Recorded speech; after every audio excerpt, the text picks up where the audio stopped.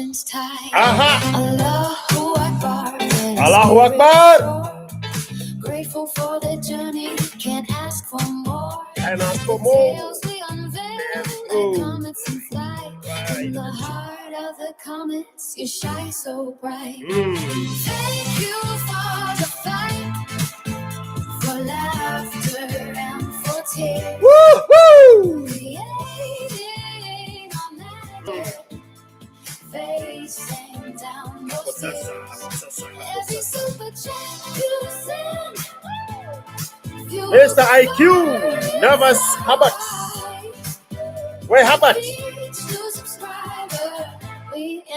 Hubbard, are you the one who used a unique method of sending pesa yesterday? 2 different kinds of methods? If it's you, can you put the name of the thing you used yesterday? That was interesting. There's somebody who used, I can't remember the name of the app or something, a system. Kutuma Mpesa Jana. And he did it 2 different ways. And I had that conversation here. I am not sure whether it was you, Herbert, or somebody else. If it was you, tell me if it was you. Not really IQ, I just use Mpesa. Aha. What is your name on the Mpesa? There was Kev and there was Kelvin. Kev is the Tel Aviv guy. Kelvin is another different character. One of them, if it was not you, then it's one of those people. Hey, this stream is looking beautiful. It is, man, look at this. Look at this greatness. Oh, what? Si tuko hapa.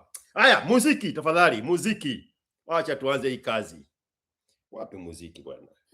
Namna hiyo.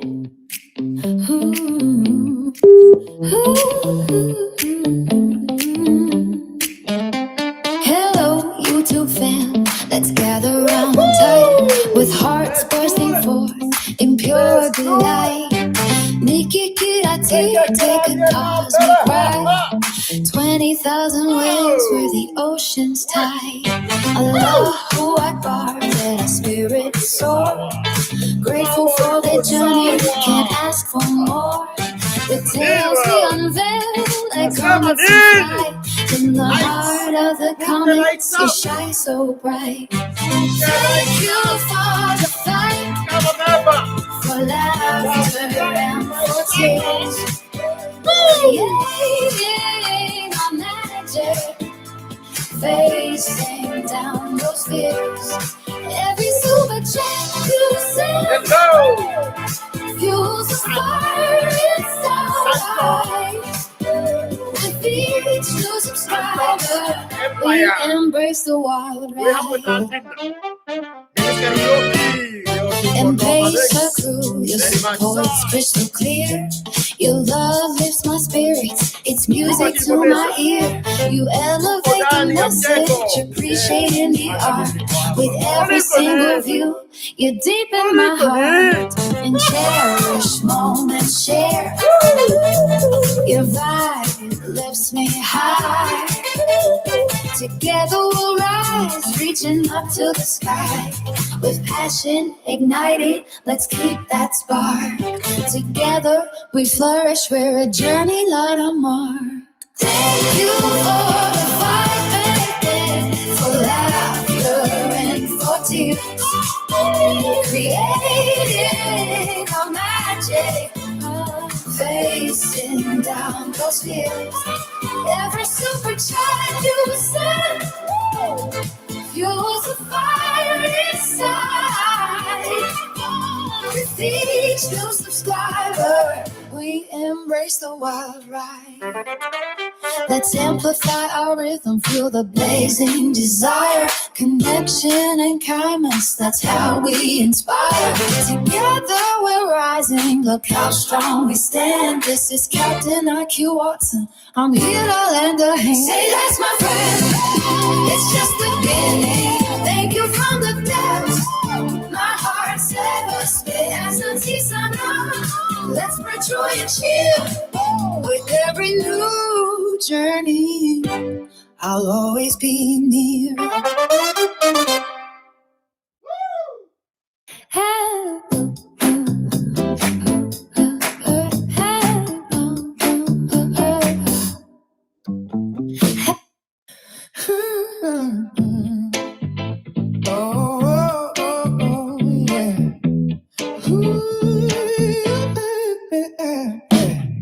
Manipulative family, gather round with a heart so full, joy and bound. Me, Kikuyu, let's take a ride. 20,000 strong, we're rising tide. Allahu Akbar, let the praises soar. Thank you for the journey, I couldn't ask for more. To the story share, like stars we ignite. In the comment section, you shine so bright. Thank you for the fight, for the laughter and the tears. Together we create, conquering our fears. Every super chat you send, I feel the fire inside. With each subscribe, we take this wild ride. Embrace again. You make it clear. Your support carries messages I hold so dear. Validate my content, you appreciate the art. With every single view, you're a piece of my heart. In every moment shared, your vibe keeps me high. Together we'll climb, touch the limitless sky. With the enthusiasm bright, let's keep the spark. Together we flourish, we're a journey, not a mark.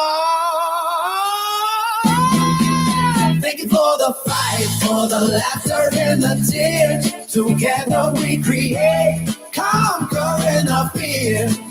Every super chat you send, I feel the fire inside. With each subscribe,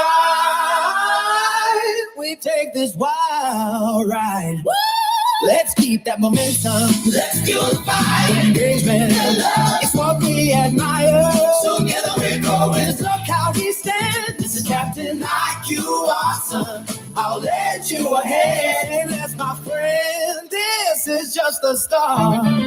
Thank you from bottom. You've captured my heart. As I'm designer, let's spread the cheer. With every new adventure, I'll always be here.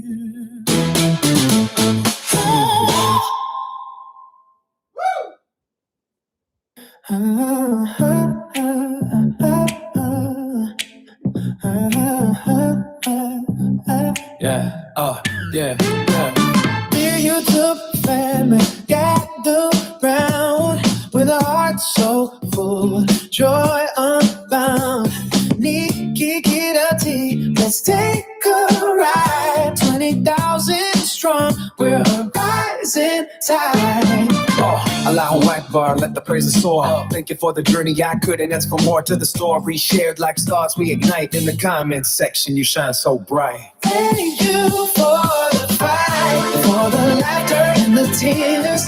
Together we create, conquering our fears. Every super chat you send, I feel the fire inside. With each subscribe, we take this wild ride. In place again, go. You make it clear your support carries messages I hold so dear. Oh, so dear. Validate my content, you appreciate the art. With every single view, you're a piece of my heart. In every moment, shared your vibe keeps me high. Together we'll climb, touch the limitless sky. With enthusiasm bright, let's keep the spark. Together we flourish, we're a journey, not a mall. Thank you for the fight, for the laughter and the tears. Together we create, conquering our fears. Every super chat you send, I feel the fire inside. With each subscribe, we take this wild ride. Let's keep that momentum. Let's kill the fire. Engagement and love, it's what we admire. Together we're growing, just look how we stand. This is Captain IQ, what's the knowledge you a hand? Say less, my friend, this is just the start. Thank you from the bottom, you have captured my heart. As Auntie Sana, let's spread the cheer. With every new adventure, I'll always be here.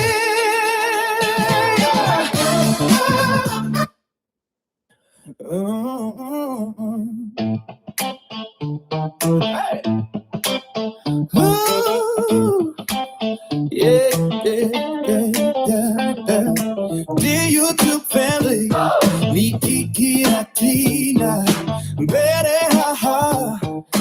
20,000 sparklers. Allahu Akbar, Allahu Akbar. I wanna take this opportunity to thank all of you. Thank you for taking this journey with me. Thank you for the stories you've shared. Thank you for the interactions on the comment section. Thank you for sharing these videos with your friends and colleagues. Thank you for the super chats. And more importantly, thank you to my YouTube members. You all inspire me to keep going because we are growing together. You all inspire me to keep pushing because you are the force behind the drive. Let's keep the momentum. Let's keep the energy. Yeah. Let's keep the enthusiasm. Let's keep the engagement. And together, let's keep growing. EMS again. Asante Sana. Your M-Pesa hits different. Your M-Pesa carries free. Strong messages. You validate this content. You appreciate this content. And you want to see more content. Yes. Say less, my friend. Say less. This is Captain IQ Watson reporting for today. Dream Dikazi.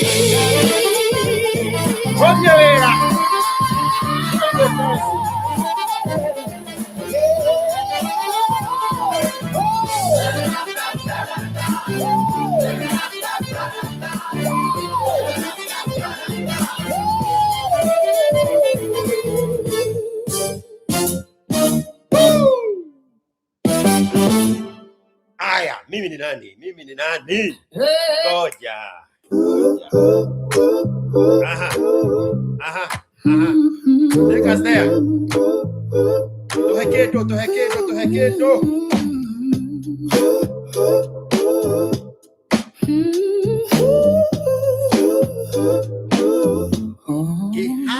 Karibuni sana kwenye jukwaa letu. Yes. Ikiwa sana mawaidha ya kweli ni kwetu. Sasa hapa tukishereheke na 2020 wana wahusika wakiwemo ndani. Nini ni kama nyota mwangaza, wote tuungane tuchipuke kwa kasi. Safari ya runinga tusafiri pamoja. Mizizi imara, sauti zetu ni taji ya dhahabu. Waheshimiwa washirika, nyota ya kipekee unaweka alama mitaani. Tuko kwenye zengi, M-Pesa gang, jioni nateremsha makali ya maneno, utashia juu yetu ticha. Nini makama yota mwangaza, wote tuungane tuchipuke kwa kasi. Safari ya runinga tusafiri pamoja. Mizizi imara, sauti zetu ni taji ya dhahabu. Wow. The Harinator, Alligator, wa utulivu, Taleb Jatero, na sauti za kuvutia, Maria mama mia, ukileta wapenzi Humphrey, David na Alex, kila moja kwa maneno zuri. Nini ni kama nyota mwangaza, wote tuungane tuchipuke kwa kasi. Safari ya runinga tusafiri pamoja. Mizizi imara, sauti zetu ni taji ya dhahabu. Asanteni sana kwa sote tuliungana. Twende kazi sasa, serikali na tunana, Ikiwa tumejaza roho na nguvu, kila neno ni ukombozi. Ni jukwaa letu.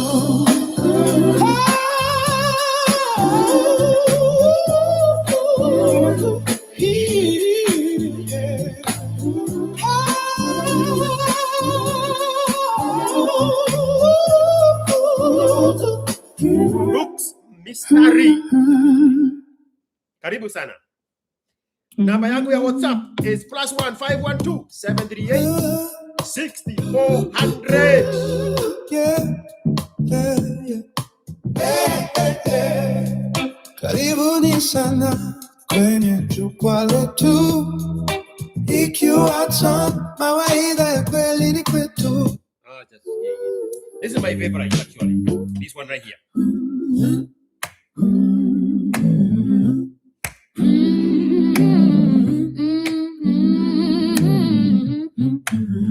Yeah.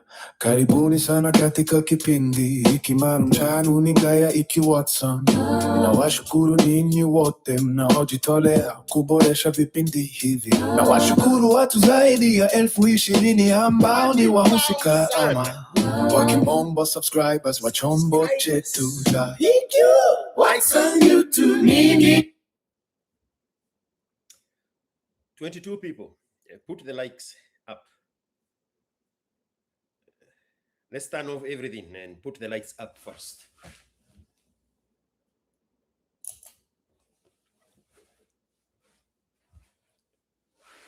Maybe you are too busy listening to the music. You forgot where the likes up is. Let's put the likes up first.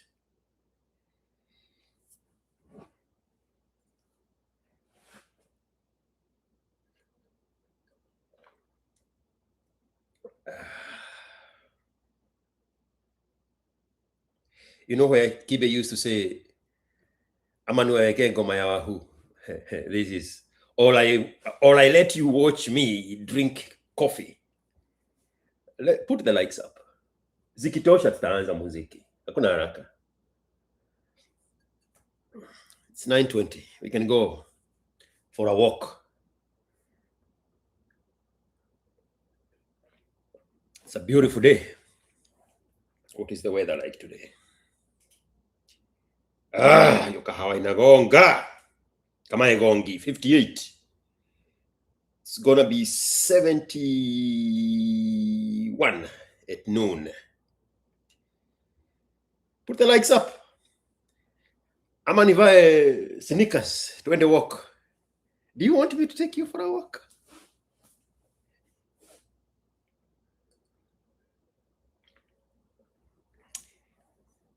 When my mother was a little girl in primary school, during the emergency,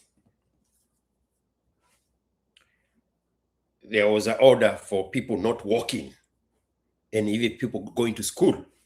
So she was in a group of other girls coming from school, and she met some Johnny. They were confronted by some Johnnies in a jeep, British soldiers in a jeep. And they were asked, why did you break the law? We are in the state of emergency. Why are you roaming around freely in your own country, in your own village? Where are you coming from? Coming from school. And he cocked the gun. And he said, unataka kusikia sauti ya hii? Siku ingine mimi pata wewe hapa. Tasikia sauti ya hii. Do you want me to take you for a walk with me?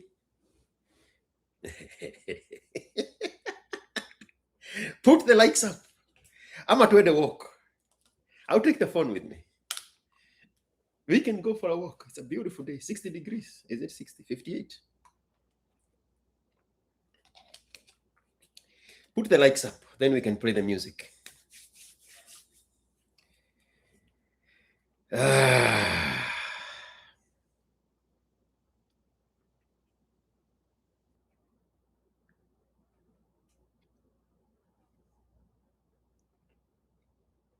Take us for a walk. Nyamujui threats. Nyinyi hamjui threats. Kabisa na mkona roho safi kama baba. This is my favorite now. This coffee from heaven. Heaven itself. Yeah. Karibuni sana katika kipindi hiki maalum cha Nunigaya iki Watson. Nawashukuru ninyi wote mnaojitolea kuboresha vipindi hivi. Nawashukuru watu zaidi ya 20,000 ambao ni wahusika ama kwa kimombo subscribers wa chombo chetu cha IQ Watson YouTube. Ni wangwana kabisa na mkona roho safi kama baba, bali na wahusika kunao waheshimi wa wakingatuki za juu zaidi wanaweka wash. What currency do they use in Germany? Did they join the European Union? Channel members. Hao sasa ndio wenyeji kwa hizo mitaa ya runinga ya IQ Watson. Ni wadhamini wa dhati, pia pale kuna kikundi special. Ni kikosi cha M-Pesa gang, hao ni wadhamini wa kila siku.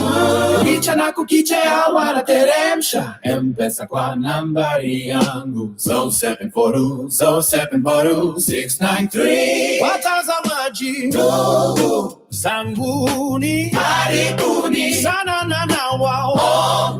Tungane pamoja tuboreshe ujumbe wetu na sauti zetu na tupanue misingi na mizizi ya runinga IQ Watson. Yo, sure.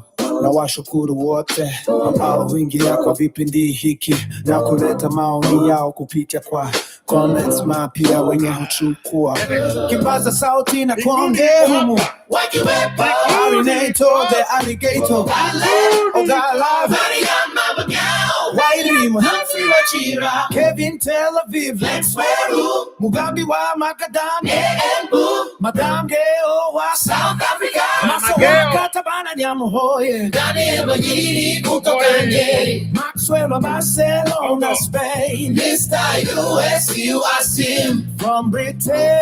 Allahu Akbar, Allahu Akbar. Na wengineo asanteni sana, na kwa sasa twende kazi, wiki kiratie nambe wiki kiratie nambe wiki kiratie nambe.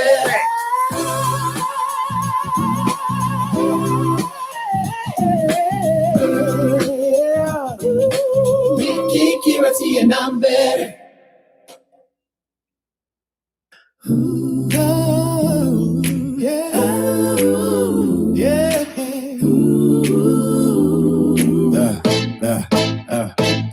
Karibuni sana katika kipindi hiki maalum cha runinga ya IQ Watson. Na washukuru nini wote mnaojitolea kuboresha vipindi hivi. Na washukuru watu zaidi ya 20,000 ambao ni wahusika ama kwa kimombo subscribers wa chombo chetu cha IQ Watson YouTube. Mimi ni wambana kabisa na mkona roho safi kama pamba, bali na wahusika kunao pia waheshimi wa wakingatuki za juu zaidi wanaoitwa washirika kwa kimombo channel members. Hao sasa ndio wenyeji kwa hizo mitaa.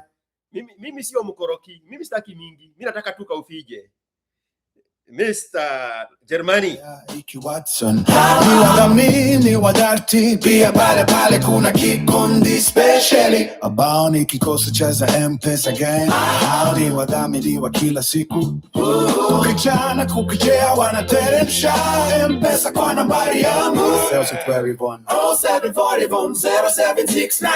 watazamaji ndugu zangu ni karibuni sana na waomba tuungane pamoja tuboreshe ujumbe wetu na sauti zetu na tupanue misingi na mizizi ya runinga hii ya wisho. Na washukuru wote ambao huingia kupitia kwa vipindi hiki na kuleta maoni yao kupitia kwa comments, mabio wenye uchukua vipaza sauti na pokea huu matuwepo hadi later the alligator Kalebogala Maria mama myawa elimu I'm free watch it up Kevin Tel Aviv Mugabe wa Macadamia Madame Ngea wa South Africa Masa wa Katabana Nyamuhore Nene Mwanyiri kutoka Neri Maxwell of Barcelona, Spain Mr. USU, I see him from Britain Allahu Akbar, Allahu Akbar Awengine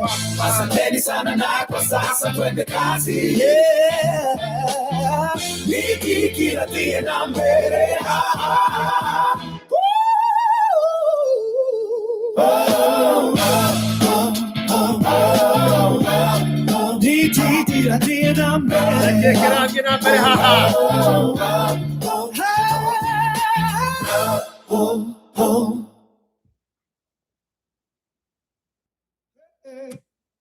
Herbert, I see you.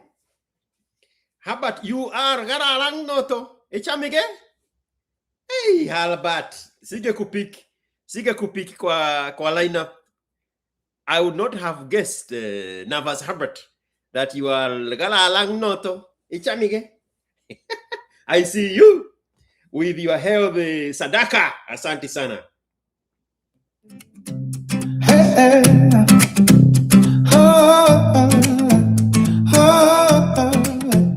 Karibuni sana kwa runinga ya IQ, tunaangazia nyota za tutakayo. Kila sauti ni muhimu, kila wazo jingine, tunatandaza mbawa kuruka kwenye mwinko wa juu. 2020 yote kwa mwanga, kola roho safi kama pamba kiwasha, washirika wa thamani nyumbani mkiishi, mabalozi wa dhati kupita mitaa ya nyota.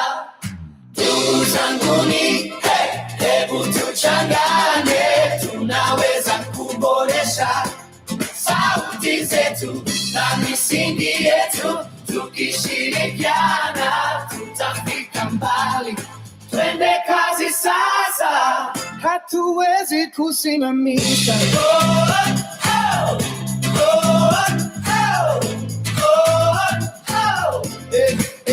M-Pesa yeah.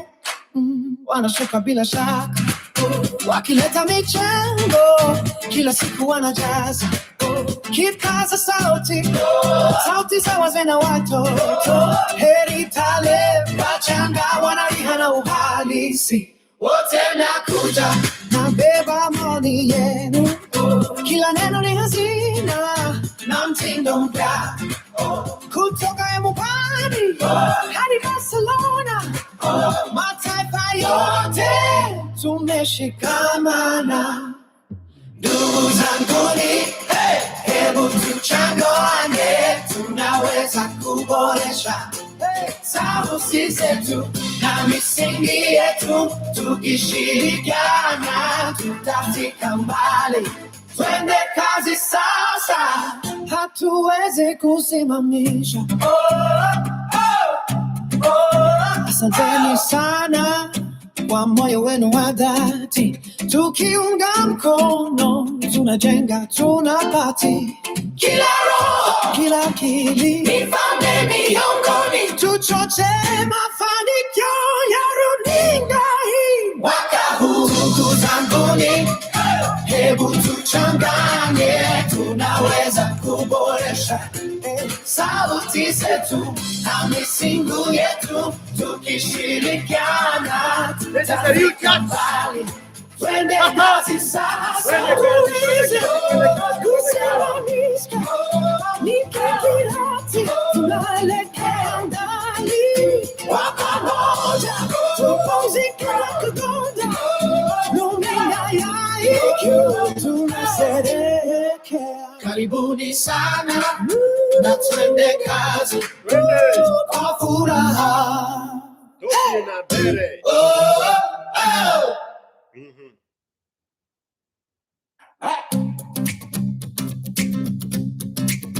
Hey.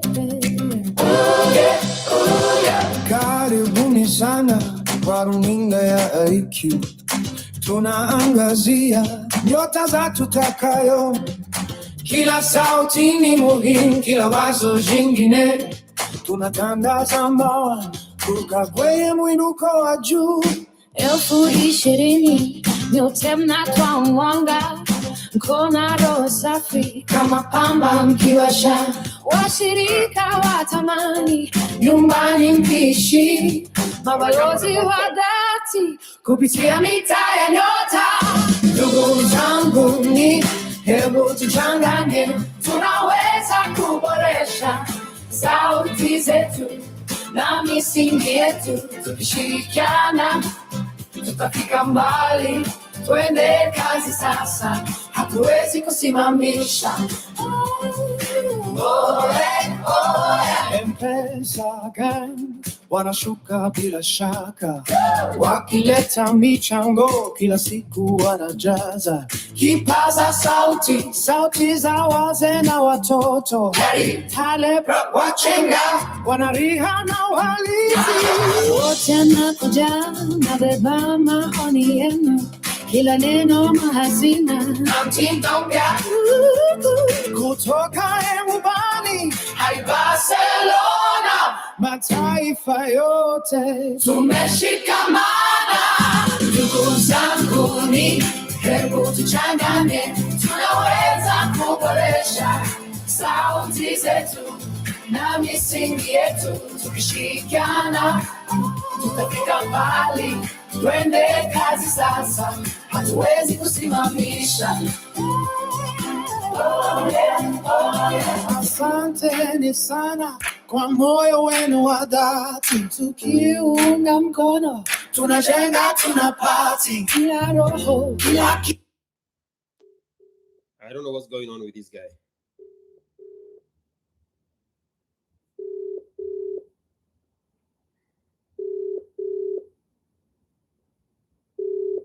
That's a beautiful ring. Mr. Kiokoto. Uko. Yes. Are you ready? Almost ready in 5 minutes. What do you mean in 5 minutes? Nataka kuwa in a position yenye nikiongea sipigi kelele watu nyamsha watu ama ni kuna. Kwani uko na mama? Uko na mama?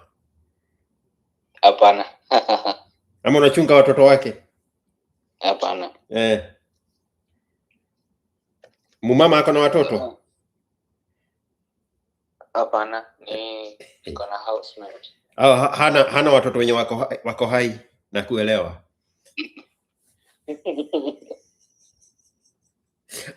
Call me when you're ready. No rush. All right, in 5 minutes I'll call you. Mr. Kiokoto.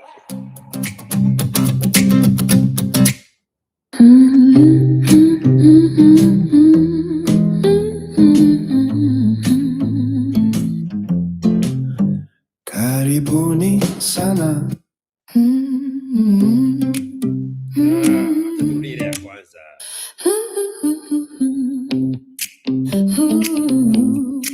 Haya. What are we doing here?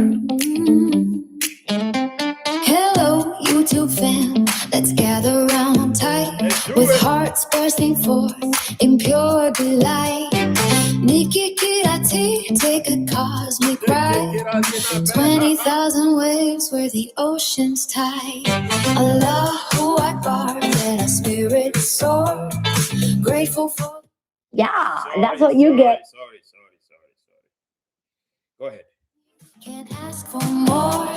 With tales we unveil like comets in flight. In the heart of the comets, you shine so bright. Thank you for the fight, for laughter and for tears, creating our magic, facing down those fears. Every super chat you send fuels the fire inside. And each new subscriber we embrace the wild ride.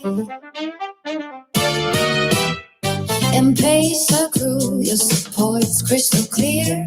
Your love lifts my spirits, it's music to my ear. You elevate. Nobody wants to talk about something?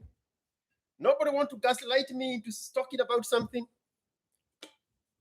Hakuna story leo. Baptism and miracles tonight. Holy Ghost fire. Holy Ghost fire. Pokea upako wa Bwana. I think I can be a very good church conman. If I put my mind to it, I can be the best church conman in the planet.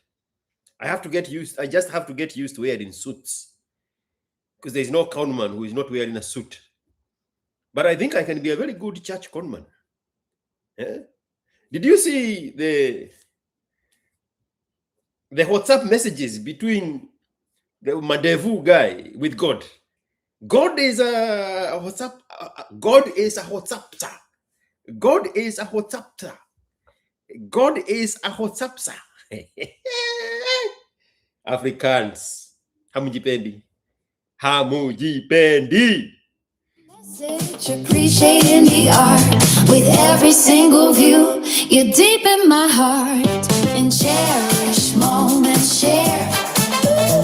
Your vibe lifts me high. Together we'll rise, reaching. There is, I think it's Kelvin, and you are right, Mr. Chamge.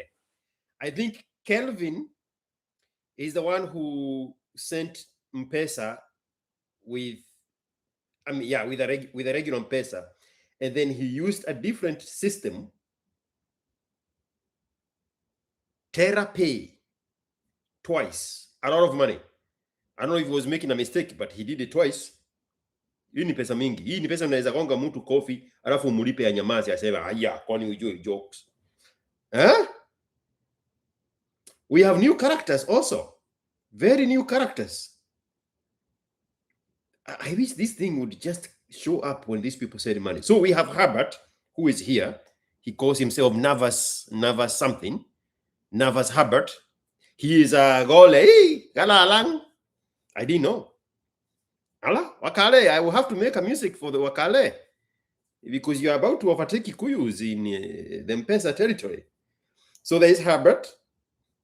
There is that guy twice. And I think it's Kevin. He has a Kikuyu last name. A Moranga name. And then there is somebody in Equity. I am not sure who that is. Then there is George Muturi, who is a new character. There is Elias Jerry, a new character. There is Trusila Kafete, a new character. Jeff Wangungu, Titus Dungu, Eric Karanu, Alan Nyakundi, Wakisi na zile diki zao zinakaa kama mahindi madizi zao. Alex Weru, the guy from Kuala Lumpur. Vincent Mwangi.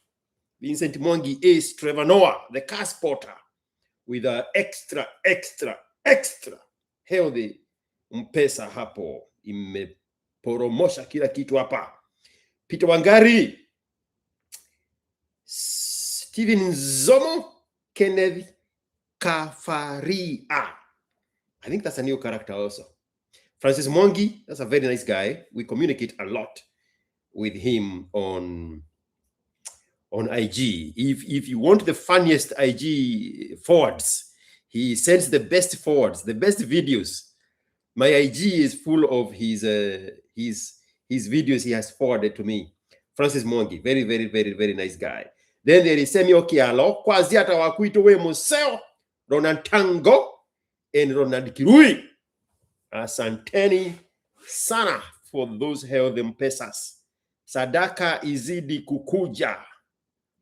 I am your Lord now. Give unto me, and you shall be blessed with good music. To the sky, with passion ignited, let's keep that spark. Together we flourish, we're a journey, not a mark. Thank you for the fight back then, for laughter and for tears.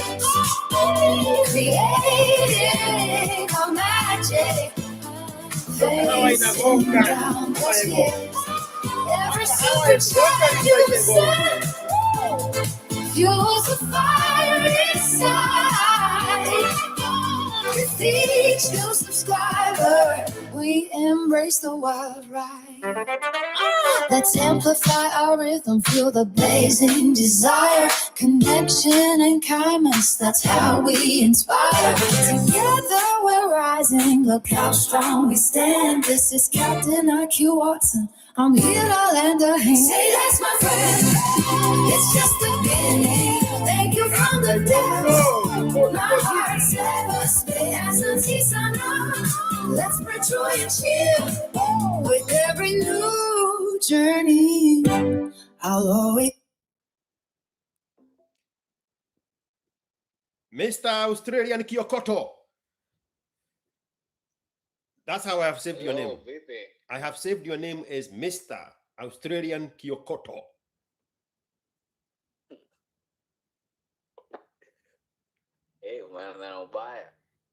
Mimi nakuaga hivyo. I have to tell you, I have people listening to our conversation. I don't know. Pardon? I have people listening to our conversation. Are you okay with that or no? You don't have to. No. You don't want to share your Kyokoto with You mean like for posting or just live members? There are people listening right now to our conversation. Real humans.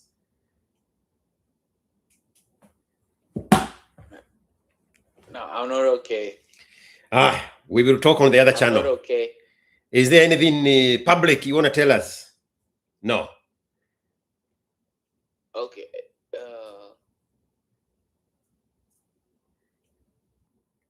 You see, this is a social science experiment.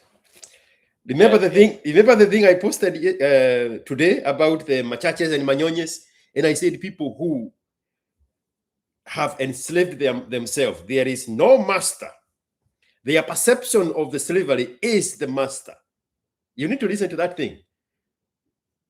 Their perception of slavery is the master. There is no master. The master is all in their head. This is the social science experiment of that. This guy cannot make a full sentence in front of more than one person. He can't help it.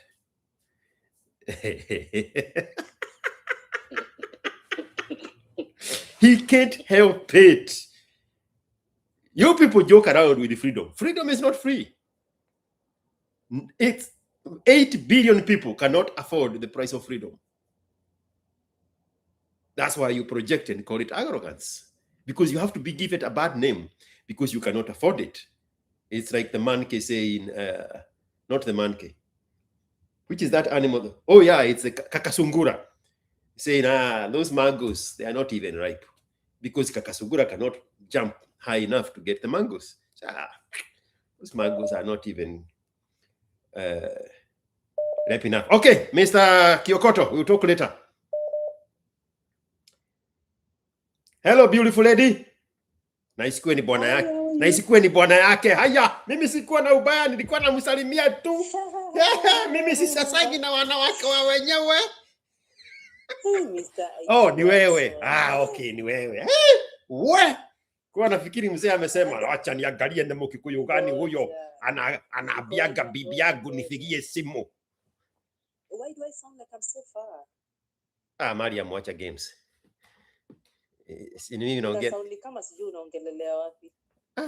The previous caller was very clear. Mariam, wacha kutuletea. No, there's echo and there's something wrong. Okay, let me call you. Maybe the system need to disconnect the other guy. Mr. Kyokoto, why are you back? Okay, can I ask a general question at least? Yes, and I have somebody else who wants to speak freely. But go ahead and ask me. Okay. No, go ahead. Go ahead, Mr. Kyokoto. All right, I have a problem with, not problem, but I'm trying my best to understand the issue with why you should not date older women. And if I listened to that song today, and I would like you to explain it a little bit, and especially the part in Ulisema, the older women look for commitment before desire, unlike younger women desire before commitment. No, younger women desire the man. They do. Yeah. Younger women do not ration femininity. Do you know what is rationing? Kupima. Yes. Yes. Okay. Older women are looking for security before commitment. That's the actual quote. Younger women just desire the man. They have not learned yet how to ration femininity. Now, everybody, you can understand why this guy did not want to talk. He is in a conundrum with an older woman. This boy is 25, the woman is 32. Did I get those numbers right? Yes. Perfect. That's where we are, guys. 2026. Kibe has been giving these messages since 2017. And we are still here. I want to understand why, as a 25-year-old man in a foreign first world country, I should not date a 30-year-old Kikuyu woman in the same foreign country with me. That is his question in 2026. If he was not on the phone with us, you would think I'm making this shit up.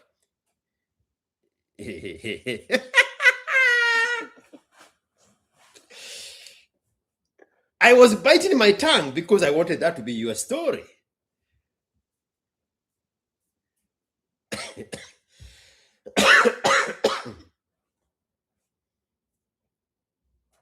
Yes.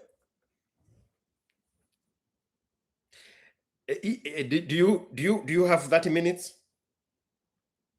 Yes, I do. Okay, I'll call you back in 30 minutes. Let me finish up with Mariam Wairimo, Mama Meow. Okay. Be near.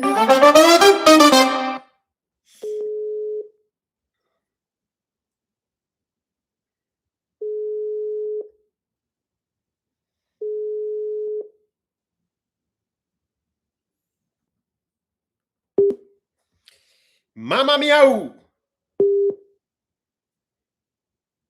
Hello, hi. Mama Meow. Did you hear my tribute to you in one of my songs?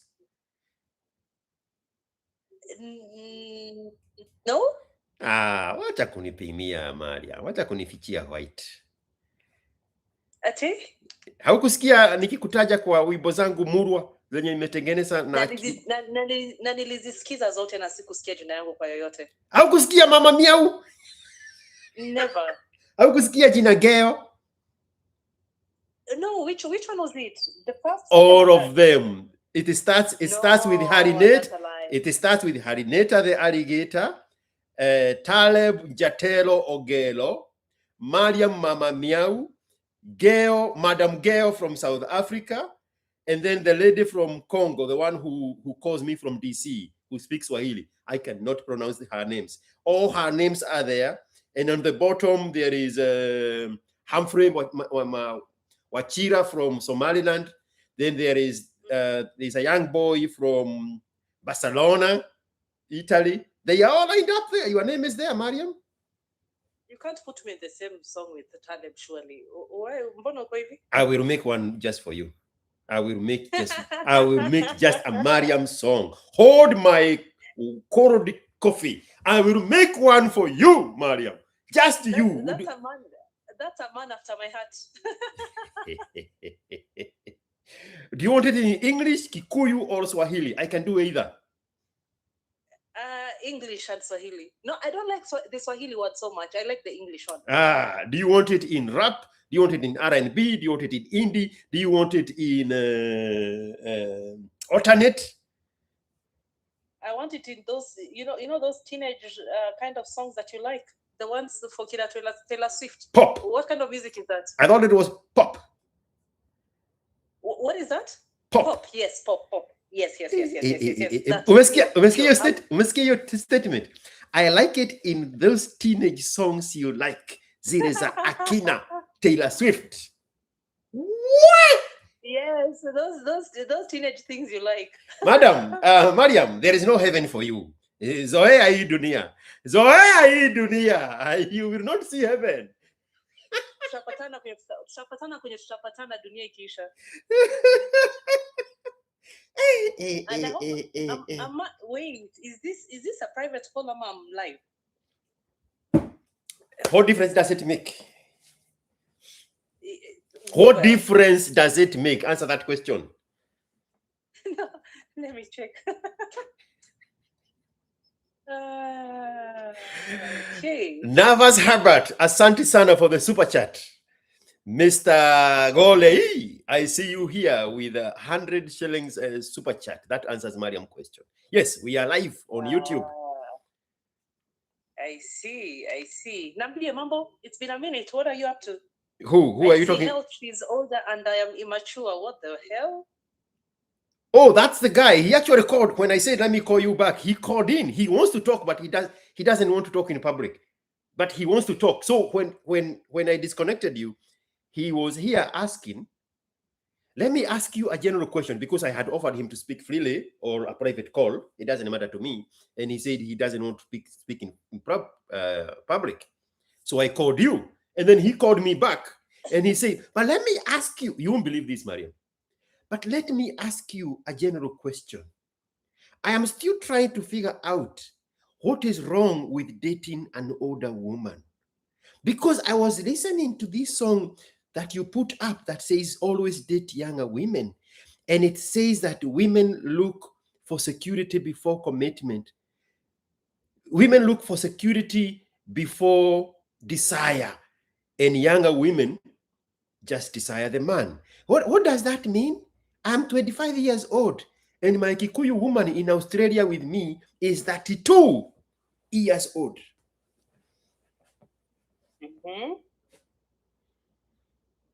So nikamwambia goja kidogo. My internet girlfriend has called. Let me answer her first. Do you want to talk to him? Do I want to talk to him? I'm not sure. Number one, I really have a very bad flu. Number two, my husband is in the house, so I should be serving him dinner. Siumweke kwa simu tumuulize maswali mbili tatu. Wait. So a very quick one. I know there's this whole debate about a younger man, older woman, and there's something very interesting that is said there, that women do what? They seek women seek security before desire. Okay, good. So what happens when she already has security? And security to many women equals finances. What happens when a woman has security? Then she does not need a man. No, that's not true. It is. It's a woman to know that. It is. I am telling you, no, that's not true. She does not need the security. She does not need the security of a man. You cannot say a woman doesn't need a man. That's not true. The women who keep insisting that they don't need a man are not being genuine about that. They're not desirable anymore. They don't have the caliber of men that they want to chase them. That's why they keep saying that they don't want a man. But in truth, that is not true. There's no woman who can say that they don't need a man and they actually mean it. So that's what usually happens when that usually happens to many women when they achieve financial security. They become undesirable because they become masculine. So the kind of men who they would want to attract are not attracted to them anymore. So ile kuficha aibu wanasema I don't need a man, but that's not true. If they were to be approached by a man who is that top tier man, they would actually say yes and very fast. Are we together? I was waiting for you to finish. Here is the thing. Here is the thing, Mariam.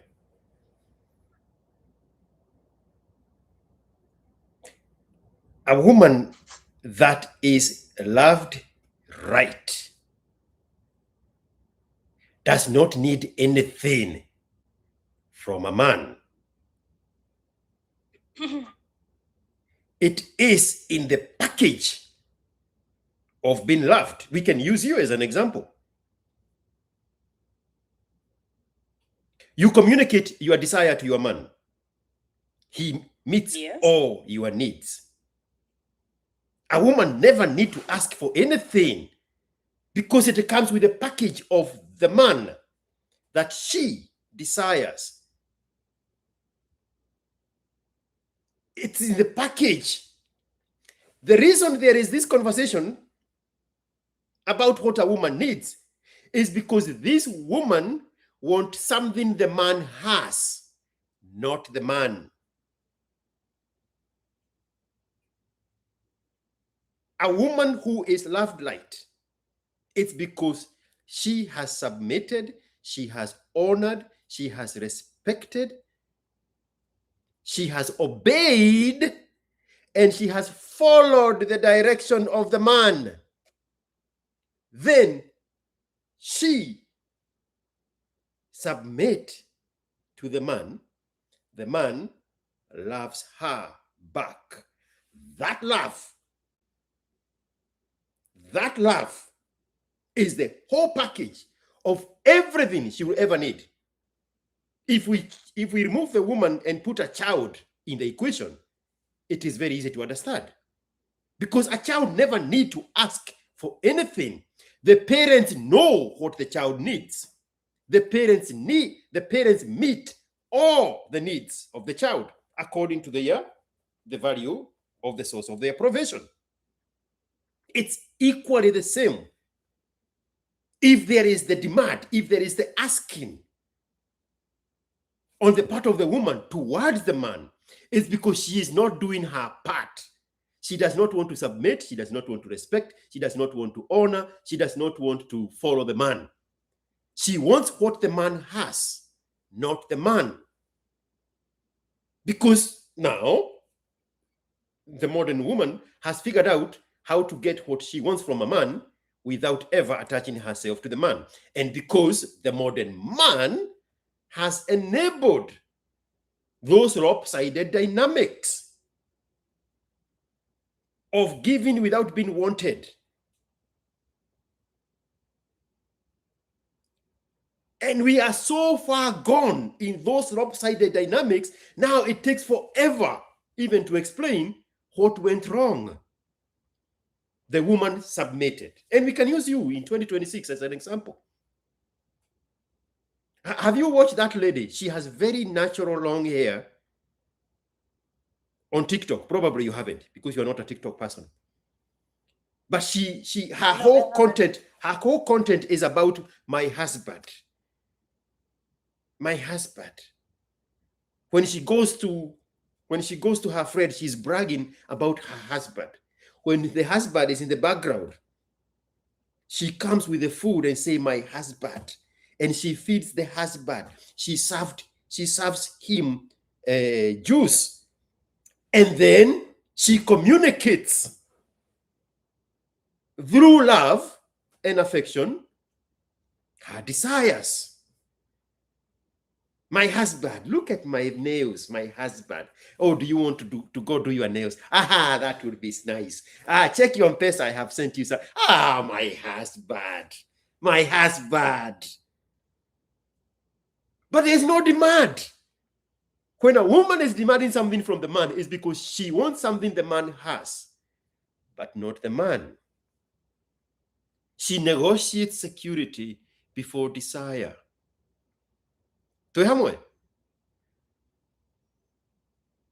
You know, to me, in the first place, I don't think it works both ways. I don't think there's anybody who needs anybody. People always need something from someone. So it's not unique to women to need something from a man, and it's not unique to men to need something from a woman. Men don't need women. Women don't need men. They need what the man is providing. The man needs what the woman is providing. For me, it's that simple. So I don't. Whatever you're saying to me, What is the woman providing to the man? What the man wants from the woman. In this case, if a man wants, Jesus Christ, I can't talk these things because my family is here, my kids are here. Listen, if it is, If it is children that the man wants, the woman has to be able to provide that. If it is sex that the man wants, the woman has to be able to provide that. If it is the comfort of her building a home for him, a home here means taking care of shit around the home. That's what the man needs. But there is nothing like a man needs a woman for what? And that is I agree with you. No one who needs another human being. I agree with you. Those things are non-verbal communications of the exchange of values. There is no condition the woman says, if I make a home for you, then you have to do this other thing. The man fills in the gap without any negotiation. But where the woman is negotiating for something is because she wants to offer the short end of her bargain to the man.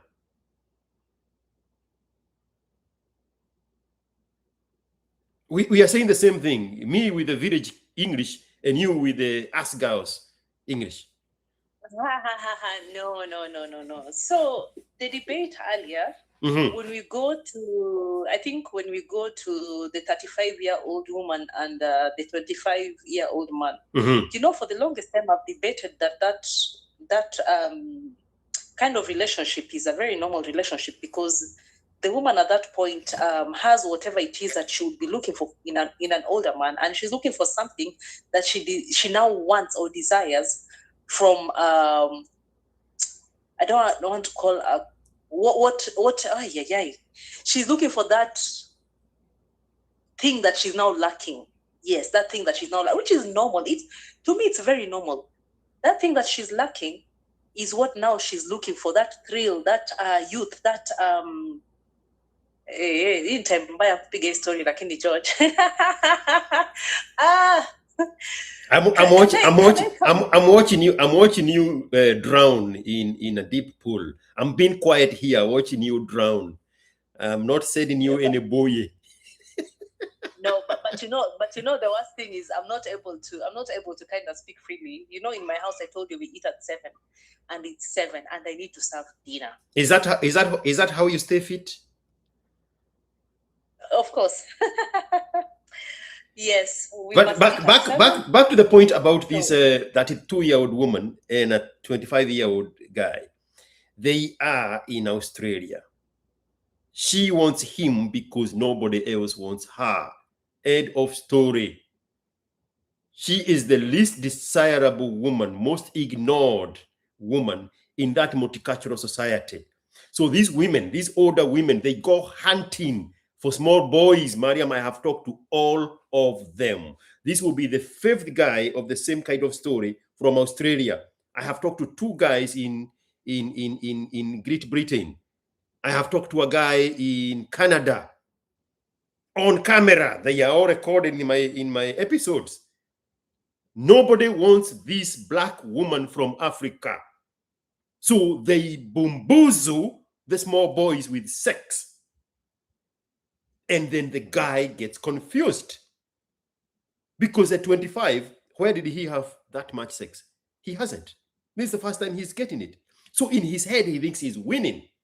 But what the woman is doing is, number 1, nobody else wants her. Number 2, at 32, she is already plateauing in her socio-economic mobility. So she will need a younger man to shoulder her burden so that she can use him financially as she accelerates her own growth back home, because she is running out of time. It does not matter whether that woman is in North America, Australia, England, or Europe. That woman is the same woman. Her days of being highly productive are dwindling. So she has to compensate for what she cannot get in a competitive multicultural society, in the workplace, in the socio-economic mobility, by getting this guy and burden him with everyday expenses so that hers go home where she can build quickly before she runs out of time. And that story also includes somebody like Vic Bay with a a lost boy in Allahu Akbar country from Nigeria. There are a million Vic Bays everywhere. Ama? That's a special case of two undesirable people who are just anyway. Can I come back, please, in like 1 hour? You wanna come back in an hour? Yeah, let me just do whatever I need to do. Then I'll try come back in 1 Perfect. hour, please. Asante sana, Mama Meow. I will play the song where you are featured right now. If you take 2 minutes, take 2 minutes to listen carefully, because I cannot play it when you are here. You won't hear it. But once you drop, I will play your part. Okay, thanks. Perfect. That is Mama Meow.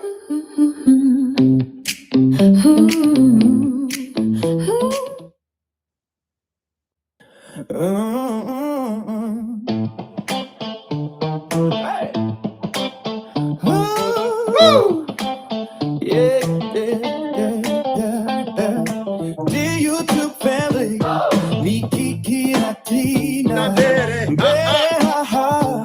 we hit 20,000 subscribers.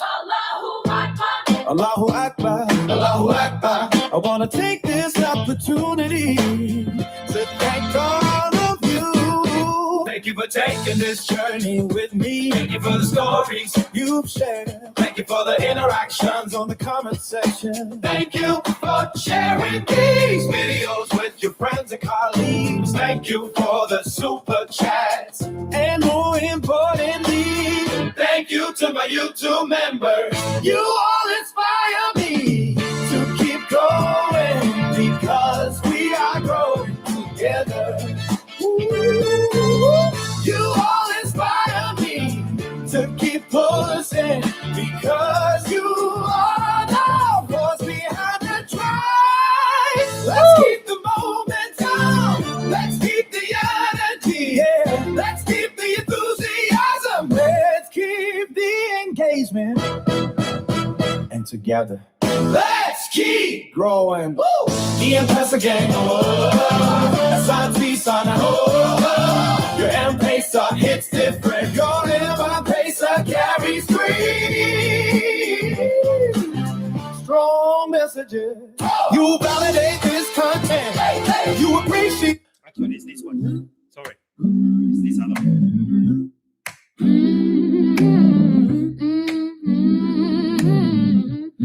Let's come in, Mario. Yeah. Karibuni sana katika kipindi hiki maalum cha Gaya Iki Watson. Nawashukuru ninyi wote mnaojitolea kuboresha vipindi hivi. Nawashukuru watu zaidi ya 20,000 ambao ni wahusika ama kwa kimombo subscribers wa chombo chetu la Iki Watson YouTube. Ninyi ni wangwana kabisa na mkona roho safi kama pamba, bali na wahusika kunao pia waheshimiwa wakinga tukiza juu zaidi wanaweka washirika au kwa kimombo channel members. Hao sasa ndio wenyeji kwa hizo mitaa ya runinga ya Iki Watson. Ni wadhamini wa dhati, pia pale kuna kikundi special. Ni kikosi cha M-Pesa gang, hao ni wadhamini wa kila siku. Kukicha na kukichea wanateremsha M-Pesa kwa nambari yangu 0742 watazamaji ndugu zanguni, karibuni sana na wao. Tungane pamoja tuboreshe ujumbe wetu na sauti zetu na tupanue misingi na mizizi ya runinga yeah. Iki Watson. Yo, sure.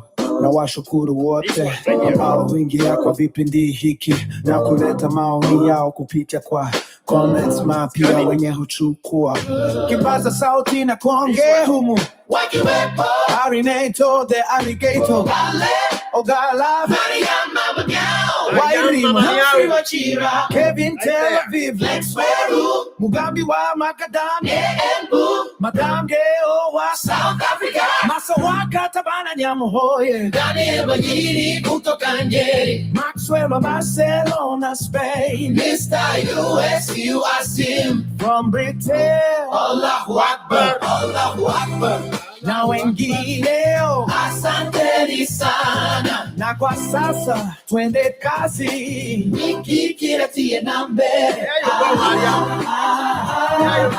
nikikiratie na mbele, nikikiratie na mbele.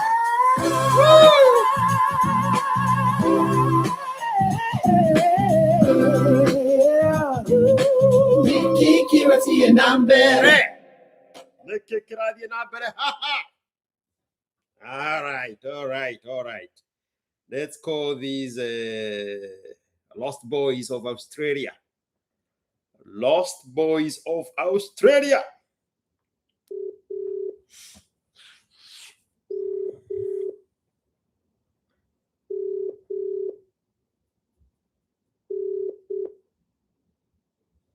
All right.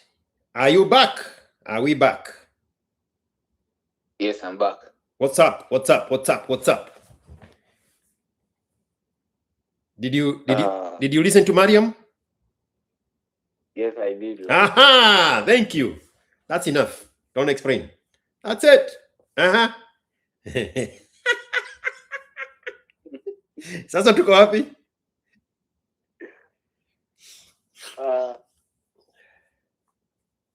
Nilitaka kukupea the whole story. So like for that one, do that hiyo yenye niko sidai ikuwe public, kuna utanipea like specific schedule ama day yenye hadi kana izalipia kama session, then I will tell you everything, cause the big problem si hata hiyo part ya part kubwa ni iko deception mingi story.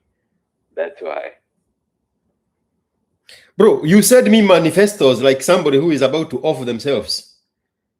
I read all you asked me today if I read your manifestos. Yes, I read every word that you said me.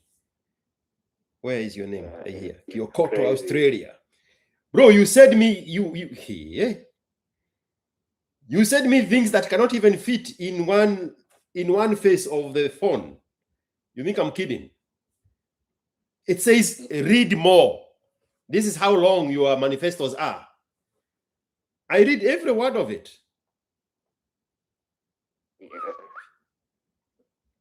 And I'm not married. I'm just someone. How can you be married at 25? I'm going through a lot.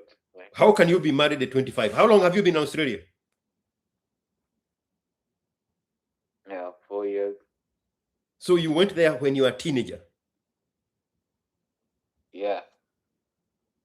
This is your first free sex? Which is my first? Free sex. Yeah, exactly. Actually, you just say that in the Ukielezea Mariam, and I saw myself there, like I thought I was really winning because she's never denied me. Because she wants something from you. And she has figured out a formula. And I'm not going to say anything in public that you don't want me to say. But she has figured out a formula of how to make you think she is variable. She keeps denying you. She keeps rejecting you so that you can keep running after her. It's a gameplay that she has played, and she's winning. She is winning. I listened to the voice notes you sent me. I listened to all the conversations. I see the screenshots, everything. She has figured out how to wrap a boy who is 7 years her junior to continually desire her. And she captured you as a teenager, as a 19-year-old, when you had not experienced sex. This, if you close your eyes and the world ed today, what you know with her is what you think the relationship between men and women are. You don't know anything else. So when my songs comes up about always date younger women, it is like, what is this Kikuyu guy saying? Do you know how good I have going on for me? I have been enjoying this free sex here. And she, in the nigger country, with American niggers, the black niggers, they know they are the most undesirable humans. So they continue creating drama to prop up themselves so that the guy thinks now he is losing something valuable. So the guy can continue chasing this useless thing. That's how the nigger girls play it in America. That's why they keep getting their boys. Nobody else wants a nigger girl in America. Nobody else wants a nigger girl in America. I posted a video today of a black woman doing reverse psychology on the nigger boys, telling them, hey, white people are starting to treat us right. White people now are treating black women right. They are taking us to places, they are opening doors, they are taking us to dinners, they are giving us flowers, they are treating us right. You better get your game right. They are creating this artificial competition that does not exist. Nobody desires a nigger girl in America other than the nigger boy that has been bamboozled into believing there is something there to chase. Nobody wants a black woman in a multicultural society like Australia or North America or the UK or the European Union. But the black woman has figured out, just like the nigger girl, how to create a false value of herself and bamboozle the black boy from back home or from Africa to believe that he is about to lose this good girl. There is nothing there. It's an empty shell. I don't know how to speak any other way. So again, I'm going to come up with headphones where on one end, my harsh words are going to come through one ear. The headphones are going to do magic. And on the other end, that sound is going to be sweet and nice and soothing, but the message is going to say the same. I'm in the process of making those headphones. But for now, here is the raw truth. I spoke to Mr. Taiwan. He had a woman who was older than him in Taiwan, from South Africa, a black woman from South Africa. Nobody wants that danguro. So she bombards him with sex. I spoke to Mr. Britain, a young boy, very jovial guy. It was a phone conversation. He was sitting in his car. Same scenario. I was calling him Pope Stepdaddy Emeritus after Pope Benedict, who became Pope Benedict Emeritus. Because now, not only is he wasting his energy on this older woman, he has acquired the status of absent stepdaddy of the child this woman has back in Kenya. Nobody else wants this woman. But if she can give that which the younger boy thinks is valuable, sex, in a multicultural society, you don't have to go look for it from the Romanians. You don't have to go look for it from the Polish. You don't have to go look for it from the native Britons. Sex is here. Bumbuzu, bumbuzu, bumbuzu, bumbuzu. And the guy loses sense. That's where you are now. 7 years younger than a danguro who is in Australia to look for the same thing you are looking for, like a man. So what do you think is going to happen? She's going to exhaust your energy financially. She will never demand. She will just insinuate. And because she has already crafted you, I mean, she got handed you as a small boy. So she is mama. And mama knows how to handle a boy. She will always present something she wants, and you'll be like, Captain, save a hole. And you're going to waste all your time in Australia serving a woman 7 years older than you are. And you're going to call it fate. Unless you make your unconscious conscious. That unconscious is going to control your life, and you're going to call it fate. So that's why when I put up that music, you are like, hey, George, what are you saying? What are you saying? Another woman negotiates security?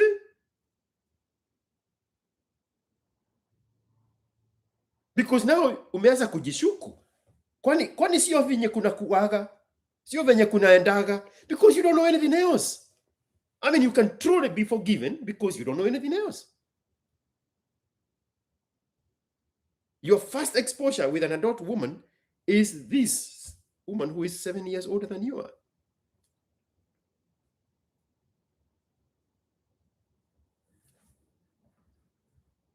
Next Australia. Kumeharibika oremwe hua. Mimi sio wenu.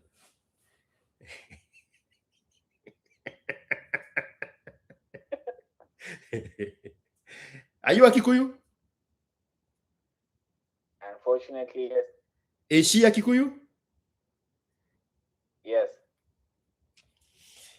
I'm not a Catholic, but I'm gonna do the cross over my shoulders and heart and forehead. Nimekuweka kwa maombi. You think there are some lost boys of Sudan? You are the lost boy of Australia. You are done for. Bro, if you want to share your roller coaster, you have shared them with me. But if you want to share them here, you go ahead. I'm not going to mention anything. But I know the rigors she has taken you through. Just like the nigger girls in America. They have to create this drama of imaginary scarcity.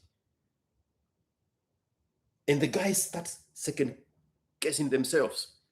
You see how they demonize men, black men, who have woken up and have dated outside of the race in North America. They shame, they guilt, they insult them. Because they know that one, we are about to lose that one. And we cannot let that be the status quo. So we have to paint him in bad light to prevent other people, other black boys, looking at that and say, oh, so there is peace on the other side. There is tranquility. There is respect. There is honor. There is submission. There is follow. On the other side, we can get a better deal with a non-black woman. No. They have to beat down that guy to scare your fellow small boys. So you are continually mired in this machinations of the dysfunction of the black nigger woman. And now you transposition those dynamics in North America to Kenyans in a foreign country. That cabal of African women, they have to continually bamboozle you with the idea that there is nothing better out there. Imagine the curse of having gone all the way to Australia to be stuck with an older Kikuyu woman from the same God-forsaken piece of dirt that you came from. Imagine, like, if you truly immerse yourself in sub-zero ice water and you wake up and your mind now is sharp and you're like, what the fuck am I doing with a woman from my own country? Na sisi zote tulikuja kutafuta. Lakini you cannot see that because umeguzizwa nunu mpaka umetupa mbao. Umbwa hii.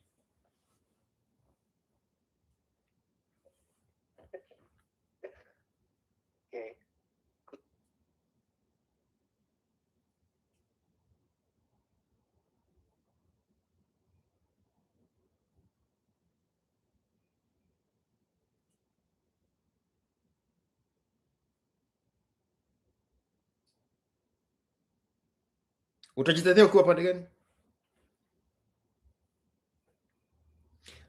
Malik Jack 13. Thank you so much for being a member for more than 6 months.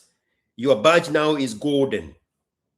You have a golden badge. That means you have been with us as long as this product has been in place, since probably May or June.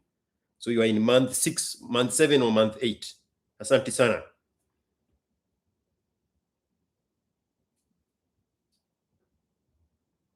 John Chege is saying you will end up walking on her at her pace instead of your own pace. Yes, you will walk at the speed of woman. And her, you are going to transposition the speed of your social mobility, because she's going to be using your resources. She is already using your resources. She is securing herself back home. She will have a better house than you do. She's taking care of her own family better than you do, because she is overburdening you with what is hers, so that she can free her little money and her little ability to make money. Because, like I was telling the guy from the Britain, that woman is not going to do the same jobs that he can do. She cannot work 12 hours for 6 days. She cannot drive for 3 hours to go get a job somewhere else in the middle of the night. But you can. So she's going to use your resources. But she's not going to demand. She's just going to give you sex. And then she's going to create this scarcity. There are not enough 4 billion women in the world. Only this one, 7 years older than you, with fake hair. From Moshadha. Kwani kurogwa ni nini ingine? Mnagojaka kurogwa mtu aangalie ego, aseme nimekuroga, ego drop kwa mchanga. Hii ndio kurogwa. Ile mnasikia kwa Kikuyu akisema gothirorokwo. Hii ndio gothirorokwo. Wikerio bogo. Wewe mwikerie bogo. Watu wenu wanalia huko with black tax. Yeah, she is building a nyumba ya ngorofa someplace. I guarantee you. And it has the hallmarks of your labor, your sweat and tears on it. And you are not the exception. You are the rule. All these small boys in North America, all these small boys in the UK, all these small boys in Europe, all these small boys in Allahu Akbar country, all these poor boys spread all over the world, hustling. They get diverted from their purpose, and they make the woman and the girlfriend and the relationship their purpose. The woman is like, where do you tanisaidia maisha yangu? Me, I'm not talking about things I don't know. I am very good at knowing what I don't know. Me, I only speak about my own lived experience. And I am a social observer. I've given myself freedom through the aspect in psychology called theory of mind to see things for what they are. And then I have the freedom to speak freely the way I'm speaking. There is nobody I'm double checking if I'm going to insult. There is nobody I'm double checking if I'm going to cross them the wrong way. That is a you problem. Again, my headphones, my harsh words from the left ear, the headphones do the magic. On the right ear, you get a sweet sound of imaginary George, not this one, an imaginary AI George, but the message is going to stay the same.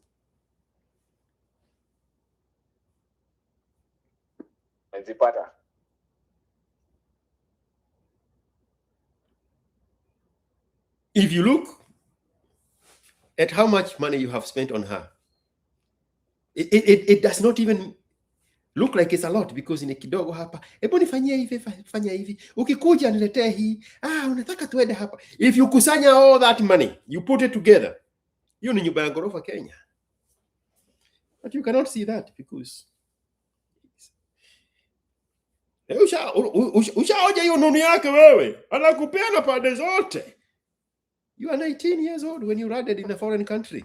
What else do you know?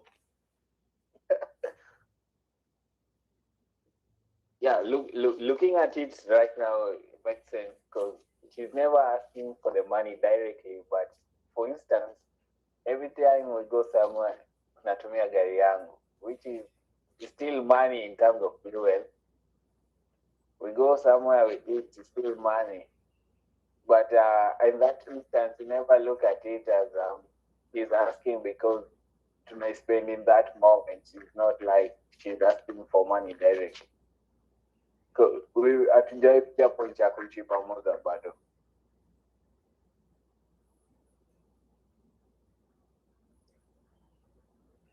If you went on your phone and you looked up in the messages, you look the keyword favor.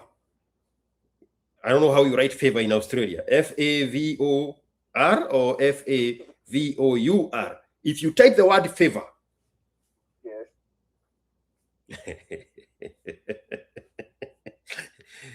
what comes up from her?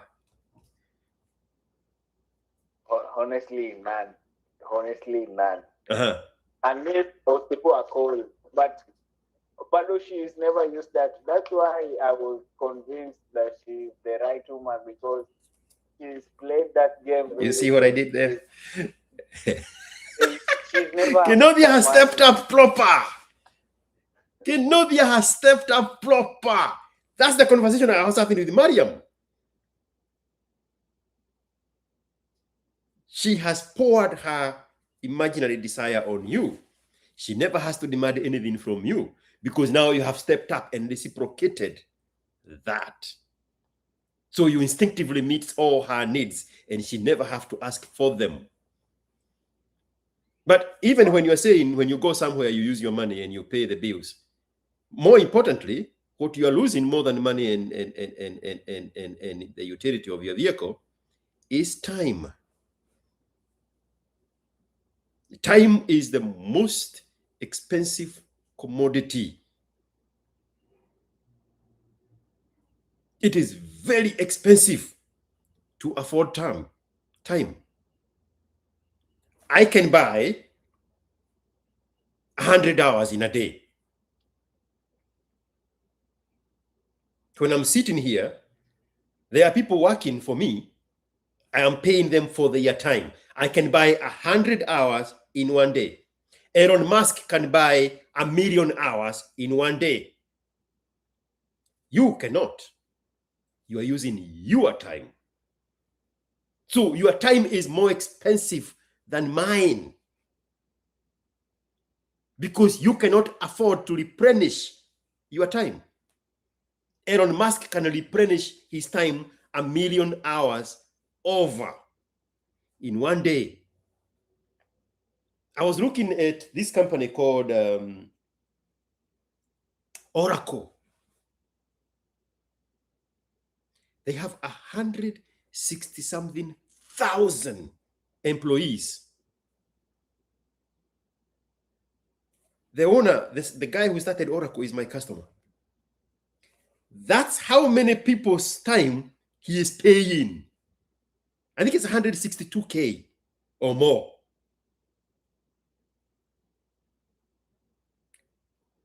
I want you to imagine what that means.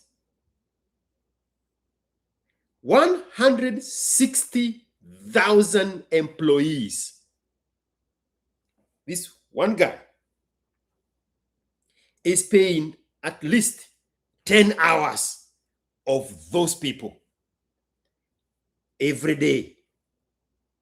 He can afford it. You cannot afford to replenish your own time. That's how expensive your time is. So you are losing more in time than in the utility usage of your vehicle and in the bills you pay when you are with her. You think you are spending time with her. You are wasting time and you cannot replenish it. Me, I can afford to buy 100 hours every day. You cannot buy an extra hour of yourself. You are negating your time. That's how expensive your time is. But you don't look at it like that. Because she has packaged it as, do you want to spend time with me? In your messages, you beg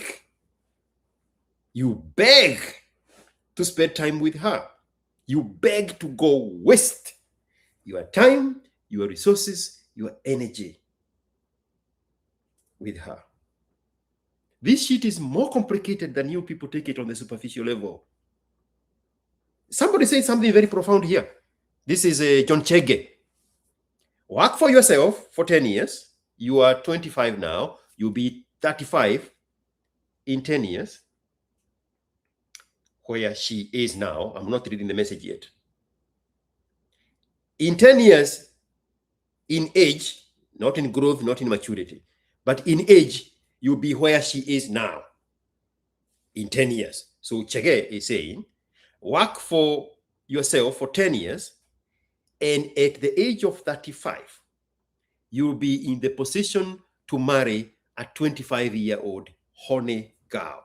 You'll be able to change the dynamics. You are 25 now, she's in her 30s. When you get yourself to the 30s, you can go back and afford the value of a 25-year-old girl the way she, as an older woman, is affording you a value at 25. But you are not ready for that conversation, Kenuria.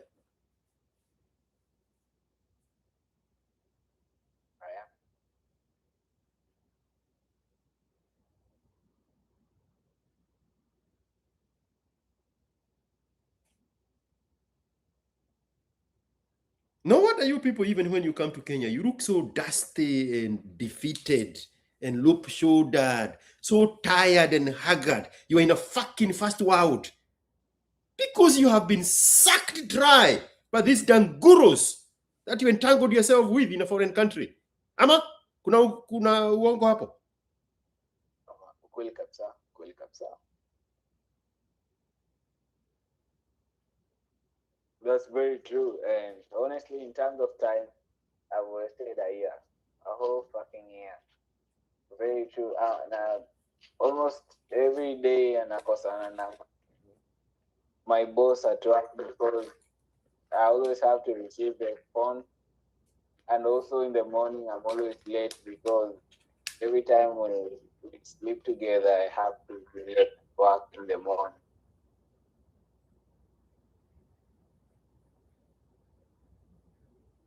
You see, we don't even need the special headphones. I can just keep quiet and you say the things I was about to say with a better voice than mine, and the message get across quicker. You see? You said everything I wanted to say. Your own words. She steals your time in the morning. She sucks your energy overnight. Then she holds you back in the morning and you mess up your job. Because she, after you nut in the morning glory nut, is intended to prepare you for the pillow talk. Because that's where she communicates her needs. That's where she bargains her security. And what is the repercussion of that? You are late for work multiple times. When you are at work, she continually disrupts you with phone calls and messages, and you get caught looking at your phone. You are not being productive.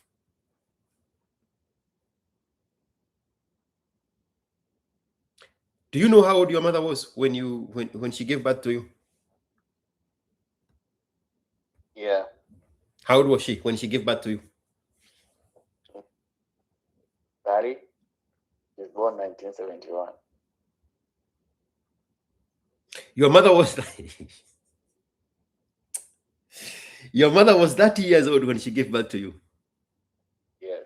And now you are sleeping with a woman who is 2 years older than your mom when she gave birth to you. Hamjipedi.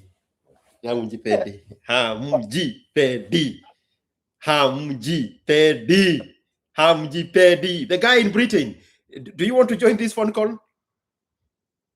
Mr. Britain, do you want to join this phone call? I'm looking at your message.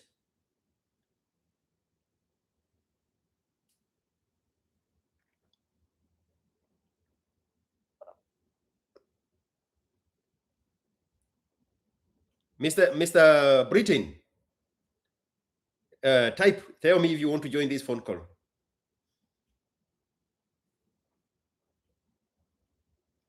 Oh, I should type you.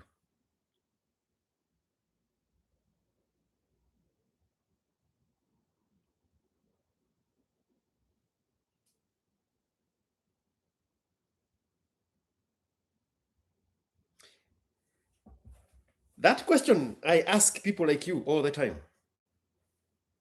People who are in the wrong relationship with the wrong women.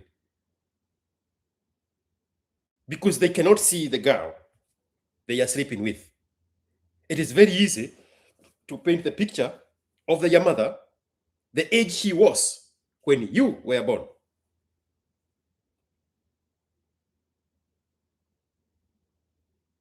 If you don't wake up from the reality of that question, then wewe huwezi saidika.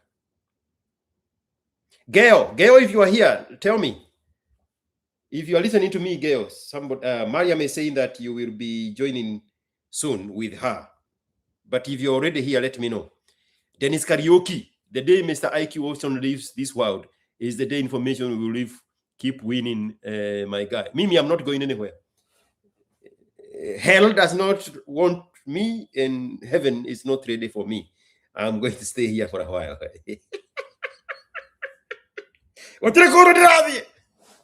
Mister, your mom was 2 years younger than this woman you are sleeping with when you were born.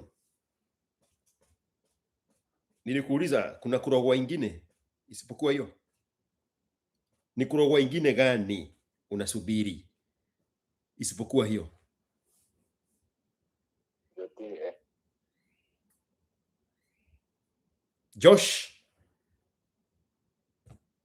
Josh Seymour, a man who abandons his purpose to the priorities of a woman will lose both his purpose and the woman.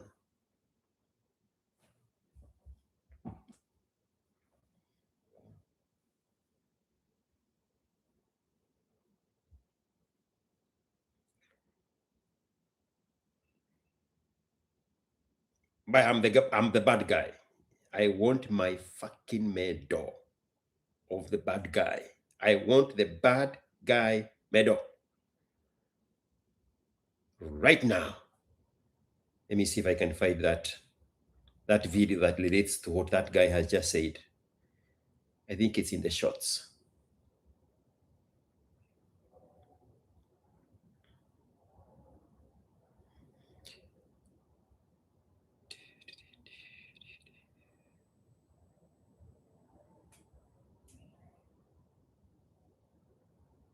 I wish I can find it.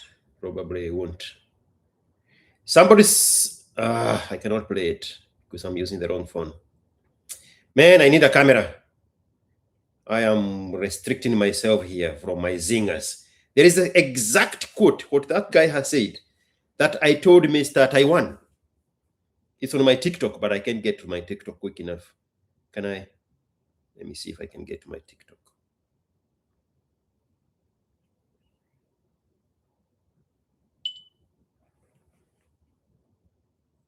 Okay, Mr. Britain, you are working. Sawa. No worries. But keep listening. And send those King Charles sterling pounds my way. George IQ Watson. Let me see if I can find that video. That video is freaking powerful. I have it. Especially the Kikuyus. You get entangled with all these WhatsApp groups of Daniel. No. It's not that one. It's because they're same clothing. Georgia, George. Hey. Easy. This one here. People your age are in marriages, frustrated, failed, lost their purpose, and made women and marriage and children their purpose. And they will spend the next 60 years lost in their lostlessness. You escape that. You are sitting with 21-year-olds in a Taiwanese school in the fastest growing economy in Asia. And you want to see yourself as a subservient to whom? To whom? I'm the prize. You are the fucking prize, bro. The biggest that has ever occurred. People at age 32 don't do what you're doing. They have already given up in life. I mean, close your eyes and look at the people you know that your age mates. Don't even tell me, but just wander around where they are in life. Wamepigwa na maisha because they kibiria the women, they kibiria the marriage, they kibiria the making families before they made bank. Now they have lost the boat and they have made marriage their purpose. Every one of the people you are closing your eyes to see is exactly what is happening to them. And I don't even know them. I don't even know them.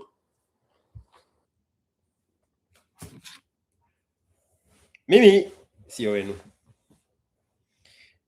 Mimi, I can say anything that crosses my mind.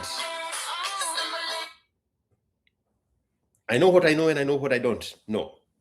I'm very good at knowing what I don't know. That's why I like smart people around me. Smart people intrigue me. Mister, that will be you. Yes. That will be you in 7 years. You will have lost the boat. You will have deserted your purpose. There is somebody here right now, a Gen Z of your same age in Kenya, stuck in the dysfunction of the third world.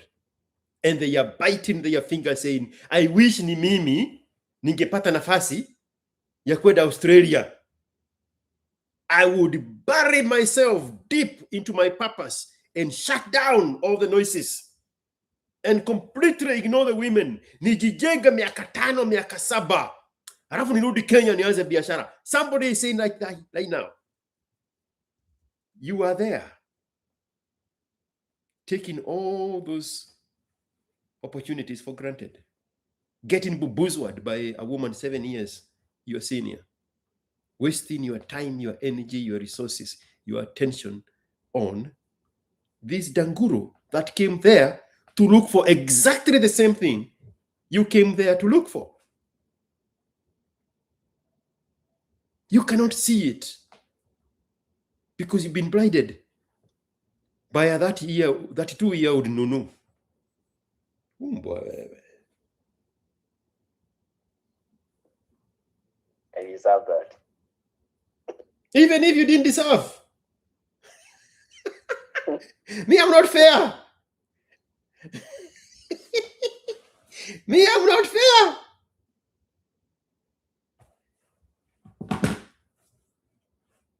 Actually, she came here before me. Of course, bro. Of course. She looked around and she saw that there is nobody. The reality of a black woman in a multicultural society, it hits them very quickly that they are the least desirable, most ignored woman in any society. They are at the bottom of the desirability chain.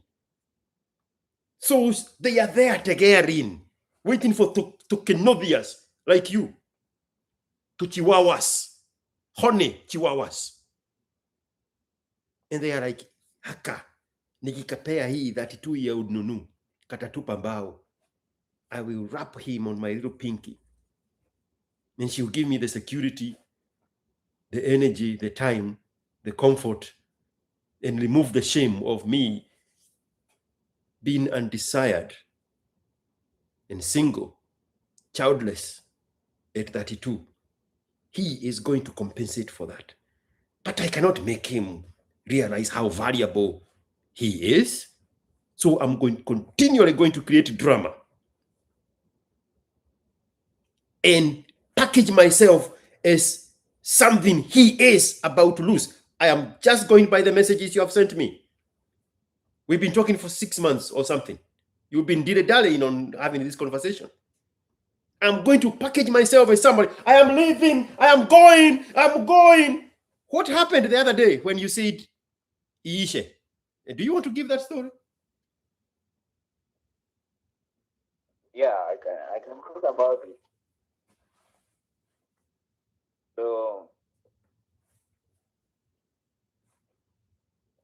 the most recent moment where we decided to separate because apparently it's like we reconnected again. No, But give the story properly. In one of those self-packaging of her scarcity, she had said, "Let's break up," and then you woke up on the wrong side of the bed and you say, "Okay, let's break up," and she was like, "Oh, come on, come on, come on, come on, come on." Hey, kwani ujui jokes? Kwani kuna mwanamke mwingine anakuchezea sasa umeanza kuamuka? On that day when we agreed, she even affirmed, like I said, no more calls, no more review stuff, and she was like, she affirmed, yes, do not come to my place without my consent and no calls and all that.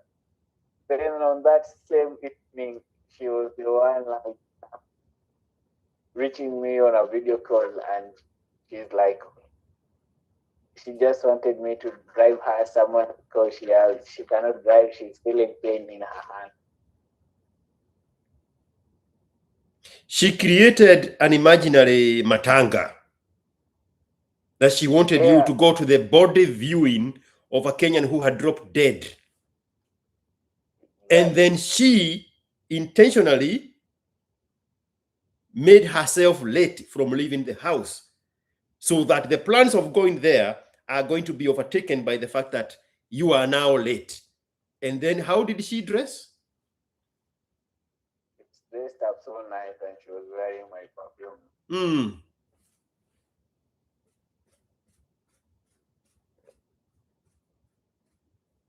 Like in our relationship, like for that almost a year, there are very few times we've gone on an official date, like nice restaurants and stuff like that. So me seeing her dressed up like that is always like, oh wow.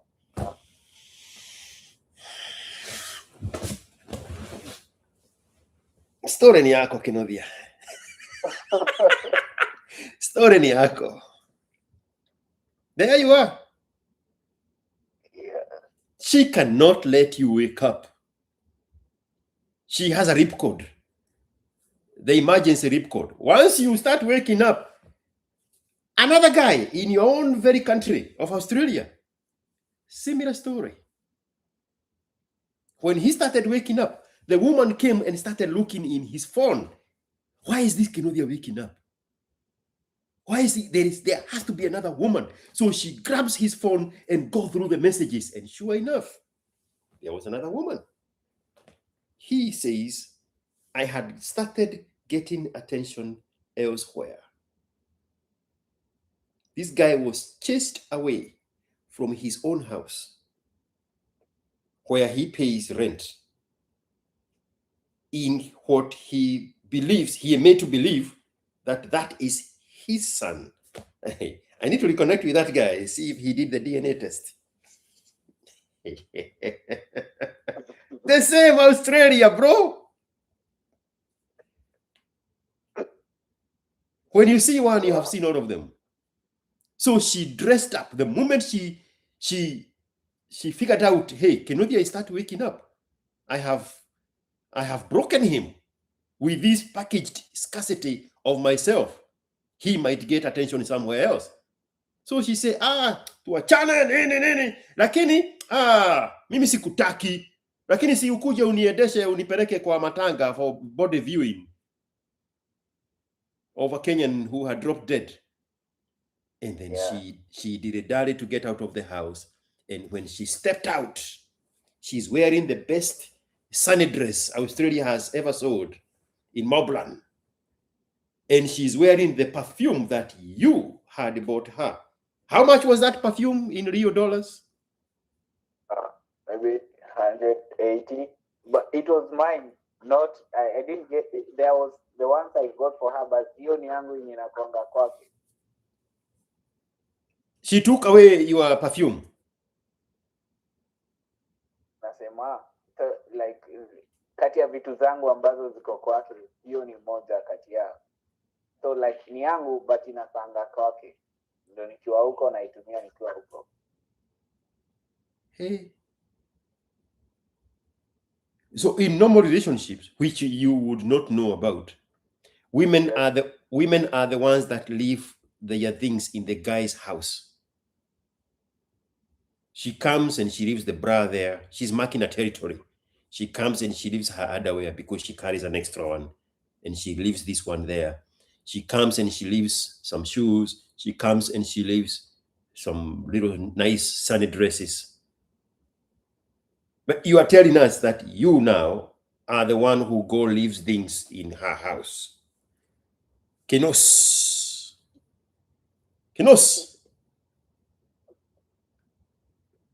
So when she now wants to bamboozle you from waking up, she actually wears your perfume.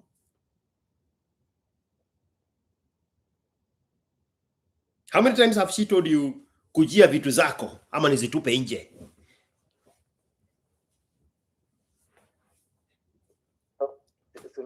I mentioned another girl I started seeing in interstate, and moment, like that day, exactly that day, I stormed out when I was talking to that lady, and then got mad. She chased me out of her house. So she packed everything, even that she had branded as her stuff, my sweatpants.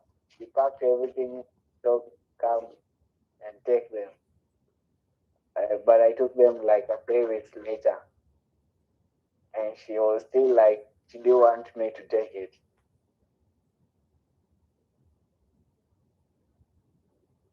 Did you hear my story about an Asian girl that I regret not putting a baby in her belly? No. You did not hear that story? Not yet. She used to leave things in my house. So one day she comes and she finds another woman in the living room. I am in the shower. The door was unlocked. She came straight in, found another woman, came straight to the shower,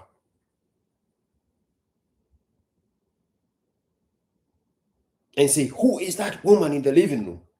I say, "That's my girl." As calmly as I have said it right now.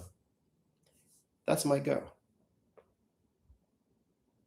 Continued showered, dumped myself with a towel, and got dressed up.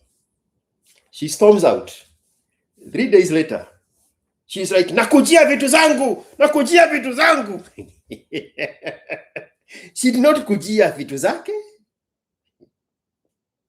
But now you are the Kenodia in this situation. You are the woman with a 30-year-old woman.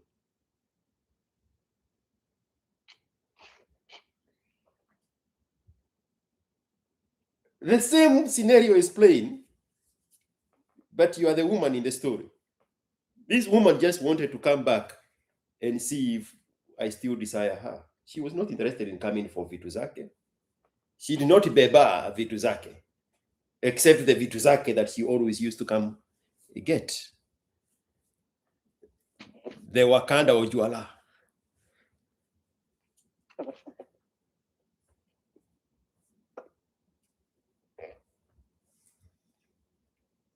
Alex K is saying Hapa healing is going to take time. This guy does not even know he is sick. What healing? How can you heal the ones that have no idea that you're sick? Go to Prophet Owol's congregation. Do those people know that you're sick? You go try to sell them the idea that they need to heal from the brainwashing of the African Christian religion. You become the problem. I am at the danger here of misleading small boys in Australia, small boys in Canada, small boys in UK, small boys in North America. I am the problem here. I know that. In Kikuyu, which this guy is, we have a saying. There are 3 universes. There are 2 universes. And that one of a man in love. thene igiri na ya gatatu ya kagurani. This guy lives in his own universe. Don't try to disrupt that guy in his universe. He's dangerous. He will kill you to defend his alternative reality. I know that.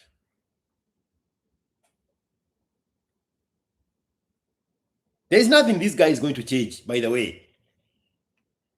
There's nothing we are doing here to change him. Si yako hapa, simumuulize. Mimi nisikize mtu wako Texas.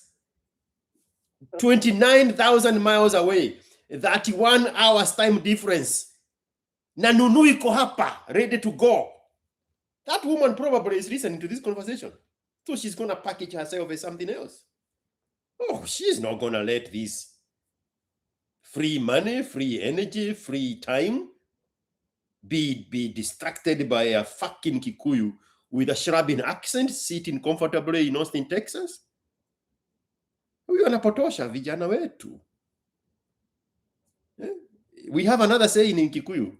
An antelope, when people are hunting for an antelope, and the antelope is hiding,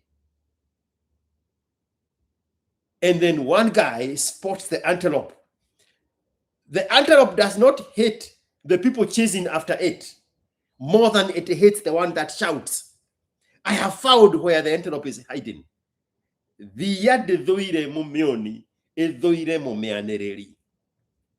The one who says, hey, I have found where the antelope is. The antelope is like, well, umbwai. I am the umbwai now. I am the one shouting where the antelope is hiding, where these nyanyes are hiding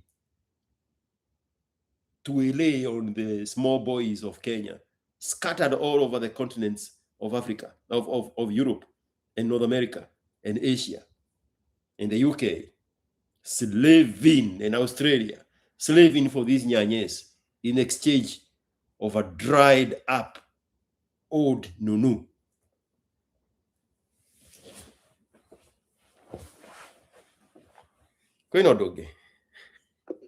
Yeah. So like from Monday, let's say Tuesday morning. From Tuesday morning, I've been complete silence and like I distanced myself because I came to my senses a little bit, and even though battles jam block, because I was thinking of just throwing my whole fucking phone and getting a new everything, because I even shifted houses, and that's why we reconnected, because she's been sweet talking me to give her a phone tour of my new house, and I was like, maintain kabisa of all the things she like I've ever been convinced on a pillow talk to tell her. This one I've kept it very, very, very private. Like I didn't want to involve her in my new beginning. So like I moved in a new house and I've bought everything new and just starting a new life. I didn't want to hide the picture. So and she knew this from December, and I've not shared any address or anything. Like I didn't involve her, and that's why we had most of the fights, because she thinks if I didn't involve her in the decoration of my new house, definitely it was another woman who was taking me for shopping and all that. So from Monday to Tuesday morning, when I left her place, I went completely blank. And she tried to call me that day again, but I didn't answer. I just ignored to date, because I was just waiting for the moment to talk to you before I cut her off completely. And one very concerning thing is I came across this info. Not even I came across, I was aware, but before I got back to my senses, I never paid attention to realize that the fact that on the manifesto, I told you she has helped her sister raise 2 kids. One is 7 years, another 3 years. So the baby daddy of this kid is going through the same shit. But the baby daddy is 8 years older than the sister, I think around 41, and the sister around 34. But he has gone through the same shit. He's just the father, but he does not have any say over the kids or what the kids do. Very little. So why I'm saying this is concerning is because earlier last month, January, there was a friend of her sister who was going to Kenya, and so we told her she wanted the kid to go to see the shosh. So this friend went with the kid to Kenya, but the kid needs a father to sign the documents to show that he's going, like to approve, also the father to need to approve, like going and coming back. But on the document, it's the one the father signed, it was like the sister, now my ex, was the one supposed to go with the kid.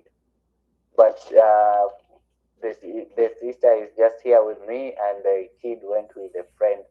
But the father knows the sister, and the kid is in Kenya. So I was just seeing myself the way this guy is going through this whole shit. I'm just going to end up in the same thing, where these two sisters are just giving this guy a hell on earth, and he's providing, he's being responsible. Even now in Kenya, shopping for this, and that, and that, and that. Yet the person is just here with me, just a 1 hour flight away. Yet in his mind, he knows he's in Kenya and he's with a kid who's going to see the church, man. It's so crazy. Is that guy a Kenyan? No. He's Allahu Akbar people.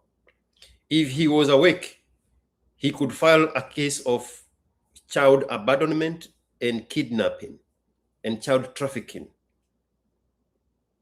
But if it was a woman, she would leverage on that. But for a man, he can see it.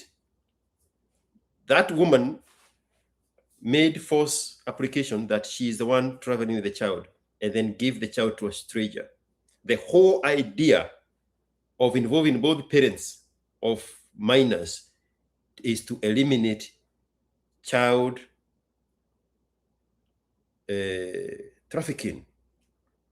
And that's exactly what she did by making him believe that she is the one going with the child and then give the child to a stranger. So it's trafficking and abandonment. He could have leverage over her, but he is a man, forever asleep. If the roles were reversed and the woman is the one on top, she could get that man deported. She could get that man in jail.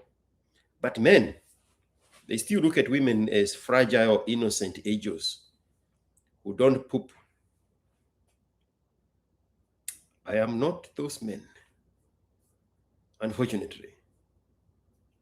You all can give me the allowance of just one guy out of 4 billion men who see things for what they are, who see women for what they are. You can find it in your heart to give me that exception. If the roles were reversed, that guy would be in prison right now. She would use that as a leverage to completely wipe the floor with him. But the guy cannot see it. The guy I'm talking about, the one in your same country. As he was leaving, he's been chased away. This woman's auntie was there with her. And there was a baby monitor in the kid's bedroom. And he could access the audio and he could hear them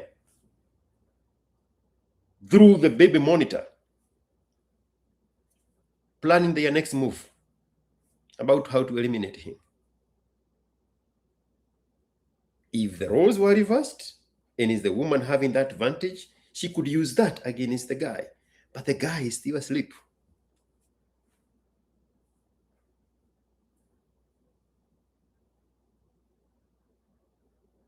The only time you, Kenodia, we are speaking with here right now, the only time you will wake up is when that woman has used you and she no longer have a need for you, and she will put you in police trouble. That is the MO the Kenyan women in America play on these clueless, beat down Kenyan men in America. You will wake up when you are in an immigration deportation holding with South Sudanese and Bangladeshis waiting for your day to be deported back to Kenya, because she will put you in a position where she knows that is going to be the final resort. For now, endelea kukula hiyo nono, bro. Enjoy life.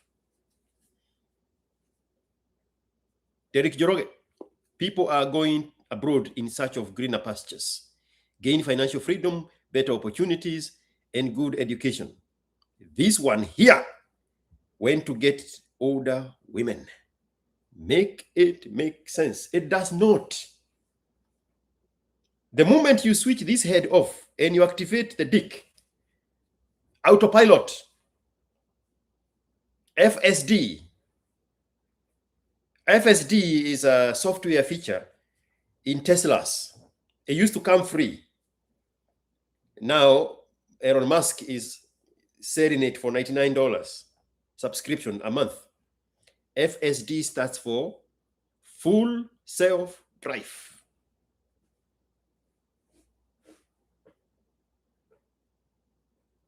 This guy here, he is on FSD. The dick is the one in control of the steering.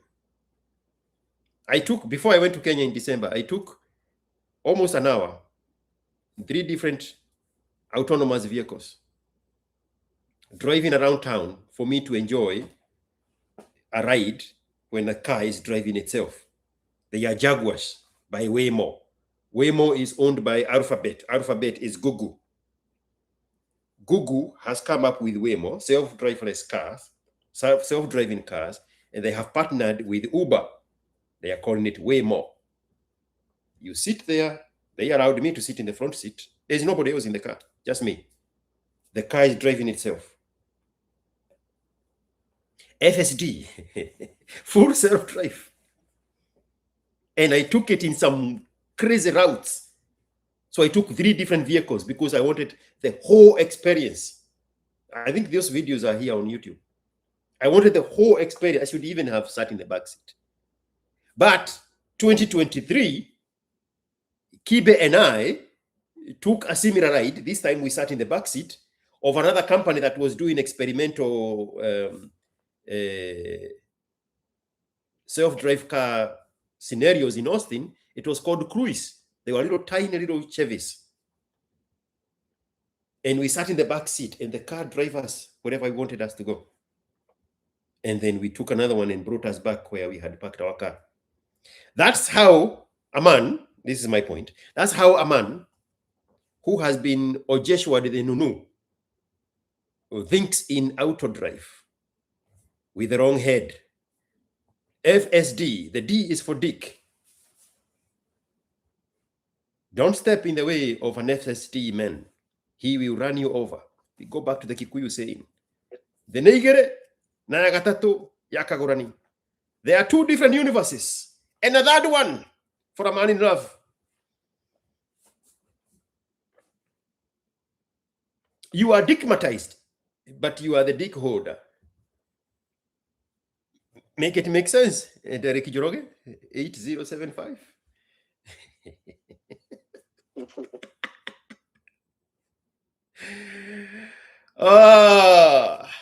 Kwenodoge, is there anything else?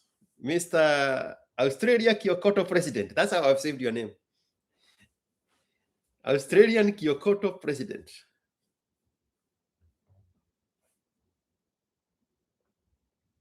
When you get to my age, which is more than twice your current age, You will be sitting in the toilet, crying with one eye and the other one eye closed, looking back at how you wasted 25 years of your life with the wrong people, how you expended your energy with the wrong people, how you wasted your time with the wrong people. When you will be twice the age you are now, what I'm saying right now is not making sense. You are the Gen Z Dwanzis who come with all the information. There's no room for anything in your head that is full of noise. But with time, reality checks in, and the universe treats you right, like the man you should be. Then slowly, the head is going to empty out, and it's going to be replaced with heartburns and heartbreaks and character development and bad experiences and jail time and police troubles and deportation for you in white people's country. Then you'll be sitting in a toilet, holding your Rodea, crying with one eye and the other eye closed. I will be somewhere else enjoying mojito with a 25-year-old woman. It does not matter how old I will be. She will still be 25. Call police.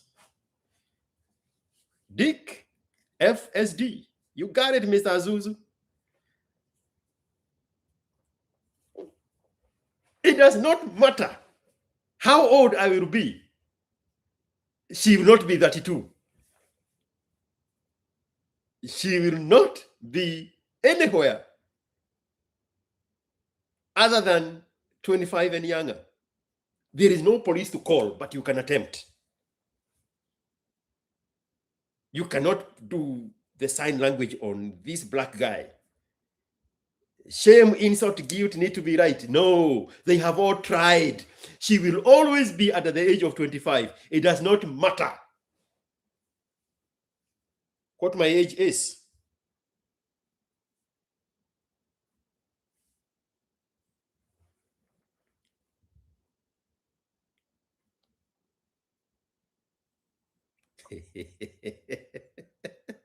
Marvin Barry is saying, IQ for president in Kenya, sina ubaya. And then Dennis Karaoke is saying, hapo kwa IQ for president, wacha ibaki one term.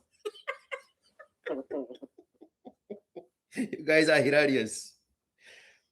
Bro, at 19, you were thrown an old nunu. A woman who was 2 years older, it does not matter at what age, she's always going to be 2 years older than your mom was when you were born. Do I need to say that a little bit slower? It does not matter what age you met her at. She is still 2 years older than the age your mother was when you were born and you were sleeping with that woman. Aye. Apana. Mimi have refused. Mimi have refused. Let me take a little break. Stay with me. Don't go anywhere. But let me dunga you with the song that you referenced. And then you tell me when I come back, what is that thing you learned from that song? Stay there. Let me dunga you. Umbwai.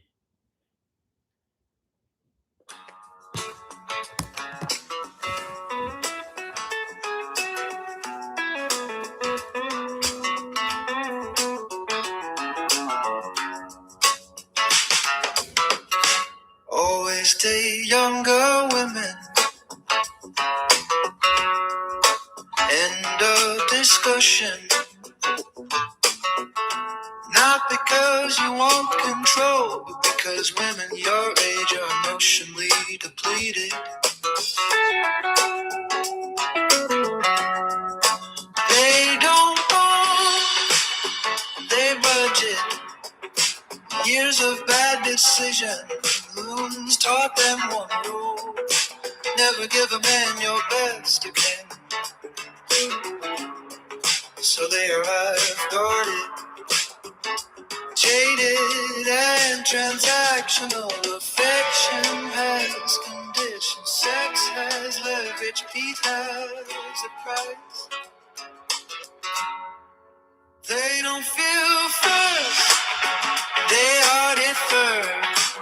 You're not a man to desire, you're a contingency plan, a hedge against loneliness.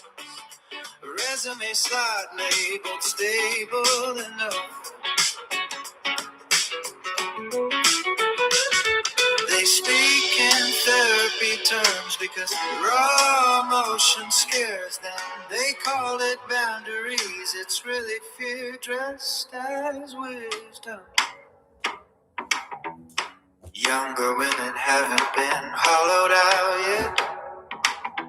They haven't learned to ration femininity.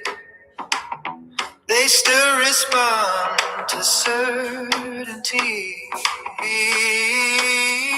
Strength and direction, non-negotiations and disclaimers. Older women want commitment before desire. Younger women feel desire because of the man.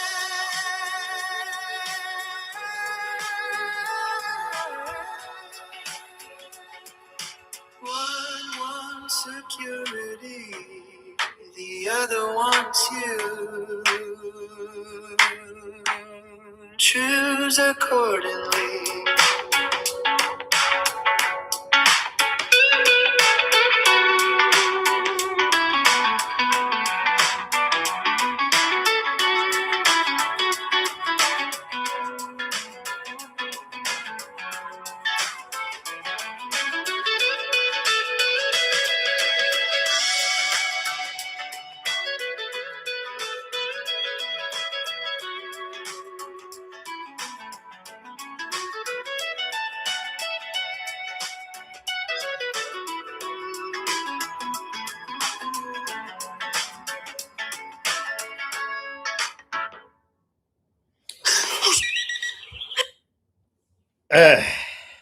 Are we together, Mr.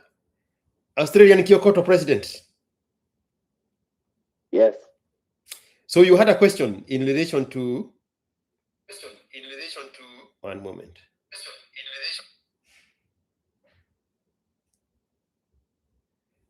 That stanza there that says a woman negotiates security before desire.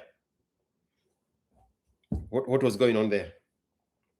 Actually, the exact wording for your song is older women prioritize commitment over desire. Mm-hmm. And yeah, I've even remembered another question. And then younger women, they just desire the man. Desire just is the man, and then commitment comes later. Yes. So you said you have remembered something? Sure. Yeah. In the last 2 years of dating, I've come to realize I'm not sure if the dating market changed or maybe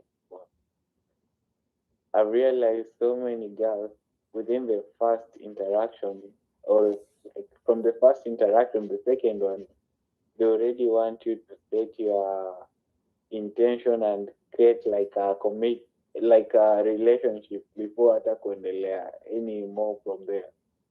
Like before, I used to think it takes time. We keep seeing each other until maybe 1 or 2 years to form a relationship. Because I think after the first meetup, the second one and clear. You get the point of my question? 100%, bro. I'm the one who wrote the song. Yes. Yes. They are bargaining security. What is in there for me? Again, you became an adult in a foreign country. Yes. You interact with people from the same God-forsaken piece of dirt where you came from. All of you are there to look for a better life. A woman is not going to compete on merits in the workplace. So she has to use her femininity as a bargaining chip to get that which she cannot get on a fair footing from an equal guy that is looking for the same thing she came to look for. That's why they attach themselves with younger men from the same country as they are, or at the very least, from the same continent of Africa. These stories here never happen if the guy is not from the same continent.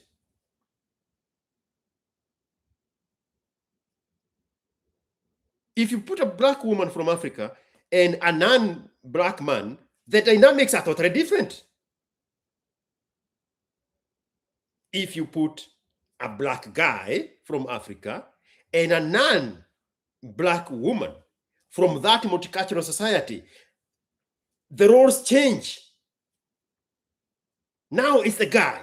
And I think this is a very good example. When you see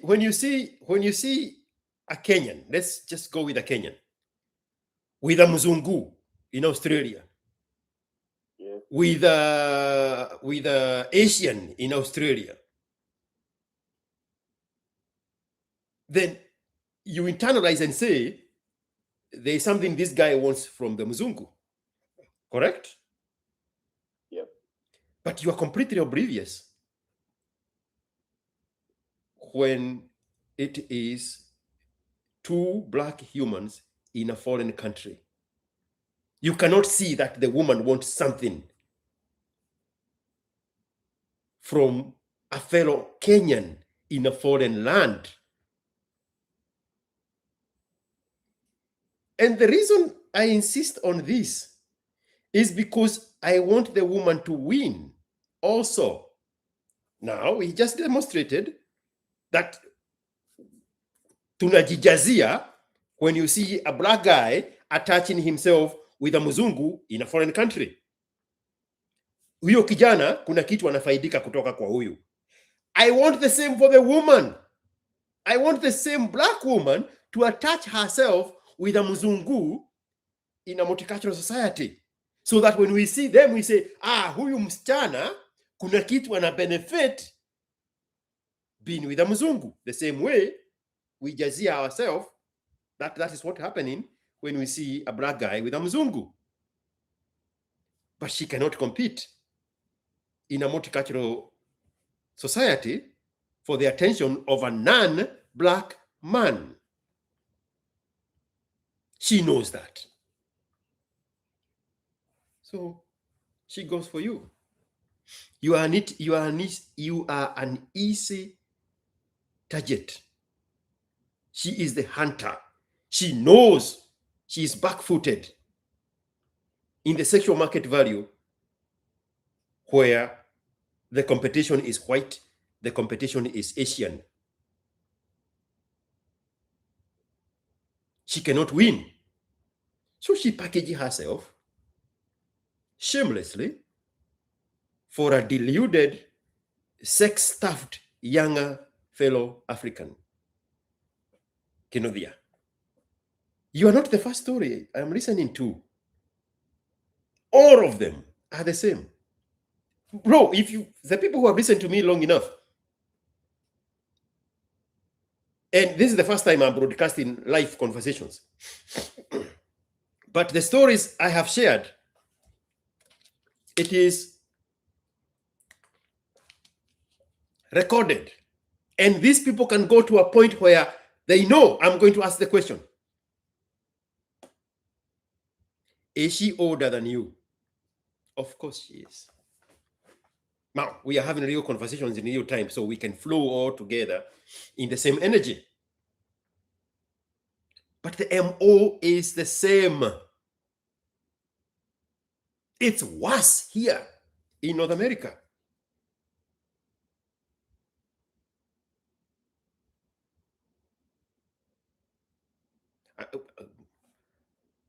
I'm filtering something in my head because I just got a story yesterday of a late 40s Kikuyu woman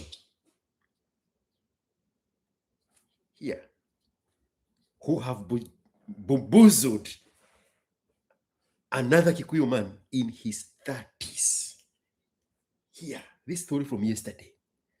I'm just filtering so that I don't preempt. She's almost 50.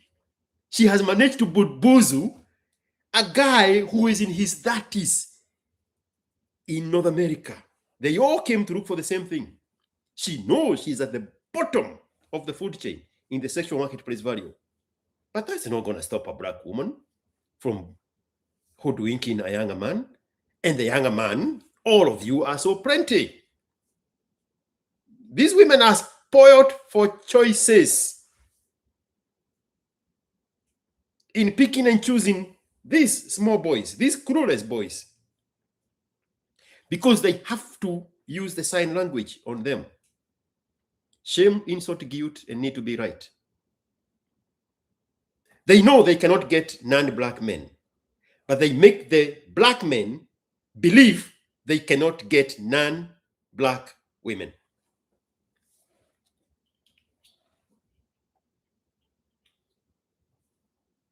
Exactly. Have you ever dated an Australian native? Not dating.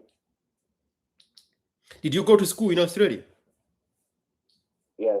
With Wazungu? Yeah. And I've been not an equal relationship, but it was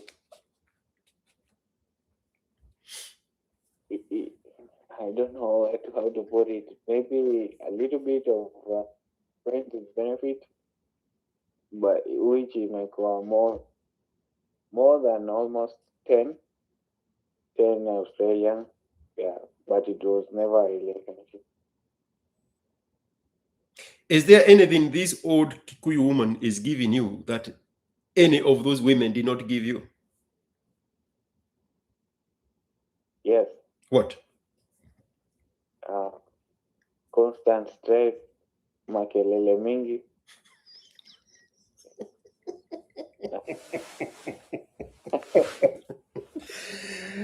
You heard it here first.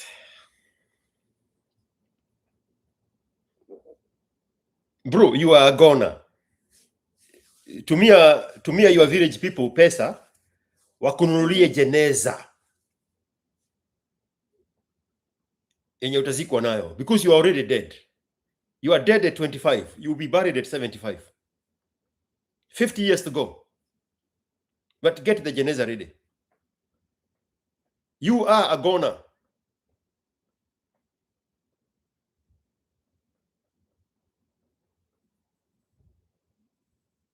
There is nowhere, and now you go get a therapist somewhere, but there is no other trajectory your life is going other than what I just said right now. We predict the future by observing the trajectory of the past and the position of the present. That's how people make money in stock. That's how I'm very good at making money in stock. And I don't have any education. Mimi sikusoma. But I know how to predict the future of a stock by observing the trajectory of the past and the current status of the situation. So if 19, 20, 21, 22, 23, 24 is what you are telling us, and now we look at you at 25, it's only fair to predict you are already dead. But you still have 50 years to go. You'll be buried at 75. But you are dead right now at 25. After this, go get a therapist to tell you sweet things.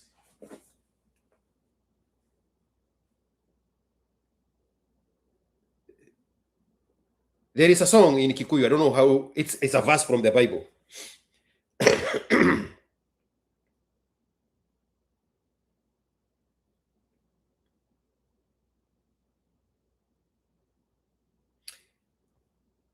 Arahoka onyitirire maundu maria marenda gukua. Are you familiar with that song? It's an Anglican church song. No. Can you say again? Arahoka onyitirire maundu maria marenda gukua. I think there's a separate one very similar to it in English. Arise, arise, anake okerai mowe tuone Jesu. That one is in English. I'm not familiar with that one too. We used to sing it in the Golden Bells in high school. Arise, arise something.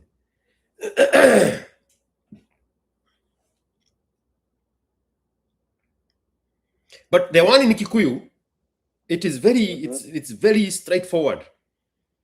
It's this, and it's a church song, so they don't even know that's what they are saying. It is imploring it on the young men to wake up and take lead and take charge and get hold of the things that are otherwise dying around them. Man, I wish I can remember that song.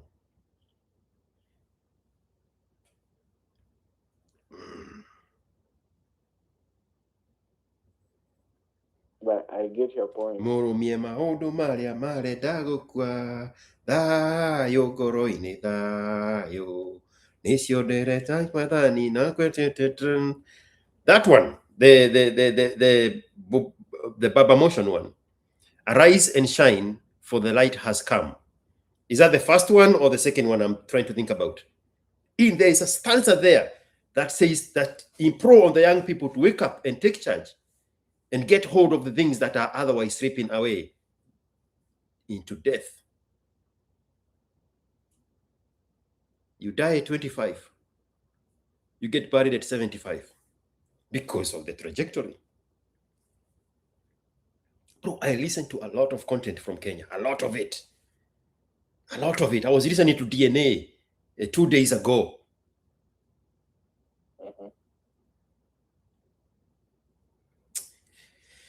You people are not ready. Dennis Karaoke is talking to Alex Care. The point to the young men is not to leave relationships. The point is to get the information first before getting into marriage, to get the right mother for the kids. That's why I keep saying there is no evil woman.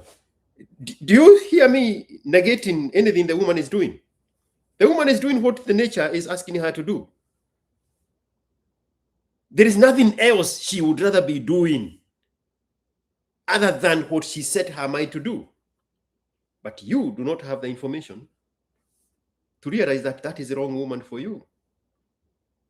She's not going to tell you that. She is self-preserving.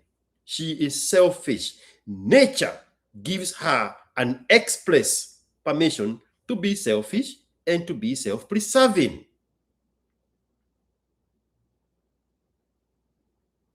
Black, single, childless in a foreign country. What else do you want her to do? Let's be fair. What do you want her to do?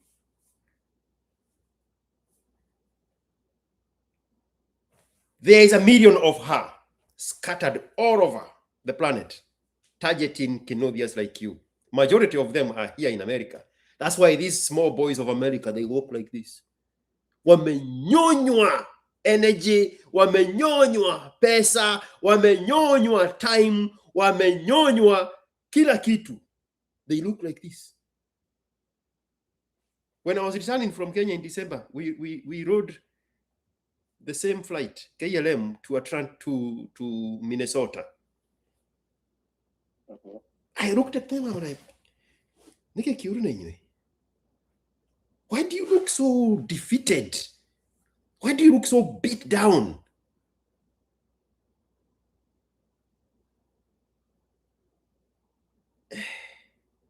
You know, me, I don't interact with Kenyans in America. So it's like a phenomenon when I see them. It's like going to Aberdeen, not my Abadeas, Masai Mara, and seeing a lion. You are intrigued by the lion. That's how I look at Kenyans in America. I never go anywhere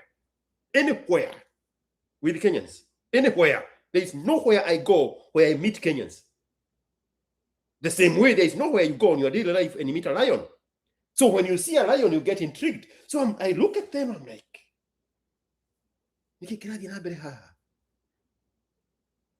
why are they so beat down?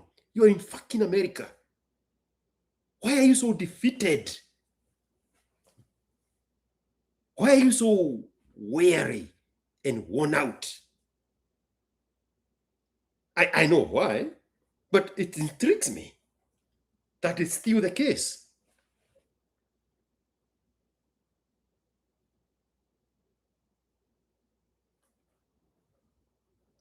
When I was talking to Maga Mama, in our private conversation, she was telling me about how many Kenyans have been put in ICE detention by Kenyan women. Those are the guys I observe in the airports. And when they are passing on the aisles to go sit in the back of the plane, I'm looking at them like, hiya.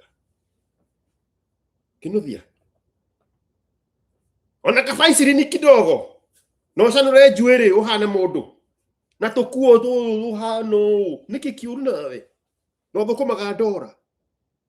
I'm looking at them, I'm like, hiya. Then you see the lineup on the ICE report. Faces splattered all over the newspapers in Kenya of the people getting deported.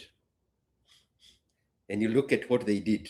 Every one of those reasons they got in police trouble has a woman attached to it. Every one of those reasons.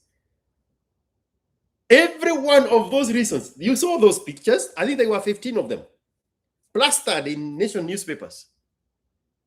8 of them had Kikuyu names. The reason they got in police trouble is attached to a Kikuyu woman, is attached to a Kenyan woman. 100% of them.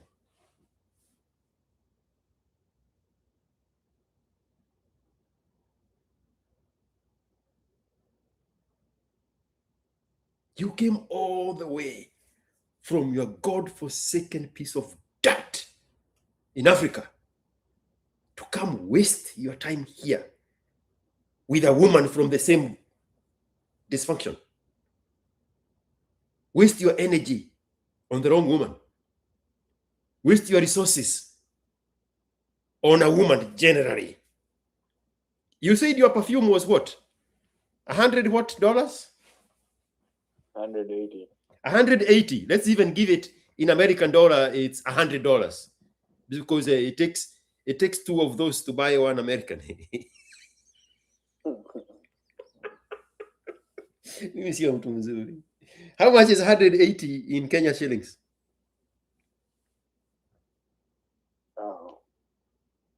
Around 16,000. That is. Oh, you mean? Yes, that's what I mean. AUD or? No. We are there. Okay. That is 20 bags. 20 bags of 50 kg cement from Baburi. 20 bags. You think I'm kidding? 20 bags. 20 times 50 is what? 2,000 kilograms. 2,000 kilograms of cement.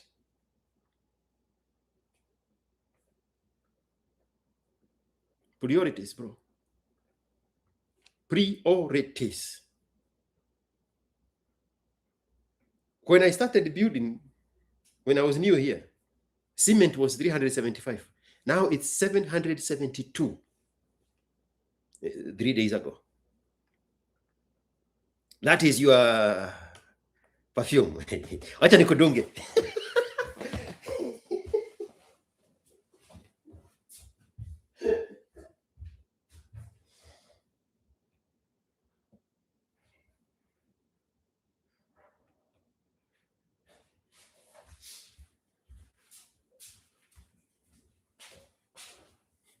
This one here.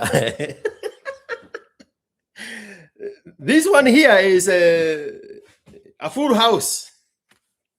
Cement. Is this the one you had left in your girlfriend's place?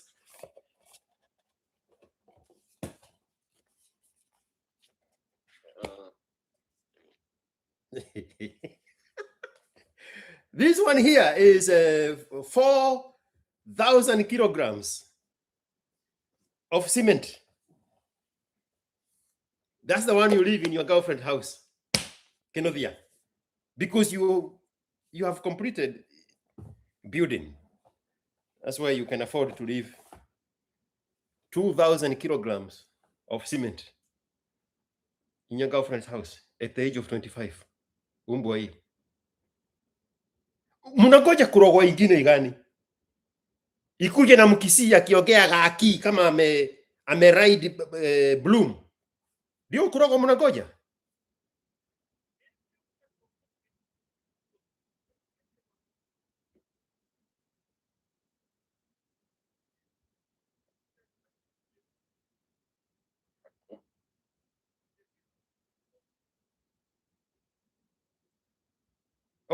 Were you turning on YouTube to see the perfume I was dungling you with?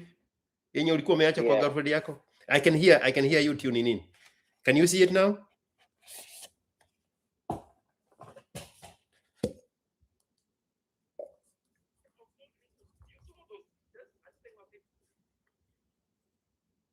Not yet.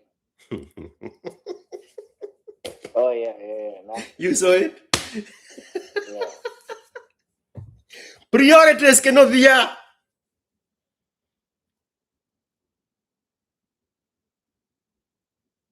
$25, bro. 25.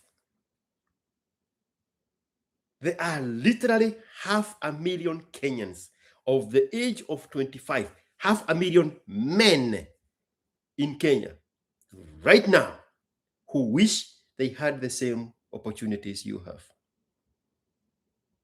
to be in a first world at the age of 25. You went there at the age of 19. And they can promise heaven and hell that they are going to utilize those opportunities and become better. Lakini wewe unaacha giri mbili ya cement kwa nyumba ya msichana mwenye ako 7 years older than you.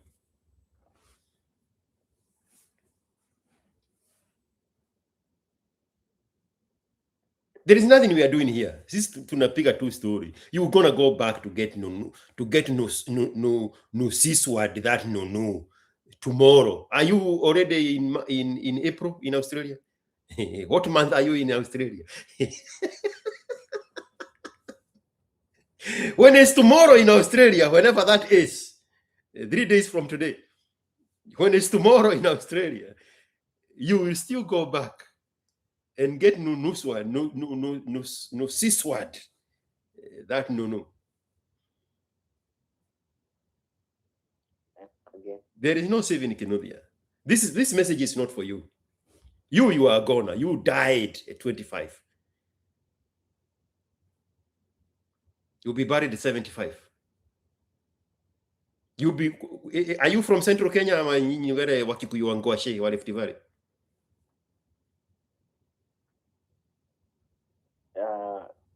My parents are from Central Kenya. You know those little plots, those little shopping centers scattered all over Central Kenya?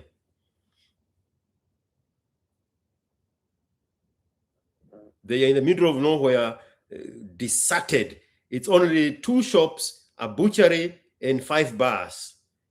And the men in the evening, they go there and sit down on rocks, lamenting on the time they wasted when they were 25, at the age of 20, at the age of 75. Mongedo, they are all called mongedos. You'll be sitting there barefoot with a walking stick and a coat jacket from 1964. Well, 1964 for you will be 2025. It will be 2100. It has never seen water since River Jordan was parted to allow Jesus to walk into it to get baptized.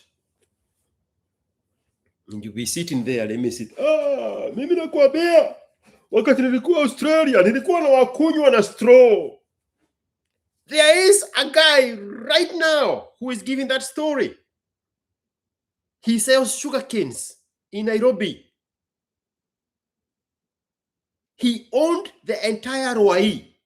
Have you guys seen that little tiny skinny guy? He speaks in Kikuyu. He sells sugar canes. He gives stories about how he owned the entire of Hawaii. It used to be a family property. He inherited it, the entire of Hawaii. And he cut it into pieces and spent all that money with women. He is walking a wheelbarrow in Nairobi, pushing a wheelbarrow in Nairobi, selling sugar canes. He's speaking Kikuyu. He is a very good content creator with a very foul mouth. Somebody must have seen that guy. That guy inherited what is modern day Rwai when he was your age. Now he's 75, died at 25, waiting to be buried at 75. Somebody needs to know that guy. Somebody say you know that guy. It's a little tiny old frail guy with a very foul mouth, and he pushes a wheelbarrow selling sugarcane. And he gives stories about how he inherited the entire of Roy when it was a family farm. Gashari Karwaka Amarwai. One of those. Yes, that guy. This is real life, bro. This is freaking real life.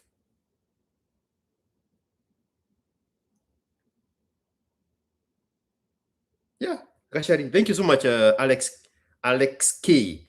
and Saklin Masai.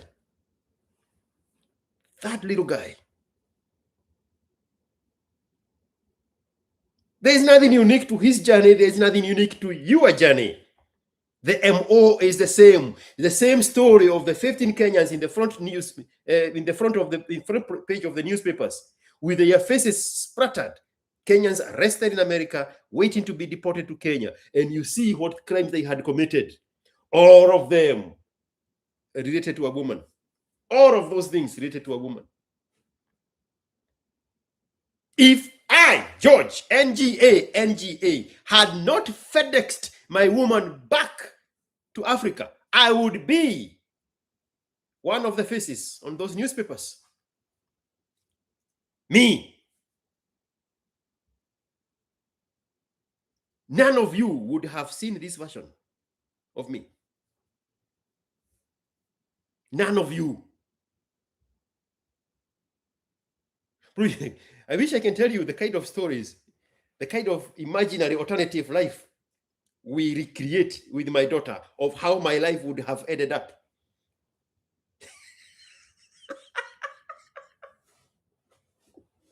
We go through scenarios of how my life would have ended up. This is her mother.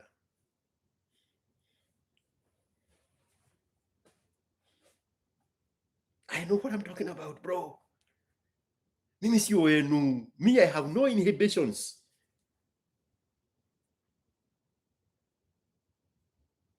So after listening to the video, I think it was about vulnerability. When I was back to my Yeah, this woman. Can you put some energy in your chest and speak like a man? I'm saying after listening to that video about her, I The video about what? Which video are you referring to? Vulnerability. Exploitable vulnerability or manipulatable vulnerability? Which one? Manipulatable. Because that one is the one you say it's a long con game where you have to first have a relationship, right? Yes. So I think this woman having that, I had my documentations because, okay, this part I wanted to mention, we have convo. So like, I have my family. Are you lying down in bed? Yes. Sit up.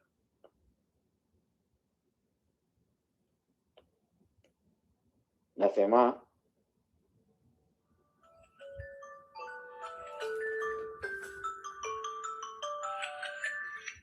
Go ahead. Hello.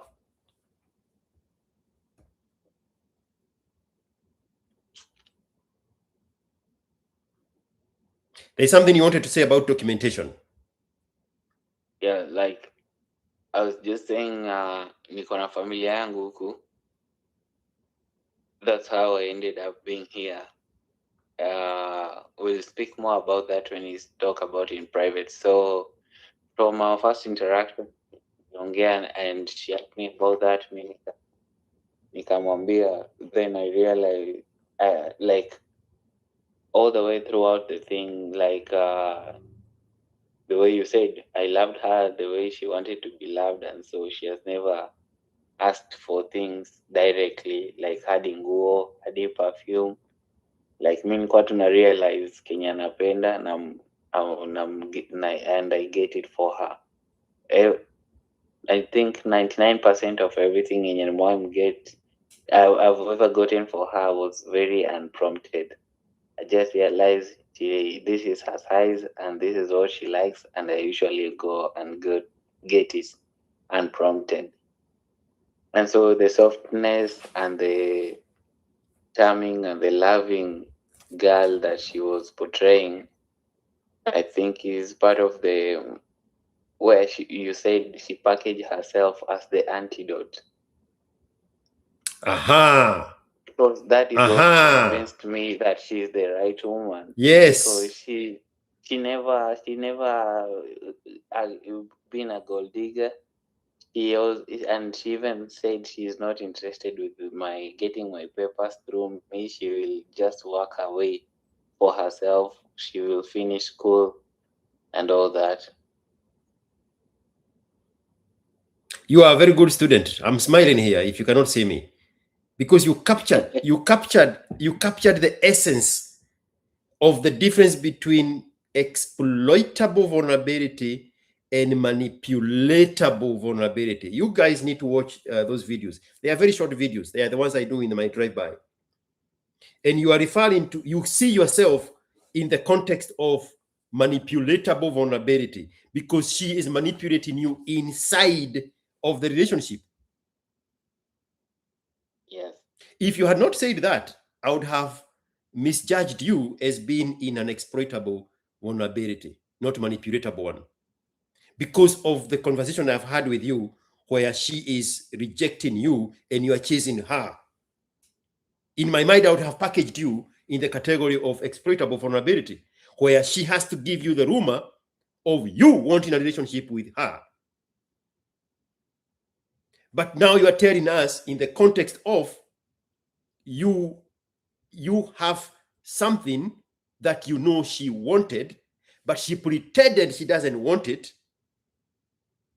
And she said she's going to work her way to get that. She just wants a relationship. So she manipulated you inside of the relationship instead of exploiting you in a one-sided relationship. That's a very good catch. That's a very good catch.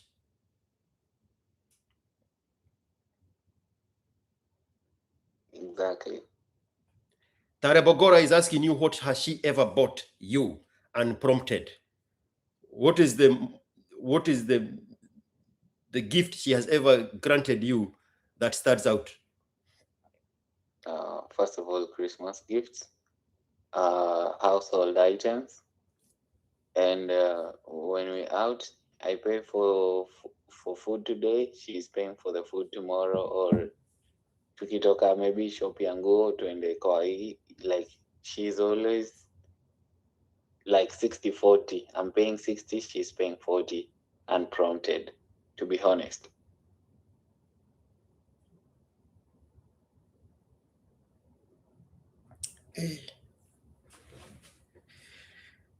Umefungwa gadhuadhua. I'm glad you are Kikuyu, can understand some of these things. Gadhuadhua is when somebody is tied on the ankle on one leg and they are made to run. They cannot run fast enough because one of their legs is tied with a rope. So they are doing gadhuadhua as they try to rush. That's where you are. And yeah, you're squarely in a manipulatable vulnerability scenario. You are done for, bro. The entire time, we have talked to you now for 10 minutes shy of 2 hours. In the entire time we have talked, you have not expressed any desire, any willingness to be in a better relationship.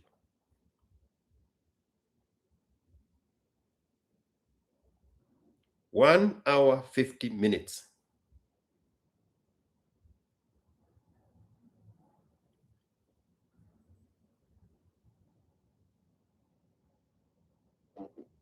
Okay, maybe huko ndo nilikuwa naelekea, but I don't want to be in any other relationship.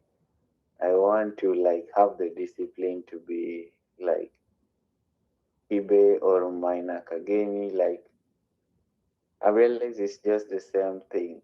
To be in a relationship, you have to accept the fact that I'm not going to be the one making decisions. Like I'm always going to follow what the woman likes because it's all about pleasing her.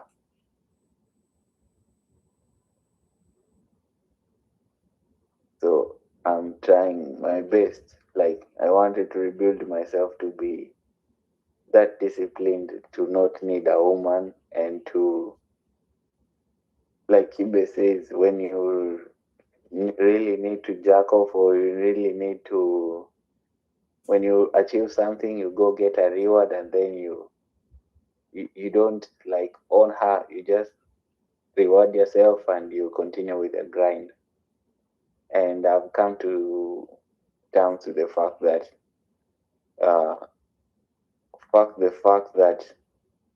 you have to have kids to propel your legacy and all that. Maybe yeah, that will take care of itself in the future.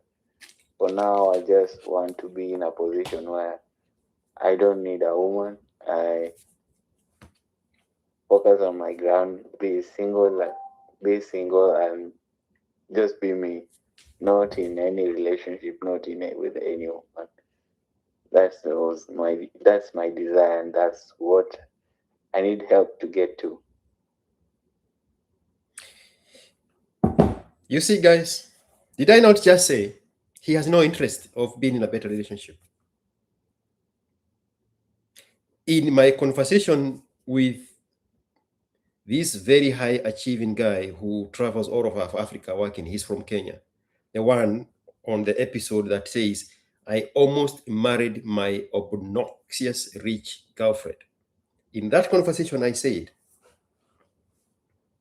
my only product here is information. You will never hear me telling any human being not to have a relationship with a woman. My product here is equip the men with the information necessary so that they can craft the rules of engagement when interacting with the other side. I said before his long explanation that he has no interest in having a better relationship. I knew it.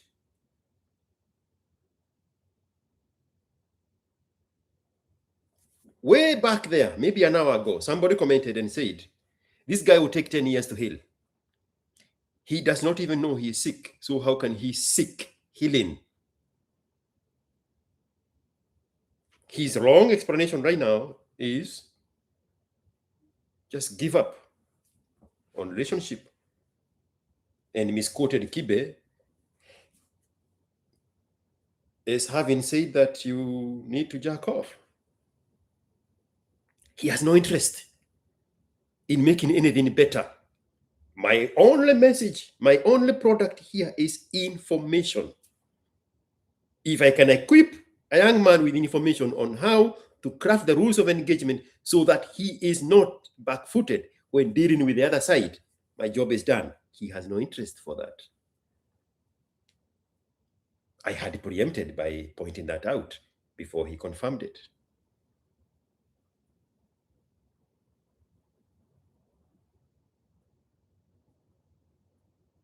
All you need is information. Relationship with women is beautiful. The relationship with women is the best thing that has ever happened to a man, on condition he has the information, on condition he understands the female nature, on condition he is in his frame, on condition, hear me out, feminist, hear me out, hear me out, hear me out, he is in control.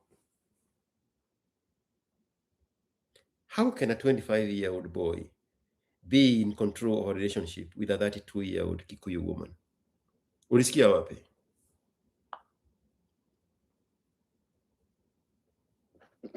So you are with the wrong woman. That's what I was telling the super talented guy. That was the wrong woman for you. She can be a perfect woman for a guy 10 years older than you. Whether it was that guy from in Cameroon, the Kenyan guy, or it's you. That 32-year-old woman could be a perfect mate for somebody who is in the age of 45. And they have both come to a point where the guy either have children with other women, has no interest in getting married, because he is not going to ask for children from this 32-year-old woman who probably have 5 abortions. And there is no baby coming out of that thing. And so that guy, due to his own unresolved traumas and pain and heartbreaks and character development by the women he has dealt with before, at the age of 45, he looks at a 32-year-old woman and sees something good with it. The two of them can go to heaven together in joy and happiness, but not you.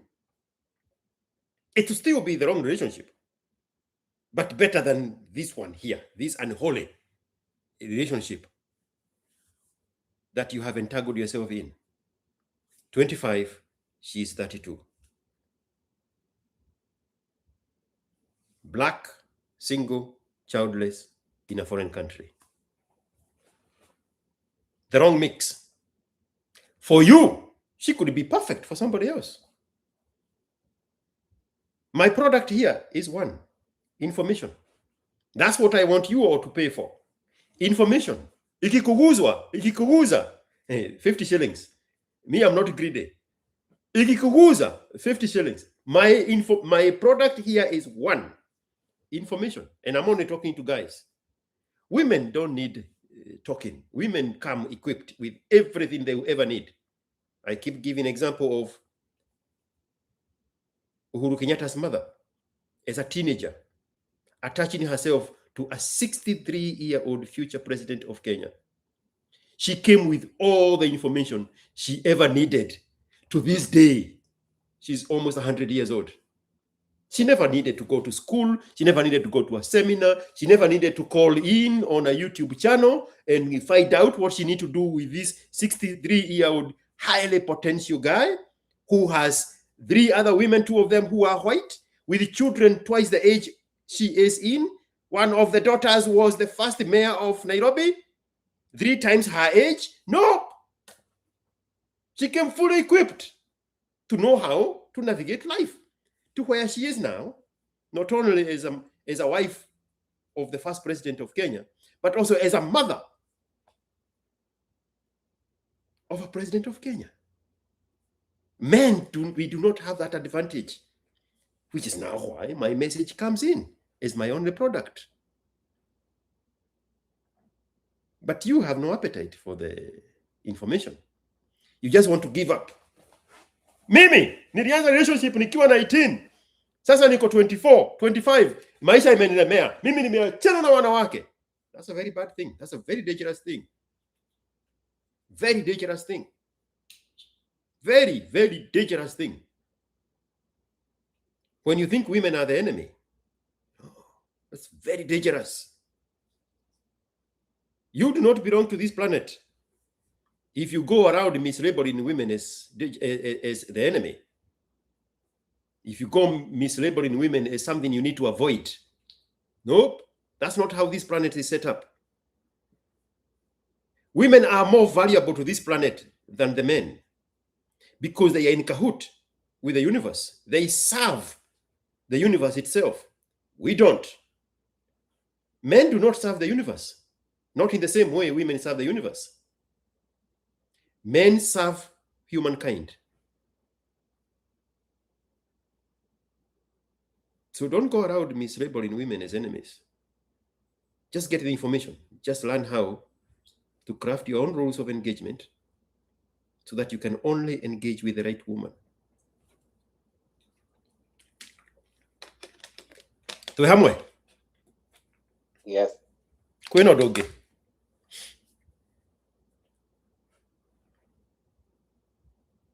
Yeah. Is there anything else? And also, I think, okay, for that question and Kuliza about the women wanting relationship before anything, has it always been like that, or is a new generation thing? Was it like that during your time? Rephrase the question. I asked you the question about, I've realized these days when you want to, after the first interaction with a woman, the second one, she wants you to claim her before anything. Mostly women my age or older than me, they want you to claim them first. Like, we classify this as a relationship. We're not just having fun. You see, that's why I asked you to rephrase the question, because there is something you had missed there to mention. The context of why you're asking the question. Women my age or older. The motivation is desperation. That's why they want you to claim them. They are tired, they are weary, they have been rejected left, right, and center by the right men. So if we are going together, I want you to own me. I want you to declare me. I want you to introduce me because I'm tired of being rejected. That's the context. If I did not know how to ask you that, I would have responded to the wrong question. Because you are dealing with the wrong woman. Your age or older is what you added in the rephrasement of the question that you had previously asked. But you wanted me to answer my own question about my days, not the situation you are dealing with. Watch out my days, bro. All my women are 25 years old. They have never been older than that. From when I was 24. The one who gave me children, 10 years apart, they are the same age. 24. 10 years later, she's still 24. 18 years later, after the children, they are still 24. Situation yangu uwezani nayo. Wacha tudini na situation yako.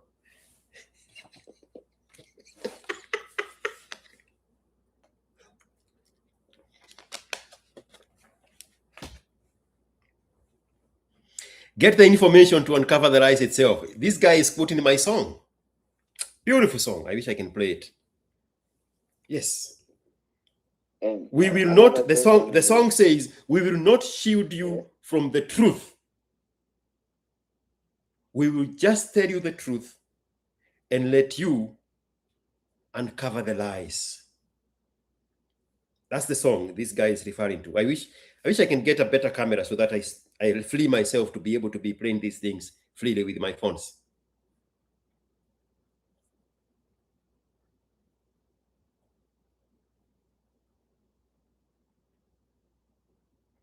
So your life, 6 years of it, of your adulthood, is dealing with women who are your age or older. We are not faulting you for that. You are in that very tricky age group where you cannot score younger women, and the only women available to you are older women and single mothers. It's a phenomenon for everybody in your age group. But you are in a foreign country. You are in a foreign country. If you eliminated Black women, then you would have overridden that burden of a regular 23-year-old not being able to date women his age or younger by prepositioning yourself as the most desirable Black man in a multicultural society. Because you are. The most desirable man in any society is a white guy. Number 2 is a Black guy. But you cannot see that when you have been captured by a 32-year-old woman who is telling you, you have to declare me first. Sijui kama nimekibiza hiyo syllabus kidogo. I mean, I'm still answering the question you asked me. The reason you cannot discover that you are second most desired Black man, you're second most desired man as a Black man in a multicultural society, is because you get captured by these danguros and they say, declare me now, own me now, commit to me now, because she knows the hardships and the difficulties that befaces her as a Black woman in a multicultural society. She cannot get a man. So she steals your star and holds you for herself. HOARD. She holds you for herself. And wewe ukiguzishwa nunu, FSD, a full self-drive with your dick.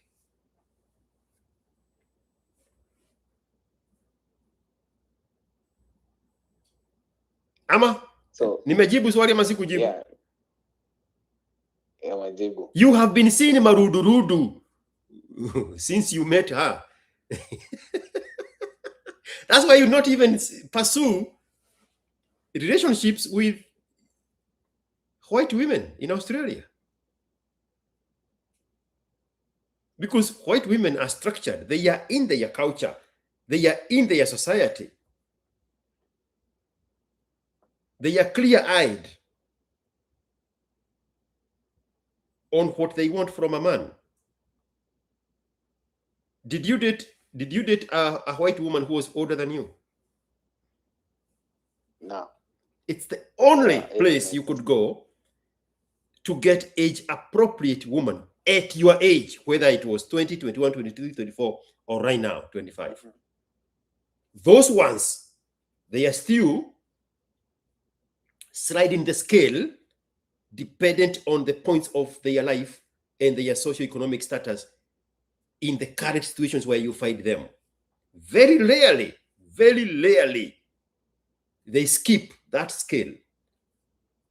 It's big news now when we see a 75-year-old Hollywood actor with a 32-year-old woman, because that's not how American society works.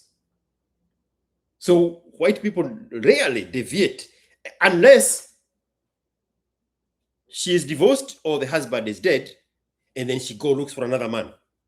But the man is always older or the same age.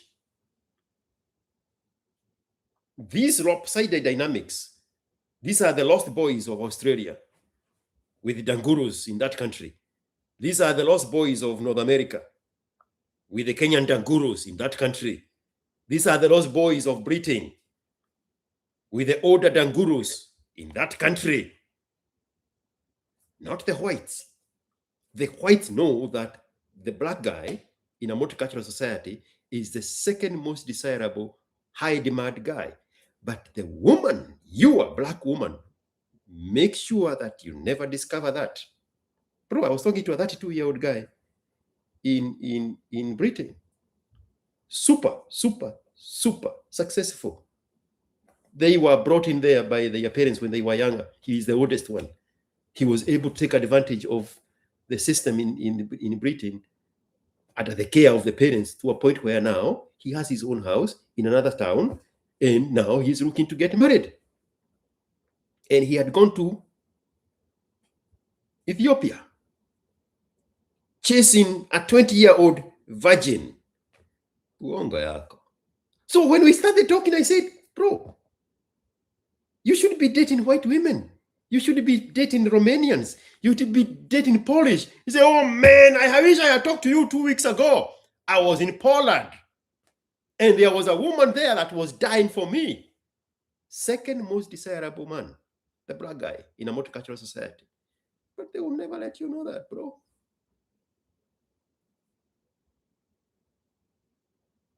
So you never pursued those relationships with blood soft, silky hair, white women of Australia, or the relative Asians that dominate that country. Beautiful women in Australia from Asian backgrounds.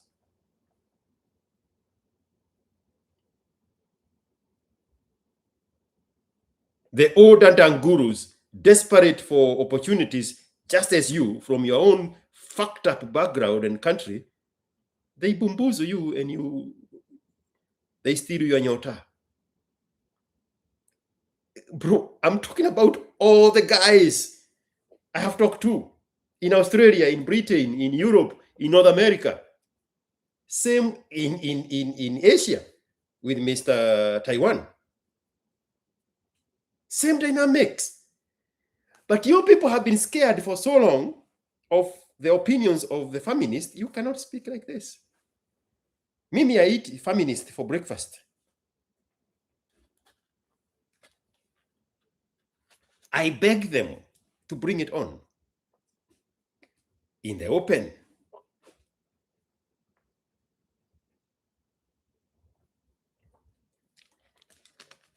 And if they go put their finger up the ass of a weak man, I will catch that man and I'll cut him into pieces.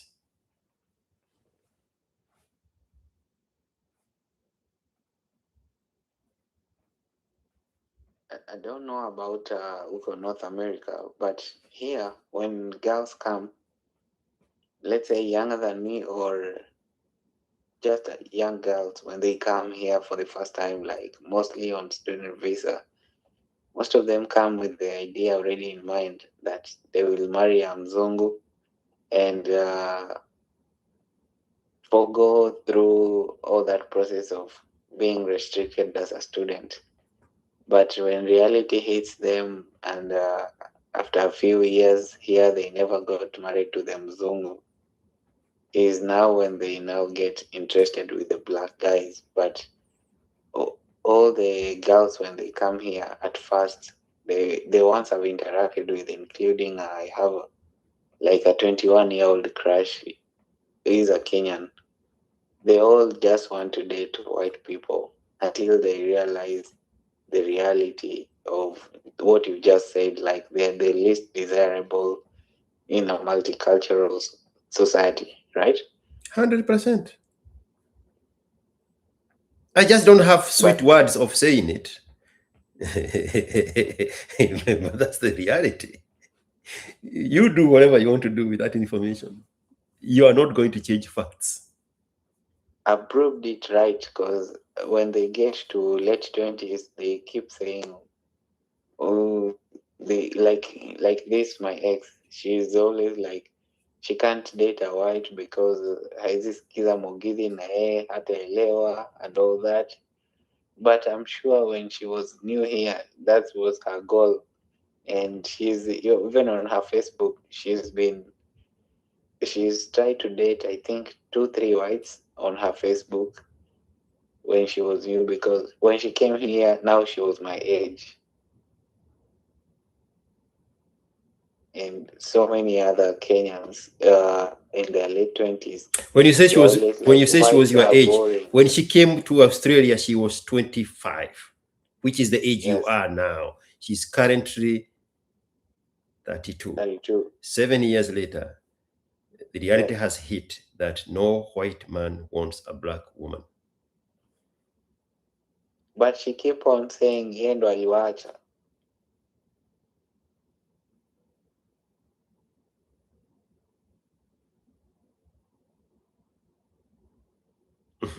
Where is Trevor Noah? Trevor Noah.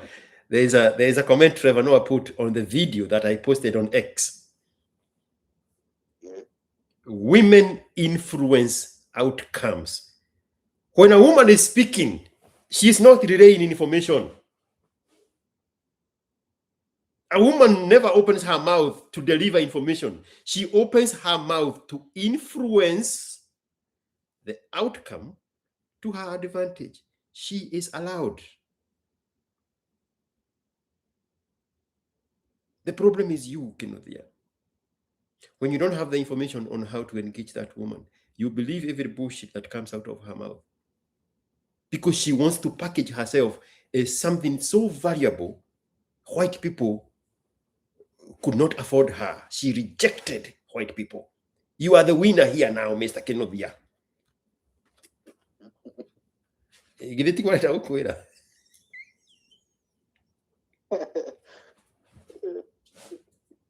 True. What? Man, her previous ex is a very successful writer. And when they were together, I think she was between 30 and 31. And this guy was 2-3 years older than him. He's a very successful writer. Ameandika vitabu mingi sana on Amazon. But every time first of all, when I asked about him, she's always reprimanding. She don't want to talk about the ex. And then a few times we've talked, she's always saying the guy was nonchalant. He was just busy with his stuff, hana time for her. Like, he was very nonchalant, and she never found him attractive at all. And he never liked that she hapendi Kalenjins. He was just with him because of the situation. She was lonely at the moment.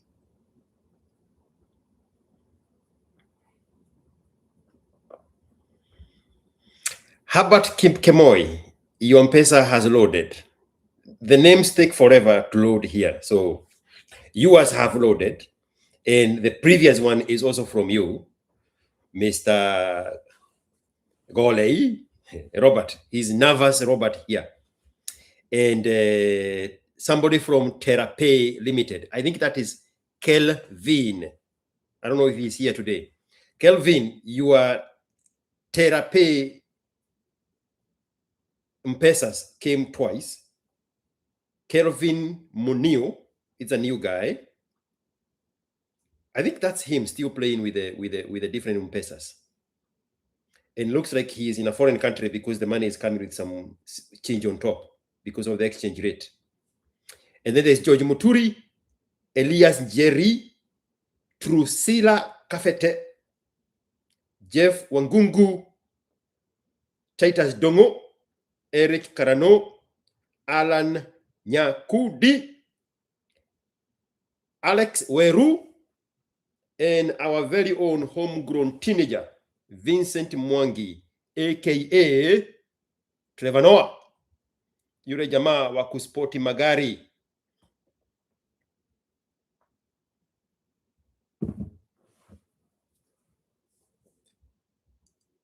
If we were women, we would all package ourselves the same way. having dealt the situation that the woman is dealt, we would all package ourselves the same way. If we went to the market and we are faced with the competition with men who are better, taller, more skilled, more equipped, richer, more handsome, with better haircut than us, which is the world we actually live in. But we had the option of being women in those situations. We would package ourselves exactly the way the women package themselves when faced with the competition. We don't have that advantage. But women do. And women know that a 25-year-old guy, a 30-year-old guy, a 50-year-old guy, in his inner core, he is the 7-year-old boy who believed and followed the instructions of mama. All women know that. That's why married men are being treated like children by their wives. Because on the wedding day, this guy's mother handed her 7-year-old son. Women know that. They have that pinky arrangement with each other. The mother-in-law did not give this daughter-in-law a 30-year-old man. She gave her a 7-year-old boy. What is the common phrase you hear in weddings? Take good care of my son. He is 7 years old. Men do not grow past the age of 7. All women know that. All women know how to activate the 7-year-old boy who looks straight into mama's eyes, and mama tells her, don't worry. I have killed the monsters under the bed. Go to sleep. That boy is now 45, listening to mama with the voice of the wife. That's why we keep wondering around, why is this guy not knowing that he's in a dysfunctional marriage and he needs to leave? There is something better for him out there. How can a 7-year-old boy leave mama? Ulisikia wapi? That's the story this guy is telling us. The woman packaged herself as so worthy. She rejected white Australian men, ranchers with kangaroos and shit. Others.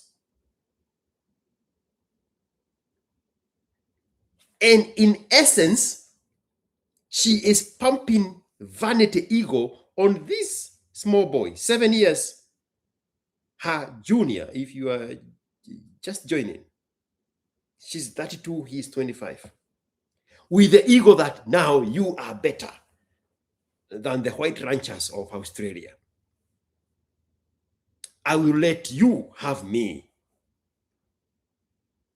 Again, if we were women, if we had the same vantage point of repackaging the scenarios that confront us every day with a reverse psychology, and we don't have to put up the effort to compete with the white guy, to compete with a smart Asian guy, to compete with a more talented black guy, to compete with a richer guy, to compete with a smarter guy, to compete with a taller guy, to compete with a better looking guy, to compete with a guy with a better haircut. If we had the vantage point of the woman, we would also package the other side as we are better even in this defeated scenario that we have found ourselves in.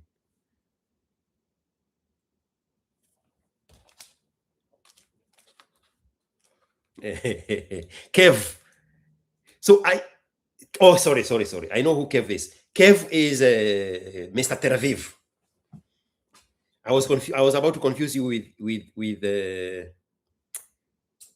Kelvin. Kelvin is the one using that other app to send M-Pesa. Yes, Kev. I saw you on Pesa. Asante sana. Are we together, guys?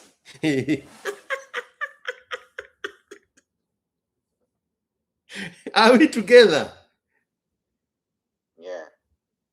So she has to package herself as so valuable that she rejected white guys. And she has to package you, the 7-year-old version of you, to feel privileged to be with her at 32 and you are 25. Bro, I have read all the manifestos you have sent me. I have listened to the voice notes. I have seen the screenshots of your back and forth with her. She has you wrapped around her pinky. There is no hope for you, Kenodia. Sisi ni guzo tu tunapiga hapa tukikunywa maji baridi. Gutiro dogi tureka haha.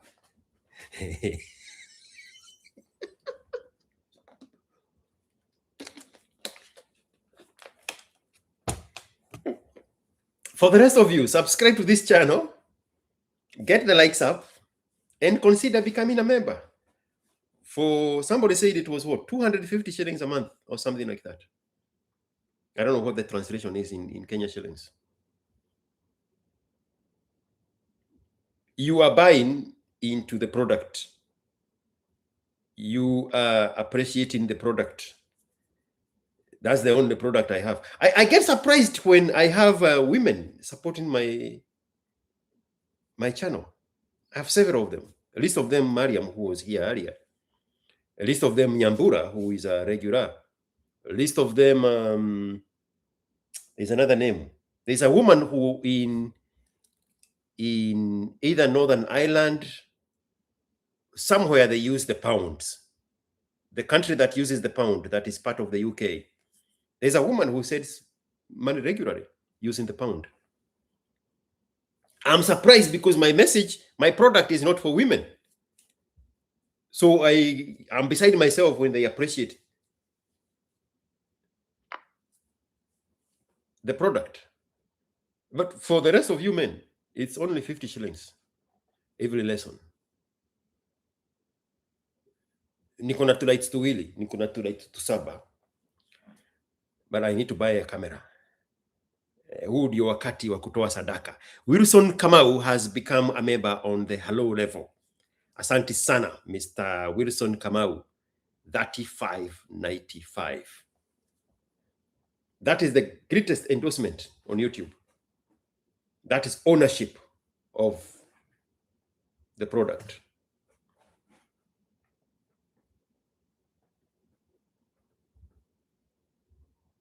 Mister, I keep asking you, is there anything else? And you keep giving us a new curveball.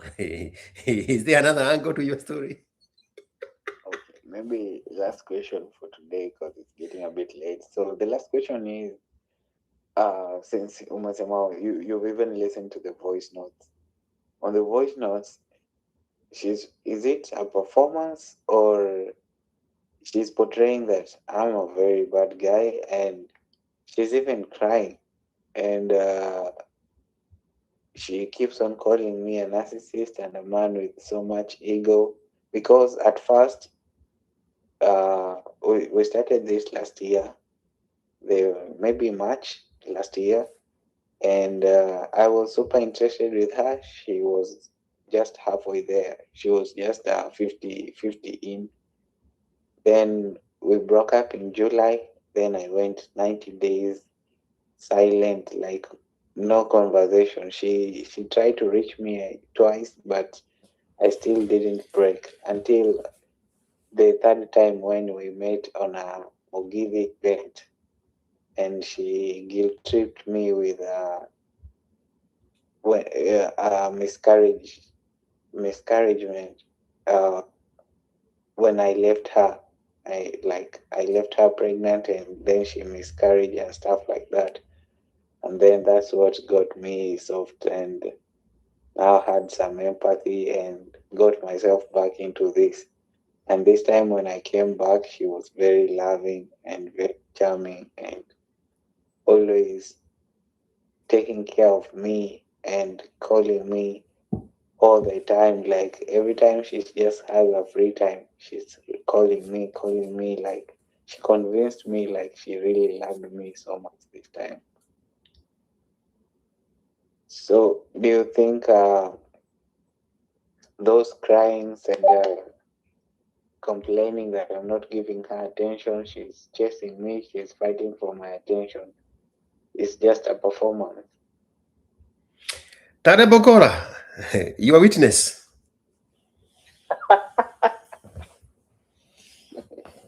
Judge.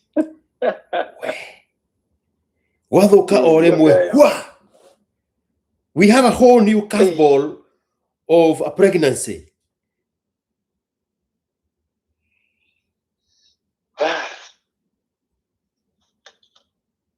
You know, there's something that I'm not understanding with this guy. So he has already made a decision. Why does he keeps on revisiting? Did I not say? Did I not say he's not interested with anything? He cannot see any life without this woman. Did I not just say that? He keeps on remembering the things that they've gone through with that woman. Died at 25, buried at 75. Bro, there's a question that I asked you down there. I think that you did not see it. There is a time that you quoted Kibe. You said, now I am going to be single. Staki stories za wanawake. See, nasikianga Kibe akisema. I heard you say something like that. I did not. I'll find it. I'll find it for you. One moment. Let me look for it. Now that he is quoting Kibe, how long has he listened to Kibe, and how long has he been in that sham relationship? The context here is you misquoted Kibe as saying, don't get a woman, just jack off. Do you remember you saying that? Yes. Now answer Mr. Ongewachi. Yeah. So how long have you been in this relationship? Almost 1 year next month. Bro, this guy has taken me on a roller coaster of the relationship for half of the time he has been in the relationship. This is not the first time we are talking.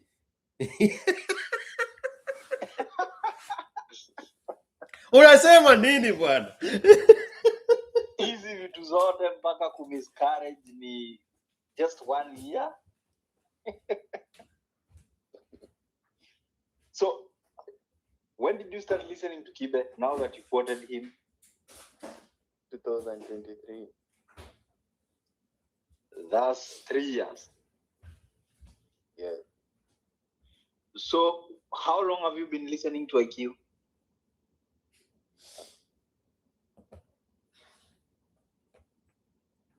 I think 2 years, but I was listening for fun. Okay, 2 years. What do you mean by I was listening for fun? I was not putting into practice. It was just finish this video, go another video. Finish this one, go another. George, it looks like you've been a cartoon for the longest. People are using you too. I give.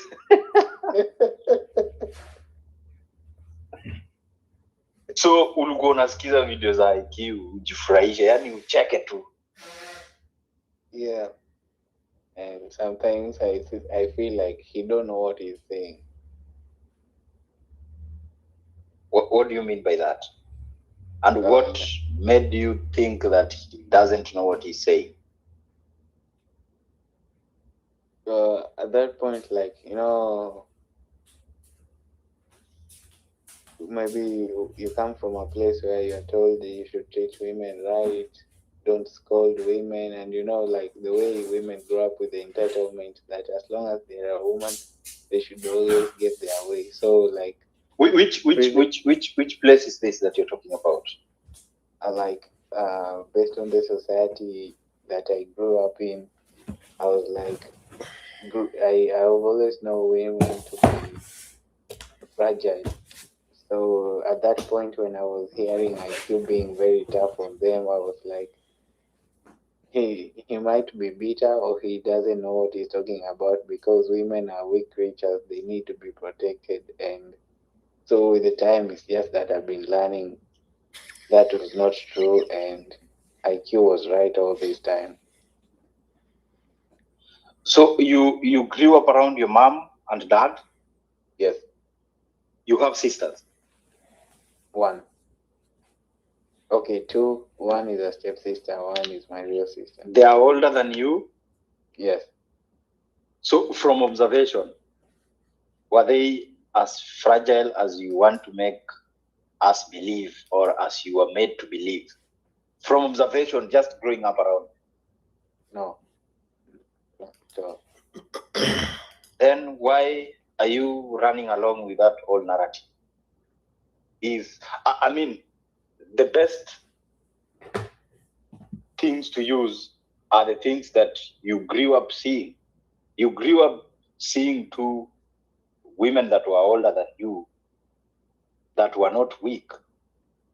Then what society are you talking about?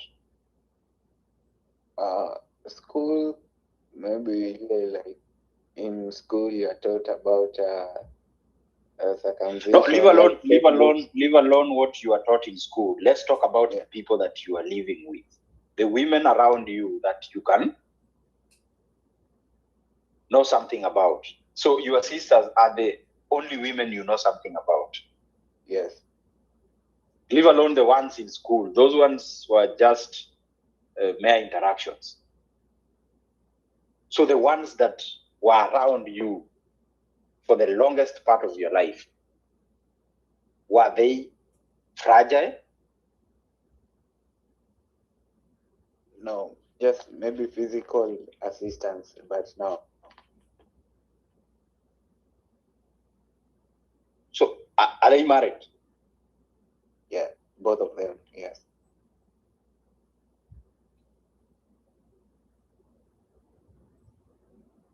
And why are you walking around with all, you are second guessing yourself every time? You talk to IQ, and the funny part is that IQ had already told you that this is what he did not even tell you what you're supposed to do. You came to a conclusion that there is a path that you decided to take. Then why do you keep on revisiting the things that have been happening to you?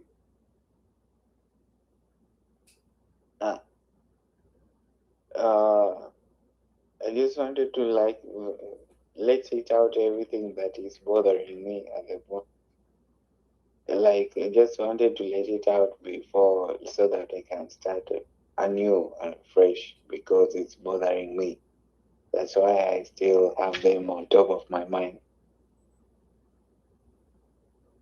So sitting down right now, would you wish that this woman changes? Like becomes the good woman that you wanted him to become? I mean, you wanted her to become before you even started that relationship? No.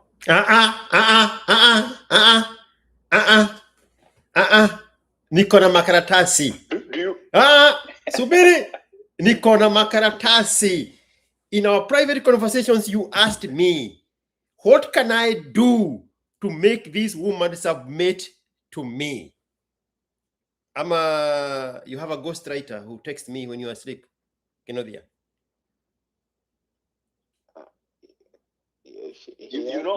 IQ, but IQ, by then, yes.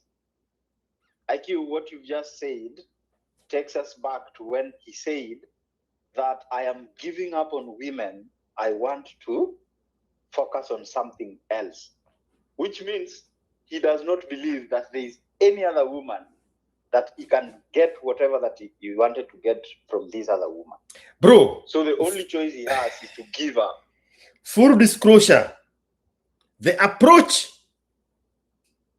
from this young man to me was for me to help him how to control the 32-year-old woman. Pengine wewe umesahau. Mimi, I don't forget things. His approach was, how can I make this woman respect me and follow my instruction and do the things I want? Because I want to take charge and lead. And he gave an example of some choices of house decor or something. I can't remember the whole context. But he never came to me and said, I am 25 with a 30-year-old woman and I don't know how to get over her. Help me. No, he never said that. He wanted a dose of masculinity on how to subdue the 32-year-old woman. So can you go back and ask that question, Tena? The question now, Mr. Angola, was, would you wish that the woman changed and became the woman you envision that you want her to become? And it's so ingenious of you having caught this conversation to know how to ask that question.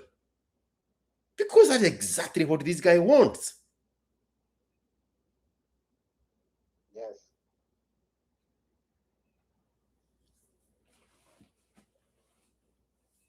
So the answer is yes.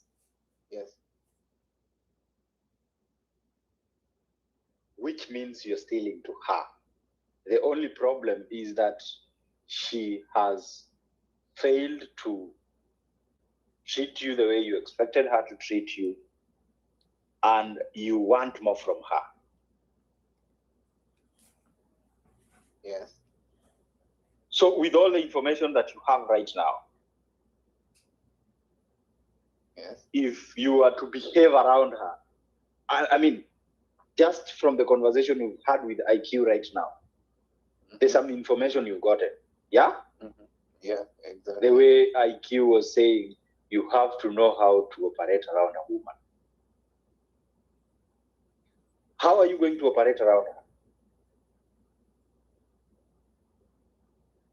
Just forget what you told IQ that you've decided to do and be objective towards this. Okay? Yes. Right now, how are you going to behave around her? You still have her number, yeah? Yes. She's still talking to you. Yes. When last did the two of you talk? Tuesday morning. So from now, right now, if she were to text you, hey, nakuja kwa nyumba, I want us to enjoy the night. How are you going to handle that? To be honest, right now, I would say no, because I don't want that memory in my new house. But yeah, I would, on the other side, I would prefer to go to her place because I don't want her in my new address.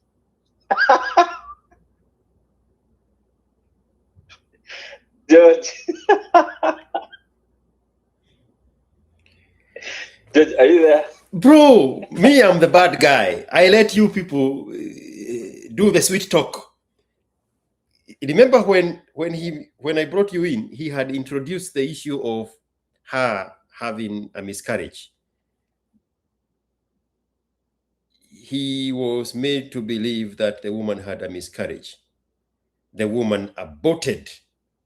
She aborted because she realized that this guy is not fully committed into sponsoring her. Do you want to give the rest of the story, Kenodia? Was there a discussion about you sponsoring her and not making her wait until you finish school so that you can plan to have a baby with her? Do you remember that conversation? Yes. Ama nikanyange waya nisichome.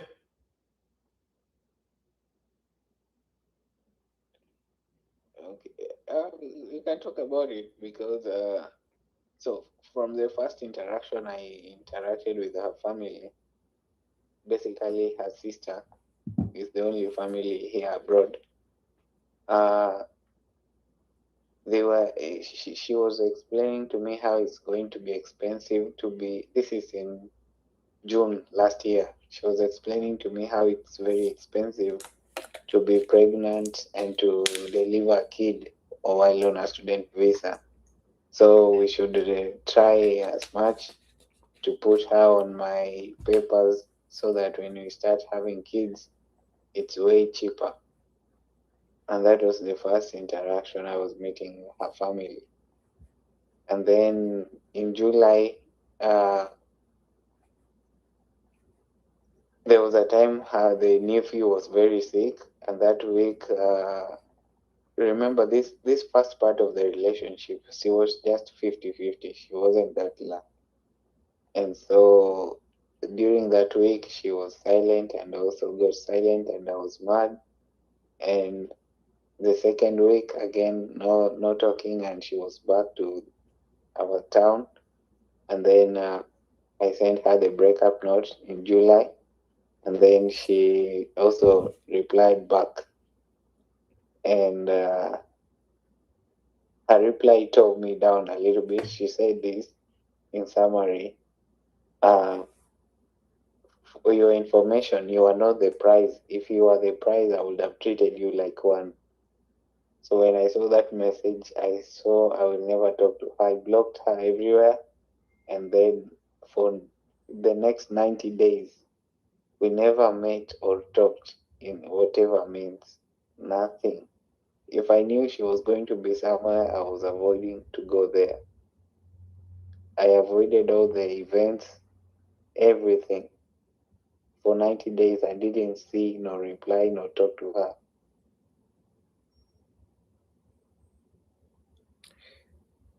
So she rushed to get pregnant without the both of you planning, because she wanted to see if you would commit into giving her papers if she put you in a compromising situation where there is a baby on the way.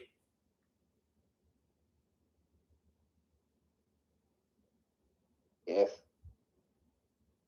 And when she saw your hesitation, what you don't know is she aborted what you are calling a miscarriage. And then you felt guilty. But she showed me a document showing she had low iron in her body. And okay, so when she approached me for this second time, and then I got empathy on that same Mogidi event, she approached me, and I thought she was even going to be sorry. But when she saw me and she pulled me to the side, she was like, "You're not even a real man. How could you abandon me when I was at my lowest?" Then I was like, "What do you mean?" Like, she was like telling me I should have fainted. All that time she was silent. It's because she was pregnant, and pregnancy comes with moods and stuff like that. So I should have figured out she's not okay. She has mood swings. That's why she's not talking to me. But when she was silent on me, I walked away. And then I still didn't believe all that thing. And then she showed me the hospital document showing like she was pregnant and she needed me to donate blood because she had low iron, but she never reached out. She was telling me in a fast world, she's giving excuses of she need to look for people from the families to give blood. In a fast world, that's not how things work. In fast world.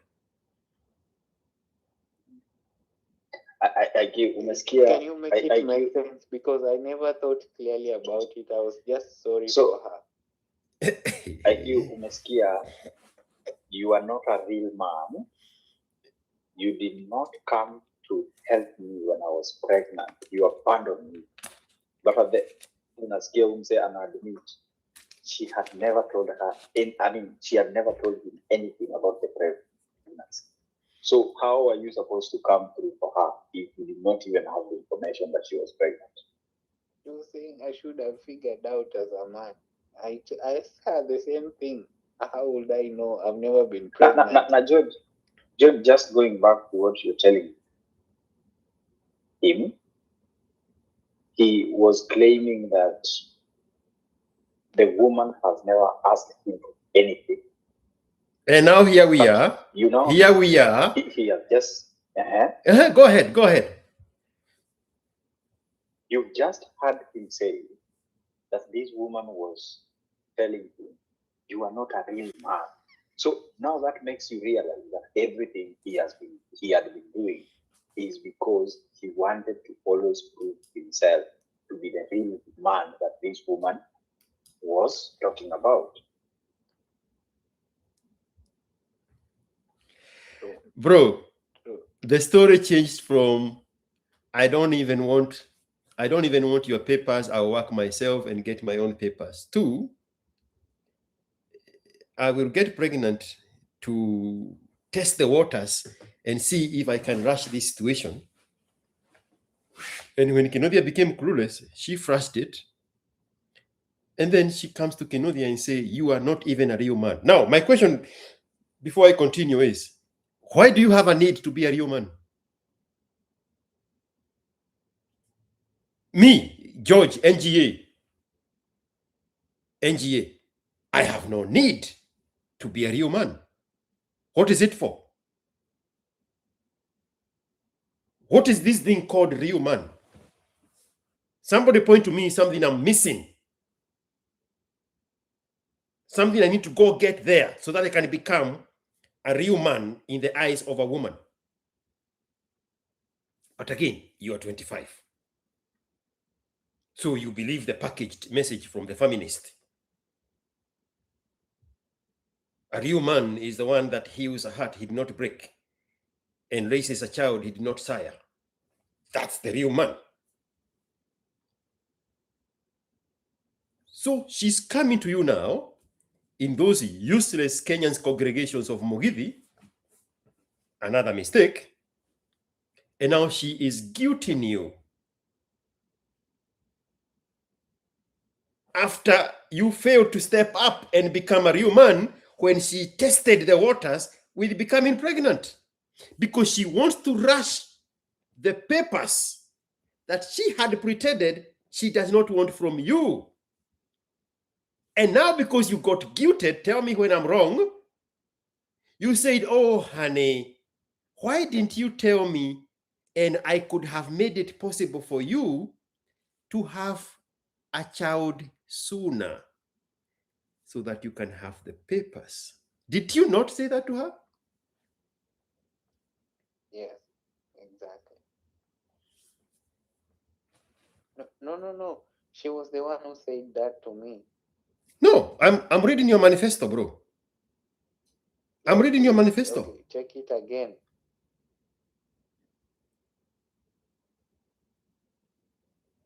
Also yesterday, so momento. Also yesterday, while she was making me rethink about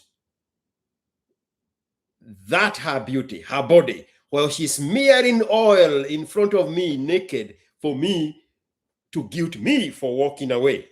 I'm dramatizing it here. She mentioned to me, though she said it quick, that she flipped it. If I were a man, and the way you have been saying you want a baby, you could have sponsored me, because she is on an international student visa and I am an Australian citizen.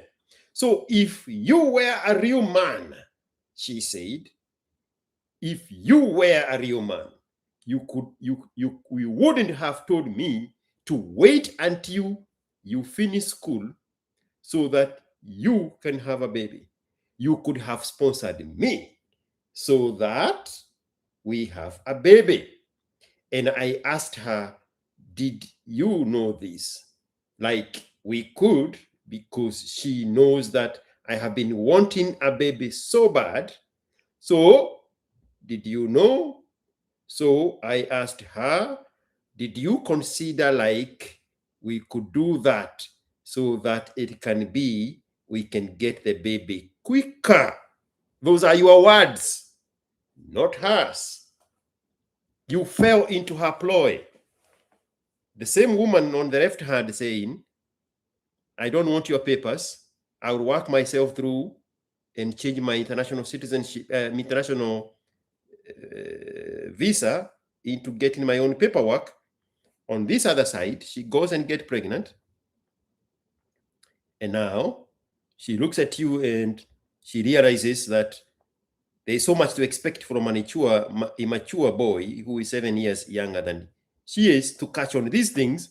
And it doesn't look like she's going to succeed in manipulating you into bypassing this thing that she says she didn't want of getting papers from you.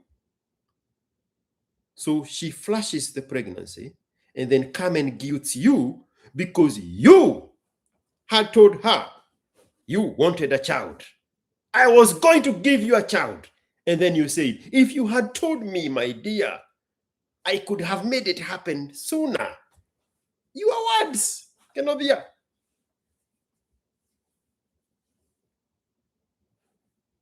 True.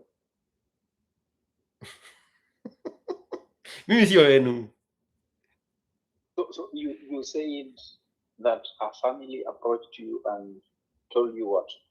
Exactly. No, I went there. They didn't approach me. Exactly, Mr. Dating advice. That's why, in my opinion, I thought this was an exploitable vulnerability. I said that 30 minutes ago. The way I understood it, it was an exploitable vulnerability. This guy swayed me into thinking it was a manipulatable vulnerability. But here now, the cards are on the table. And a dead baby. Literally. You know better, Mr. Ongewach. So this conversation Okay. you're having with our family was even before the pregnancy thing happened. Yeah. It was the first So time. which means she had already planned all this with the family. That's why they were talking to you about it. Yeah, and actually my sister told me the first time, just when I told her that, and I ignored. Your sister told you what? You're meeting them for the first time and they're already telling you about papers. This must have been planned, because the family we're talking is just her sister, not like brothers, sisters, just one sister. You know, I'm sitting here thinking to myself, you are the last Kenyan in a foreign land I will ever talk to. This is Kohora Mai Dere. There is no... We are Hora in Mai with Dere here.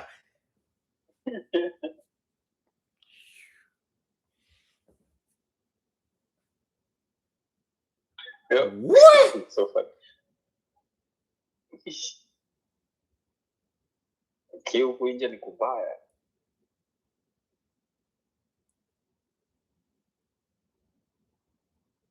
Bro, your sisters are older than you, correct? You said. Pardon? Your sisters are older than you. Yes.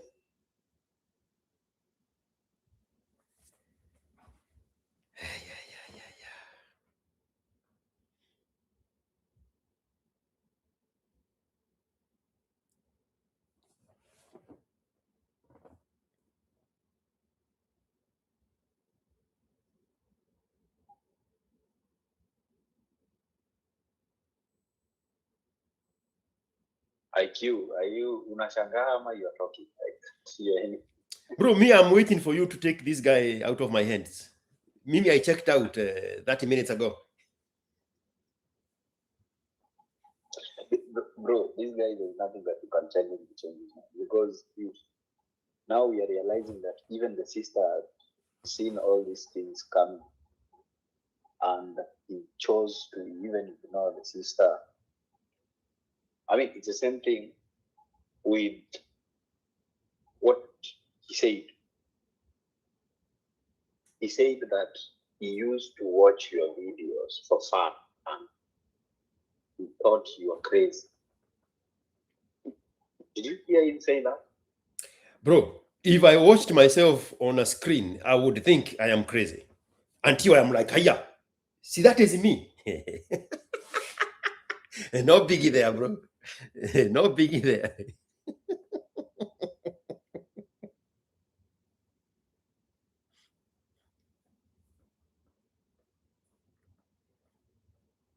Dina very Mr. Ogewach. Go ahead. No, bro, me, I have nothing to say. Who say, let him do whatever he wants to with his life. So now you have come to the same place. Problem. You have come to the same place where I was 100 years ago. Sidio?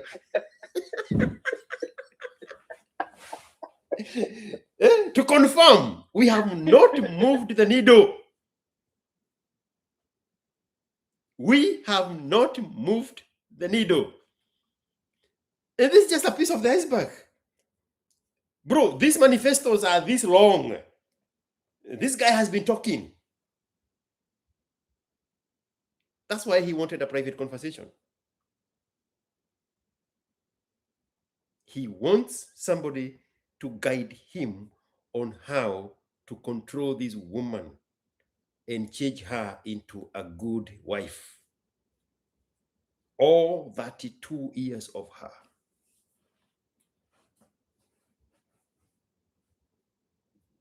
If he was not a Kikuyu, I would have added. Oyo ne Mogoroki, lakini sasa atashika. Bro, you heard him say that the only reason he has accepted to take back the woman under the condition that he goes to her house if anything was to happen between the two of them. He said that. He's giving this machismo excuse that I moved to a new place and I don't want her to know my new address. So I can only go to her place. You had here first. You had it here first. There is nowhere we are beating water with a dere, trying to get the water softer than it already is. That's what we are doing here. Beating water with dere. For the Kikuyus out there.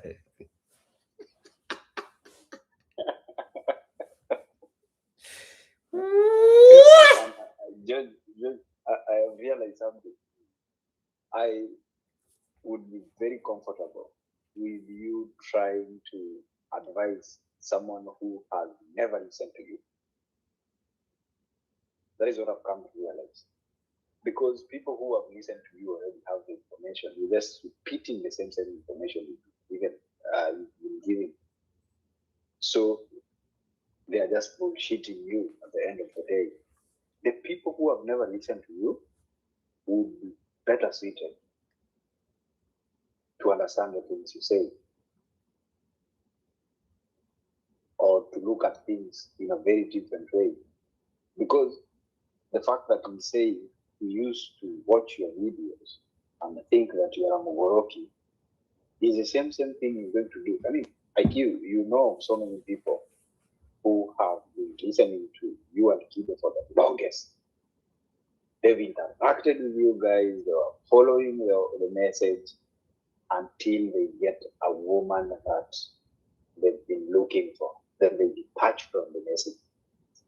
They become something completely different. So even this one right now, if he gets a woman that he's looking for, he will start saying that you're a Mogoroki again. I mean, is it not the same thing? Follow me very slowly here. It's a long explanation. Is it not the same thing? We hear women comparing present and future men with past men they have interacted with. Me, when I go out with a man, he foots the bills, he treats me right, he is doing this, he does this. What is missing in that conversation is, if you have been with all those men that treat you right, why are you still single? Why are you telling us how you want future men to treat you, and you had already found how to be treated with a good man.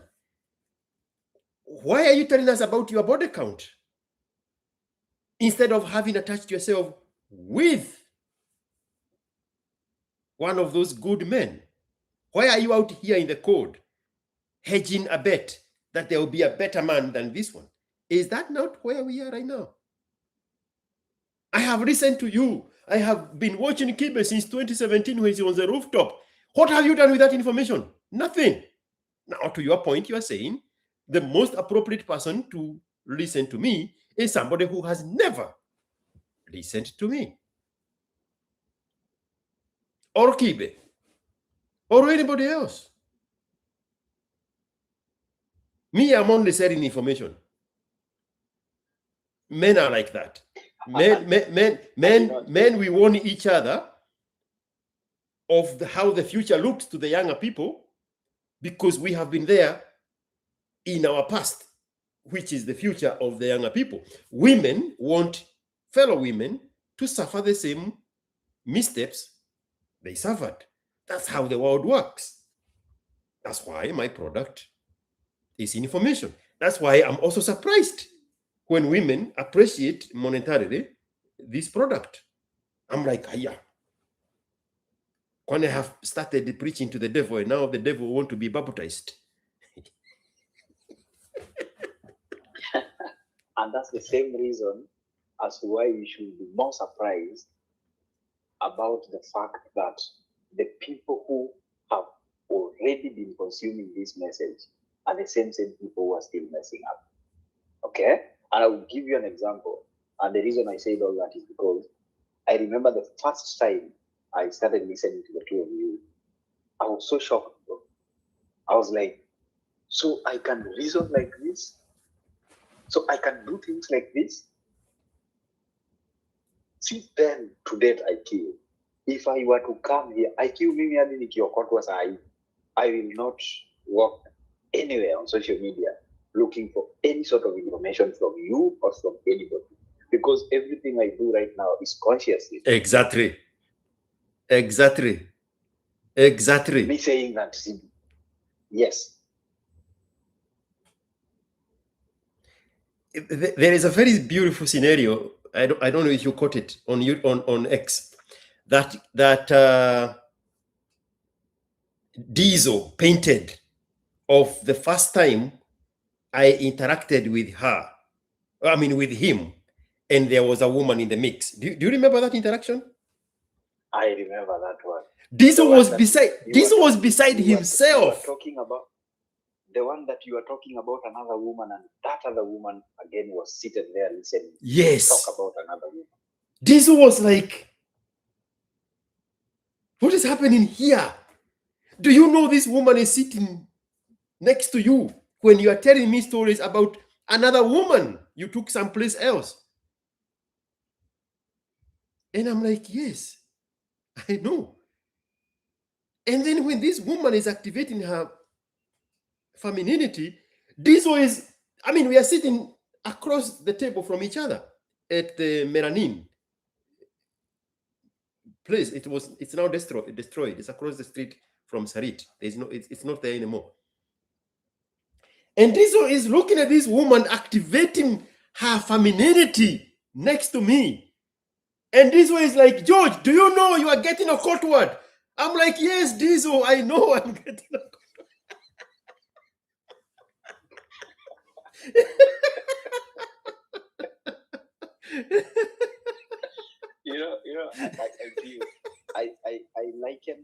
I liken the people who listen to you but still mess up, then come to you for advice again, forgetting that they were consuming the same message you're giving them before, but they decided to ignore it. I liken those people with the people who ameenda tu akafanya makosa, and then they're like, oh God, this is the last time. Nisaidie ukinitoa kwa hii shida moja hii, I swear sitafanya dhambi nyingine.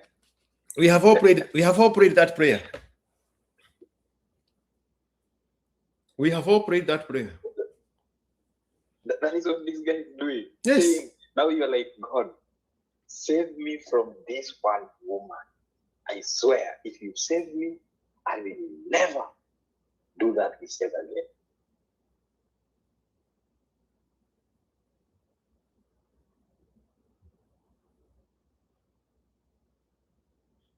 Can you read the question from John Chege and ask your witness here? Mimi nimechoka. Let me check. Exactly. The reason, Subiri. The reason I avoided those questions is because I did not want to give him an escape. I did not want him to see the problem is these other people. That's why I even avoided having a conversation about his older sisters. That's why I never brought up where is his father. Because I did not want to give him an escape of looking and say, oh, so there's nothing wrong with me, with this relationship. The problem is the people around me. That's why I avoided it. Yes. My father was just weak. That's why I'm also weak. That's why I avoided it. The temptations are there. I'm like, nope. Bro, I have 15,000 words manifesto from this guy. I've never asked him that question. Because I know what he wants. I am not going to give him a rope and say, okay, so now there's a father to blame. No. This is not that conversation. So, bro, what kind of relationship do you have with your dad?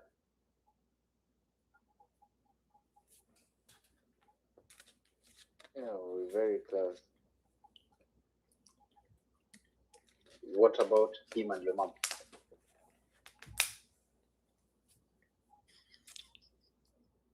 It's quite distant. Can you explain different? Distant, like back home in Kenya, that is here. Who is in Australia between your mom and your dad? Dad. And the two sisters. So your dad is the two sisters and the dad are in Australia. No, the big sister, I've not spent much time with her because she's 40 and she lives in USA for almost 15 years now. I just interacted with my second sister, the big sister, not much. I don't know much about her. So your mom is in Kenya and your dad is in Australia? Yes. Why are they in separate places?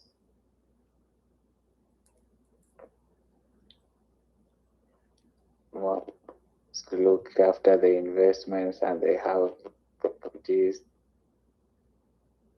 Yeah. When last was your mom in Australia? August. Last year? Yeah. What happened between the two of them for your mom to relocate to Kenya? She's never lived here. She just visit. Ever since you were a child? Yes. You say their relationship is completely distant. Not completely. Now, like just distant. By the fact that your mom is in Kenya and your dad is in Australia, or there's something in between?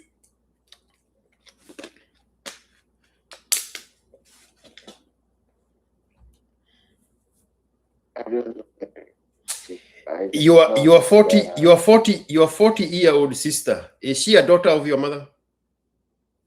No. That's where the story lies, bro. Now let me give you a heads up, Mr. Ogola. we are going to get into a rabbit hole, and John Chege called it. John Chege said he will drop another curveball very soon. What I am avoiding to do now is to give him a validation that he is chasing mama in another woman. I don't want to get into the temptation of discussing that. That's why I'm avoiding all these other things. Because now that's the curveball we just opened. Aha! So your mama is in Kenya. So you are attached to this older woman because you are chasing for your mama. That's why you are with another woman who is closer to you when your mother is in Kenya. I don't want to have that conversation because I know where the problem is. He is looking for validation of what he is chasing. He wants us to handle him those tools to run with. That's why I'm avoiding those angles. So Chege, have you ever thought of bringing back your mom in Australia at some point? Never. I've never thought about it. Why? You can never come here to live. You can only visit.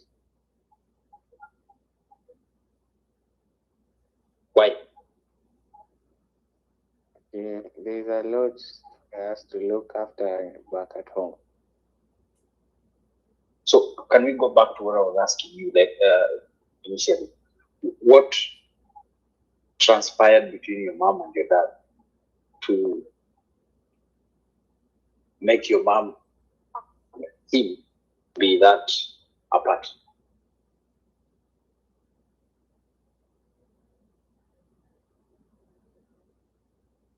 He has another wife.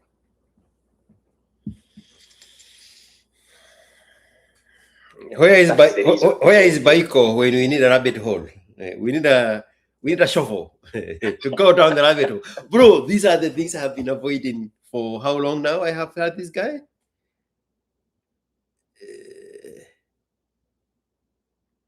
This cannot be true. 3 hours and 16 minutes? These are the things I have been avoiding.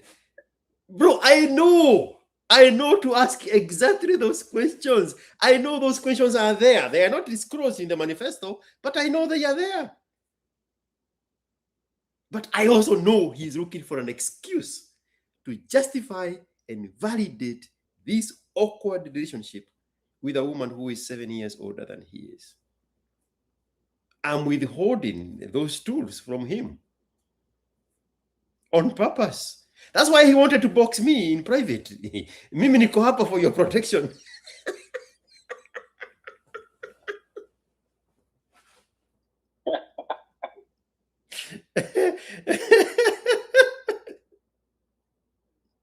This guy. Where? Now you have opened a curveball that this is his mama, not his sister's mama. There is another mama in the picture. And now you're asking, why don't you bring your mama back? Because he will be playing into the power dynamics, power struggle between himself as the advocate of mama and the dad. And he knows that is not a fight he's willing to fight. It's much easier to create a mama in an older woman who is already in Australia. Si mimi nakushow, bro. Si mimi nakushow.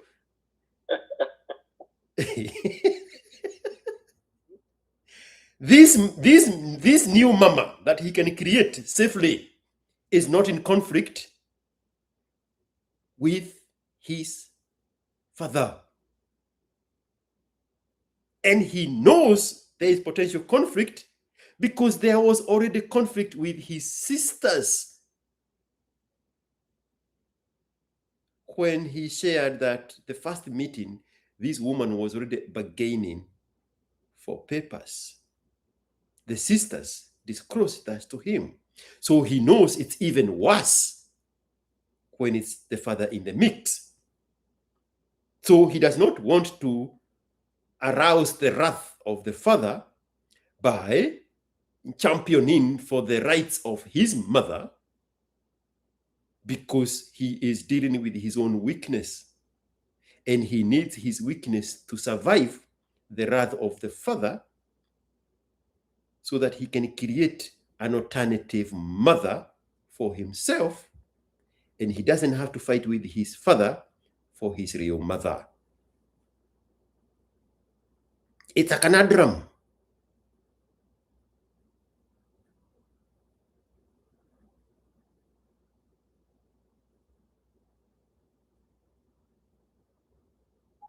So, yes, how old is your stepmom?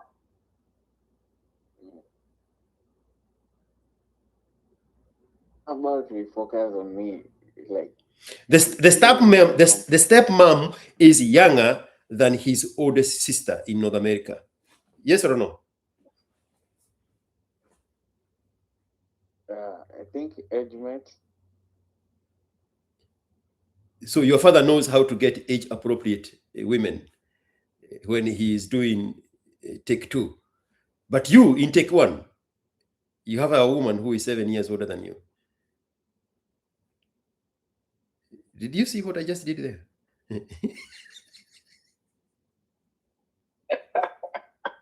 If your father has a daughter who is 40, he is 65 plus. 61. There you go. And got a woman who is 39.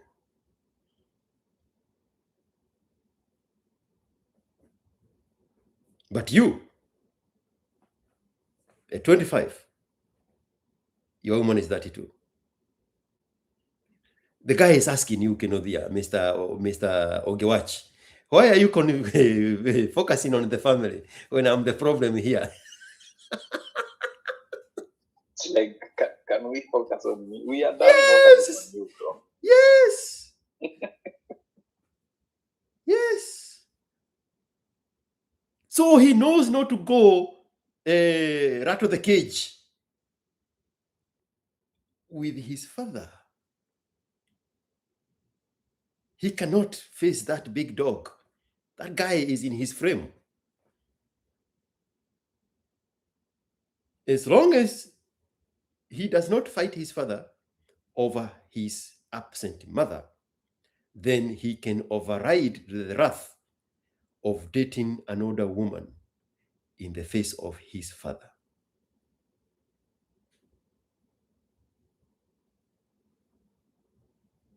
And you see, like he's refusing to admit the fact that the mother had issues, and that's why she was taken to Kenya to stay there alone. So what he's saying is that the mom is there to take care of the things that are back home, which that's not the truth.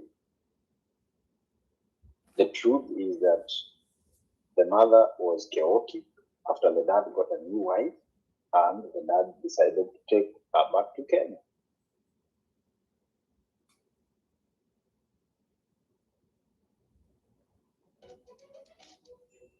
Ama Mr. Man, kuna kauongo hapo? It cannot be further from the truth. So your mom decided to be dramatic, and then now your dad had to look for an alternative to completely do away with her and take her back to Kenya.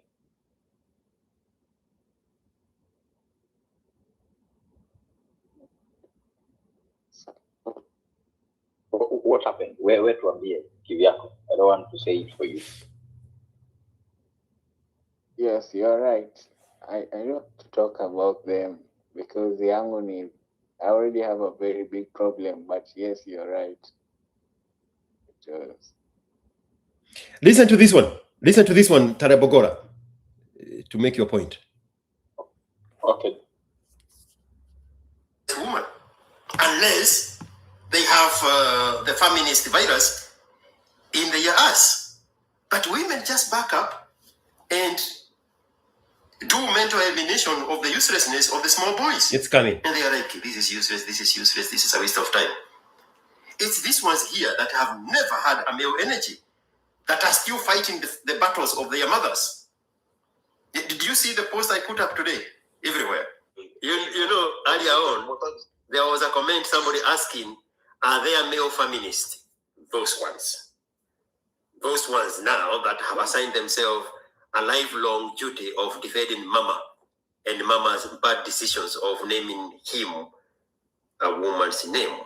Those ones will kill for mama.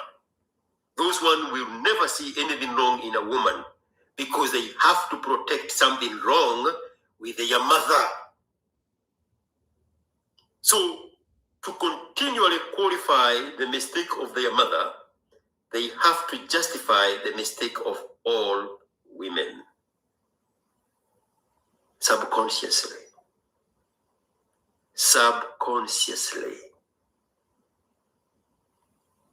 If you have to live with the mistake of your mother, then you have been assigned a lifelong service to feminism.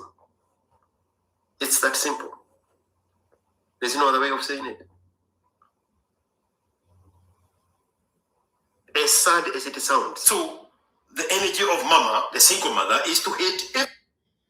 Is that not where we are? That's exactly where we are.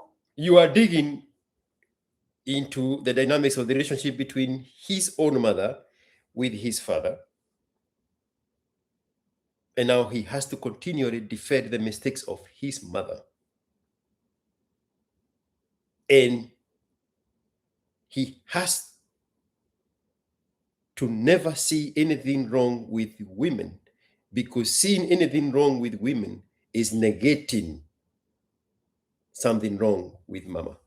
That's why he does not want to talk about the relationship dynamics between his own mother and his father. That's why you are digging into what is it she did to break the relationship with your father to a point now your father has a younger woman. He does not want to go there. He has to validate the mistakes of the mother by supporting the mistake of all women.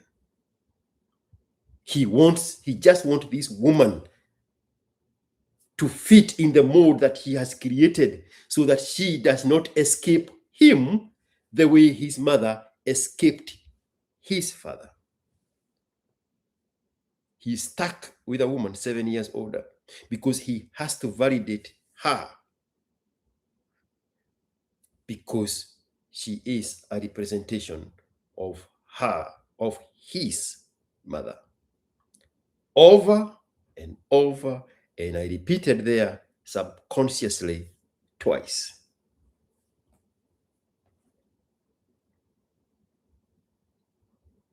His father decided to do away with the dramatic mother, chased her away and sent her back to Kenya. And he has never recovered from that.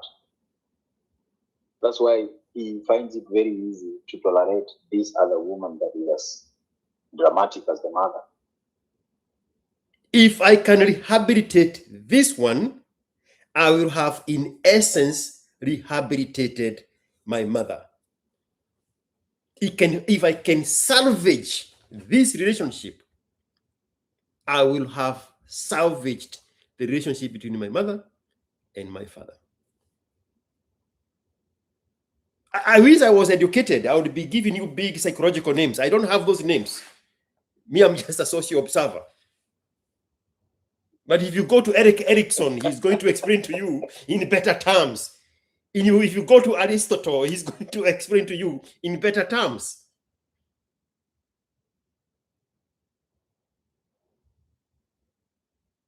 This shit is so complicated, bro. Nyinyi mnachezaga na maisha like it's something just you just fly in and float around like a butterfly. No, women don't make those mistakes. Women live this world very conscious. Women have something close to instinct, the one animals have, because humans don't have instinct. But women share universal duties with animals. We don't.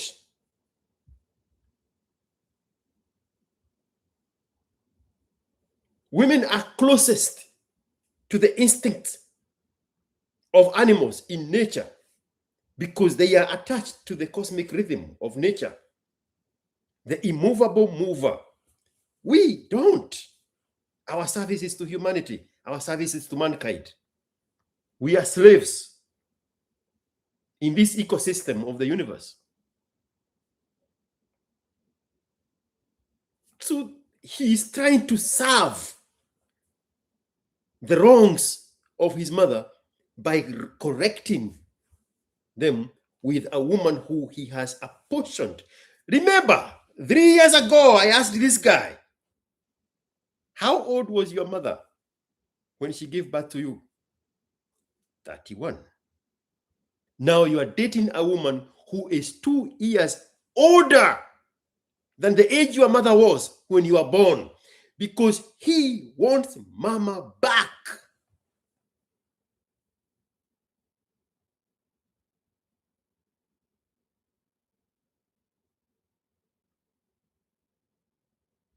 So that's why I preempted. There is nothing we are doing here. We are just trying to soften the water in a dairy. This woman wants mama. Nothing is going to stop him from getting mama. Mama is right here, 32 years old in Australia. You need a baby, you should have told me. We would have made that baby quicker. You need papers. Why did you say you did not need papers? I can give you papers. Let me make you mama. And the woman knows that.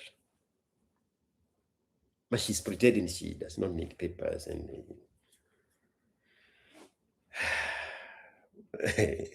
for the 6th time, is there anything else, Mr. Kyokoto, President of Australia? Is the stepmother white or also a black woman?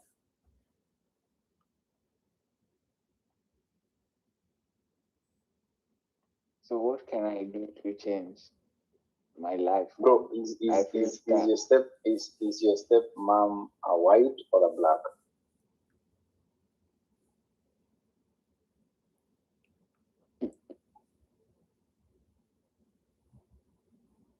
Okay. Can chickens fix the world? Is that Kikuyu? Your stepmom? Is that Kikuyu? Gokinyokia okahora jerekeire omatuine nane joe negakinya kwa mwathani kauruke ni wega ngai mutongoria roho waku ni mugate.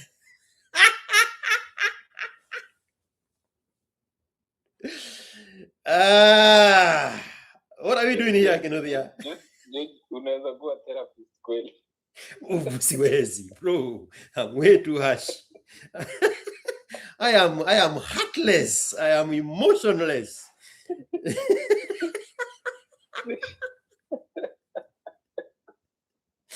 What? Did you hear the guy? He said, I am stuck, guys. What can I do? I think you have talked to this guy for 3 hours. You told him things that should even inform his decision making, but he's still asking, guys, I am stuck. Sasa mniambie kitu ya kufanya. Umesikia akisema hivyo saa hii? Because what he's asking is, I mean, you heard that tip I played. What he's actually asking is, how can I correct the dynamics of my parents' relationship with this image, perfect mother I have created for myself? If I can win this one, I'll have done a duty to women by correcting this one on behalf of mama. You know, if we say Captain Save a Hole, it would look like an insult because the dynamics are not there. But he needs to save this one to win one for mama, where his father failed his mama. That's why the question. Guys, help me. What can I do? He need to salvage this woman who is 7 years older than he is. This woman is perfect mama. Perfect mama. Wameachana na miaka miwili peke yake. When his mother gave birth to him, his mother was 2 years younger than the age of this woman. But this is the best she can do. He needs to rescue this one for mama.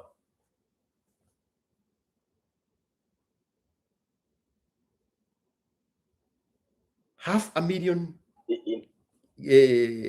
boys in Kenya at the age of 25, they wish they were the ones in Australia to utilize those opportunities better than him. To him, those wishes make no sense until he saves mama.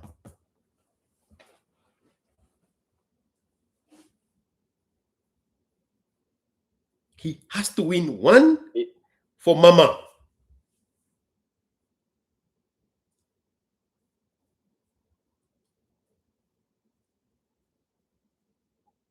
In short, IQ is saying that all these things you people are telling me to do, I am not ready to do them.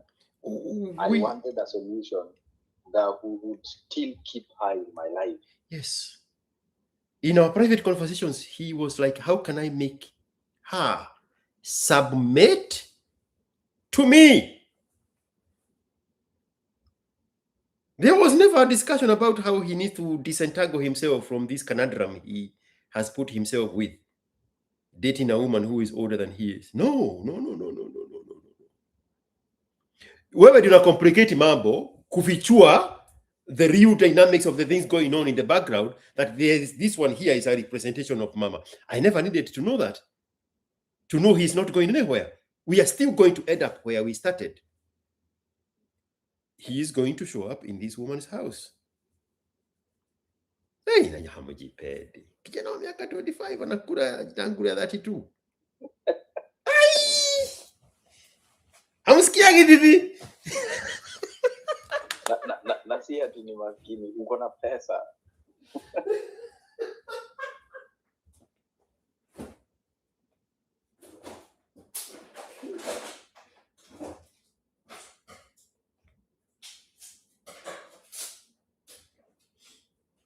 So bro, umeamua aje? Juu mimi sasa Okay, maybe part moja kwa sija mention ni all my uncles and my dad didn't want to hear anything apart from a white girl.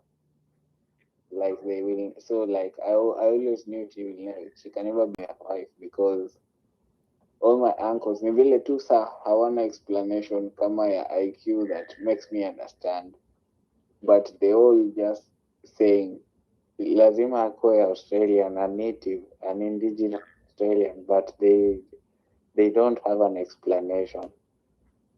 And madhe hata hajaitaka kusikia niko na demu, yeye hata atakangi like, so siwezi kumwambia. It's just don't want to hear. Mama yako ataki ukuwe na demu because wewe ndio bwana yake ama because of what? Maybe because me bado ni mtoto. How old are you? 25? You are a mtoto? According to her.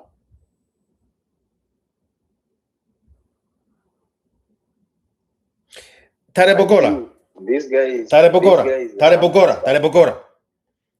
Repeat what you said, and instead of making it a question, make it a statement.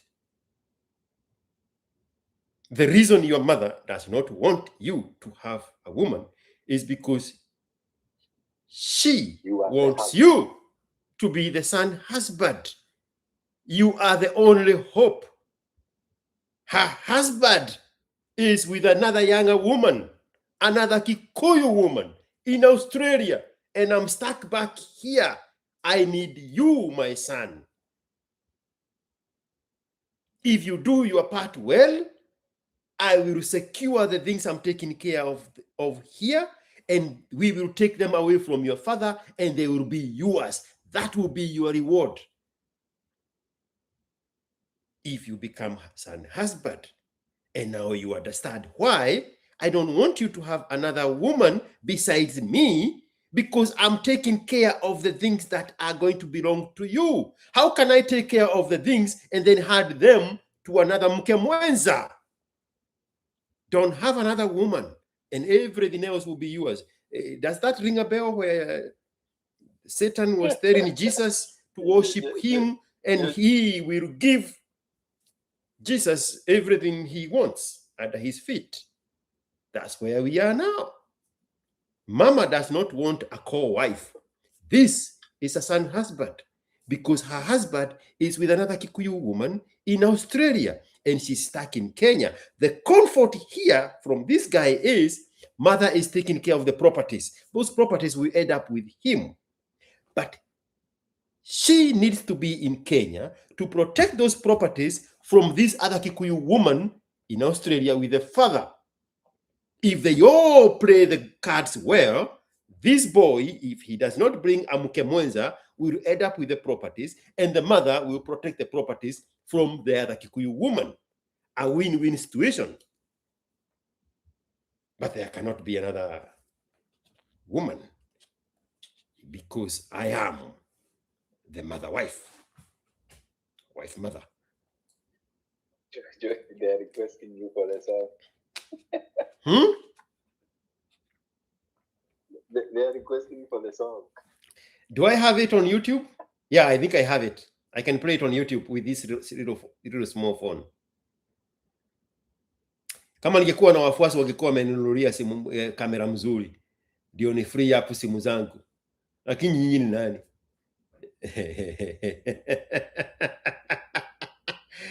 Son Husband the musical. There we go. Why is it playing? Why is it playing ads? Am I not playing it from my account? I don't know why. I am already subscribed. I don't know why it's playing there. Tell us. One moment. It takes an evil mother. Let me tell you the prices. It takes an evil mother and a weak father, her husband. Your mother is using you to replace your father in her life. She refuses to submit to her husband. She won't obey her husband. She denies him his honor and rejects to be led by him.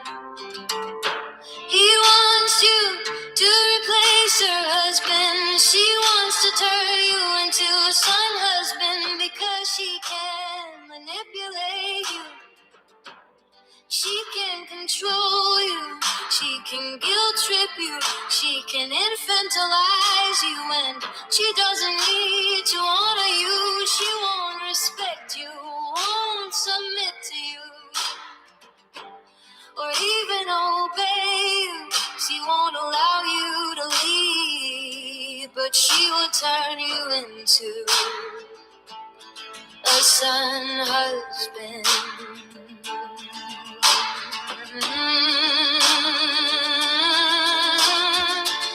She will kill all relationships. She will turn you against your dad. She will chase away your girlfriends and control your finances. You will replace your father and become her son husband.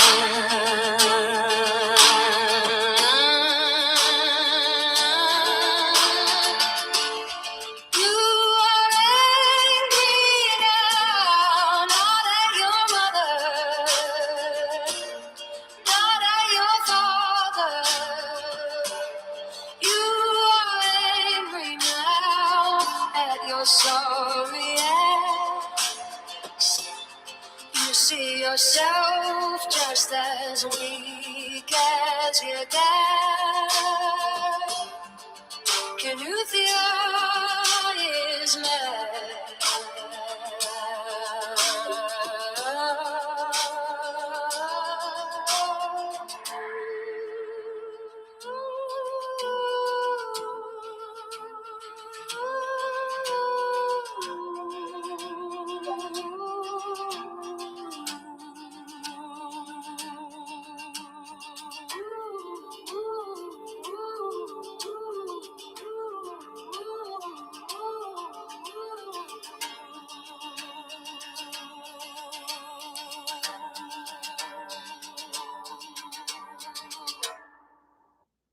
I made that song before there was this conversation.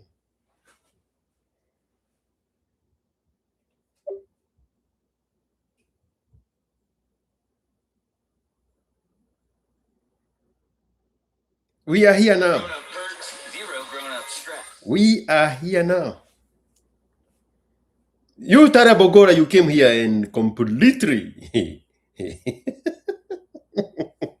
opened up the wounds of what is happening here. I had a very narrow pathway to solve this issue. Oh, let's go deeper. Let's bring in the dynamics of what is happening in the background. That's exactly what is happening.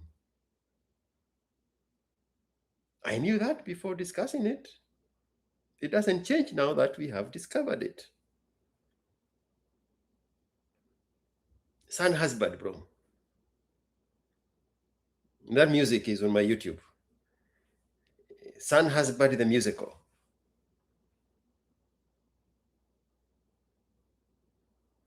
Kuino doge tarab.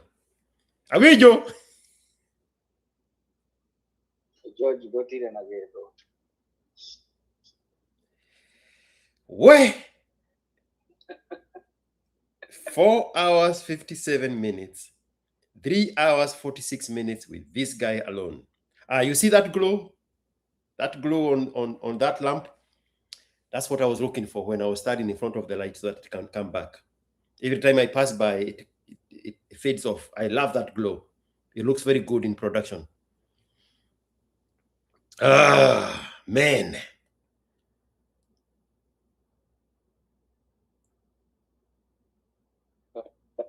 Because it's gotten almost 6:30 in my time. Which month are you in? July? In Australia? Almost end of Feb.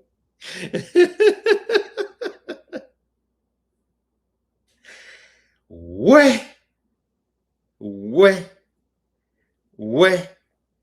Tarabagola, you need to be sitting in this chair now.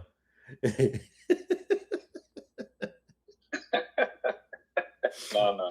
You need to be sitting in this chair. Yes. You have opened all those woods I was avoiding to tackle. The M-Pesas are still coming in. Some names have loaded. I always have a problem with the name showing up until the next day. But Wilson Kamau, your name have loaded. Thank you so much for the Sadaka. Daniel Mbachia. These are new names. All these are new characters. Thank you so much, new guys. Brian Manjau. Manjau does not have an N. So it's not NJAU, it's JAU. I wonder what is your cultural background? Brian Manjau. And Herbert, the Chamuge guy is still showing up here with more Sadakas. Those are the names that have shown up so far. Samuel Wilson Kamau, Daniel Bachia, Brian Wanjao, and Herbert. Asanteni sana. The M-Pesa is coming in healthy. Tarabogora, you are the new chair of the Ask IQ segment of complicated family dynamics.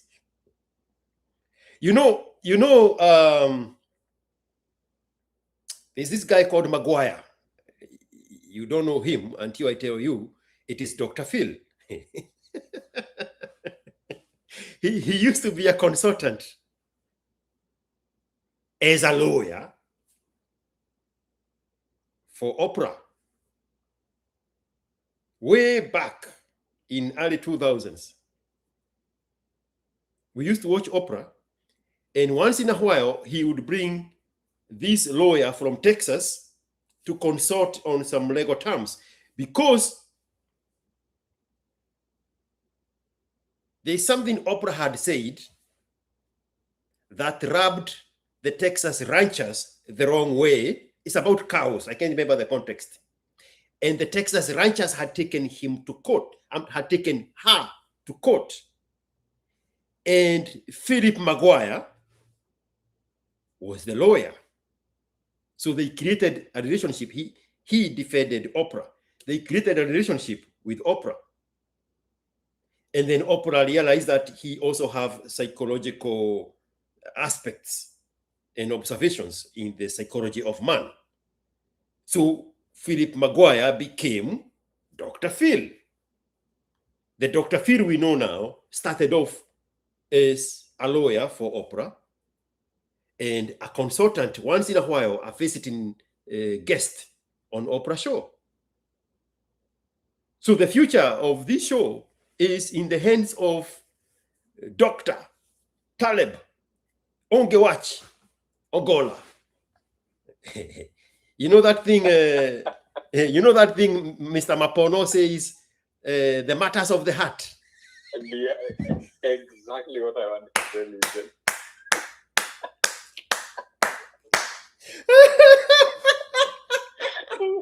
You are Mr. Mapono now. Bro, I wanted to mention Ali, you know.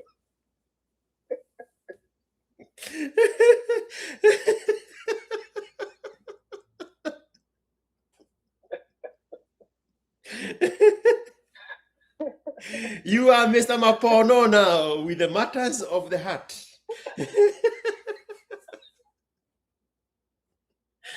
Wait 4 hours with this Kenovia here.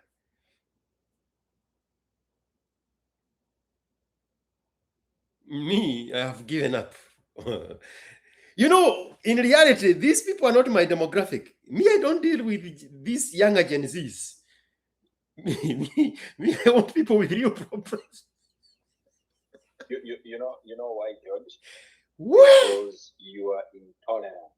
Yes, 100%. It's because me, I don't have patience. Yes. Me, I'm not Adrokibe.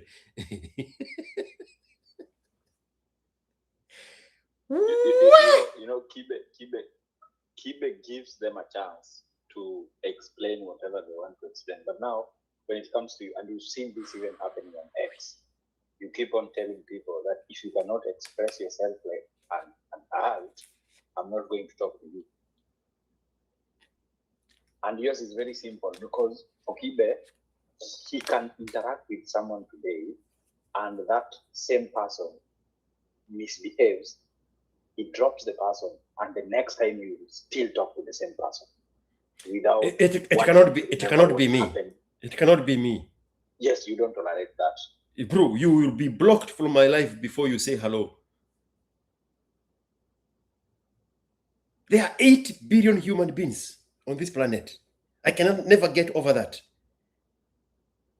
How can I allow myself to be stuck with the wrong ones? Kwani mimi ni mtoto ya chura? Siwezi kubali. Yes, and now the biggest problem is that you don't know how to let things go or let things slide. No. So if someone picks up the mic right now and does something, the next time you're interacting with them, you have to remind them of what they did. Yes. And you have to hold them to account. And I never forget. Until that is solved. And I never forgive. Yes. This exact song we just played right now, you go on the comment section. There is a guy that came on the comment section and say, so it is true what my grandmother used to tell me. Even old fools grow up. I said, Kenovia, I bet you 10,000 you are a product of a single mother. This is in the comment section. Look it up. He said, why are you, keep my mother out of this? I said, 20,000. We take cameras. You show us that you have a father who lives with your mother. You know what he said? He Nairobi ndatoa baba wapi? Nikasema, you see, you are projecting the pain of your mother. Everywhere you see masculinity, you have to insert it on behalf of your mother. You are doing your mother's bidding. It's in another conversation, the one I played earlier. I remind him of his absent father, and his mother has taught him to insult any man, because every man is a representation of the absent father. Me, I'm not gonna let that go. No. Me, I'm not limited. So I pushed him all the way to the edge. And he admitted, yes, he is a product of a single mother. I said, now go heal so that you stop bleeding on innocent men that you think they represent your father. That now is the problem of majority of these Dwanzis. And now they think they can shame me into silence because they have succeeded in shaming other men into silence. Nope. I have no idea what shame is. I am tempted to say, I wish I knew. I don't. But I don't know what shame is. So that one is not going to work on me. There is no reverse psychology. There is no projection and pettiness and insults that is going to hold on me. No. If you are lucky enough not to have been blocked before hello, then I will beat you down and then block you. I don't need you. I don't want you. I don't know how else to say that. And the reason I say that is because it re-emphasizes the dynamics of the exact things that make you mad at random men. Your father rejected you. That's why you are mad. I am rejecting you to beat it down on you that you deserve to have been rejected by your father. That's the whole exercise psychologically. So I block you. And I continue giving you reason to hate yourself as a reject that was rejected by your father. And the moment you projected your anger on me, I reject you also. Me, I'm not interested in you healing. I don't have any product I want you to buy. I mean, Talebogora is a witness here. I used to say a long time ago, and I know it's actually what you want to say, that my demographic are the people who are going to be able to afford my product of the future. And I know these ones here are brokies. So I don't have a product for them. I don't want them. I don't want a relationship with them. I don't want any interaction with them. I don't want to have a conversation with them. I don't want them anywhere with me. I will continually block them. And once in a while, I post my block count to them to show them that the device psychology of guilting people for blocking people is still not working on me. I am about to get 5-star status on TikTok because of how many people on TikTok I have blocked.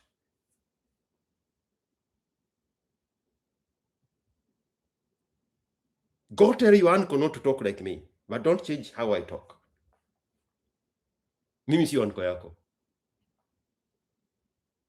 Uko na aku gatea. You know what you just said about your product. I remember you told that guy that was selling cars the other time, the one that will con people. he opened a space and he started explaining himself to people who do not even buy his cars. And then you told him on another space, you did not speak to him directly, but you are saying, why would you be explaining yourself to people who do not even consume your product? I requoted his post. This is during the Mandamano. This is June 2024. I requoted his post. And I said, these fuckers here will never be your customers.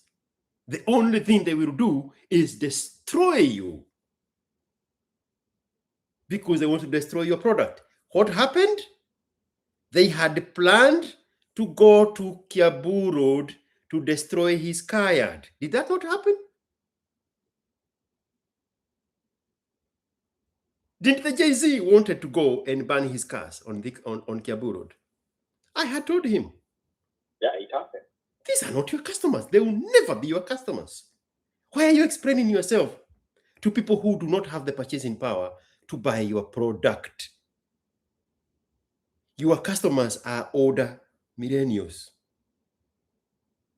Your customers are millennials and older Gen Zs, not these fuckers. Block them from your life. Bro, I have no hesitation whatsoever. I am better off blocking somebody who did not deserve it than keeping a useless person around me. I did not create the block button. It comes with all these apps for a reason. The reverse psychology of guilting and insult and need to be right will never work with me.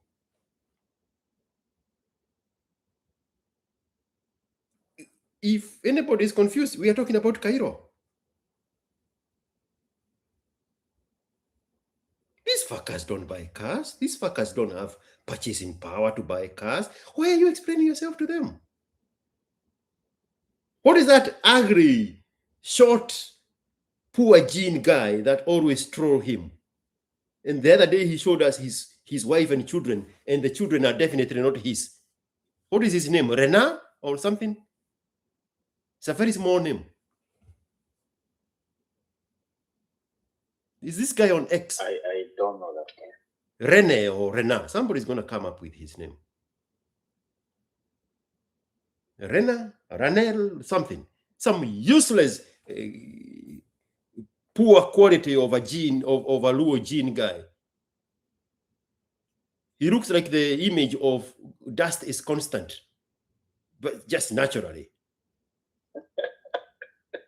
And then he showed us his wife, and the wife have children that have a gene of height that is not from him.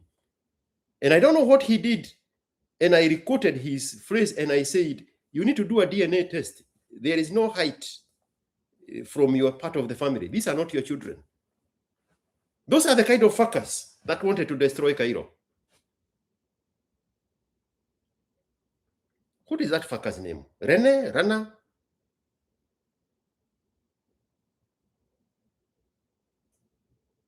And the reason I go after him is because in 2023 December, when I was in Kenya, and these fuckers in America, led by Afro-loser, Down syndrome, nigger-centric, they had come up with a mugshot.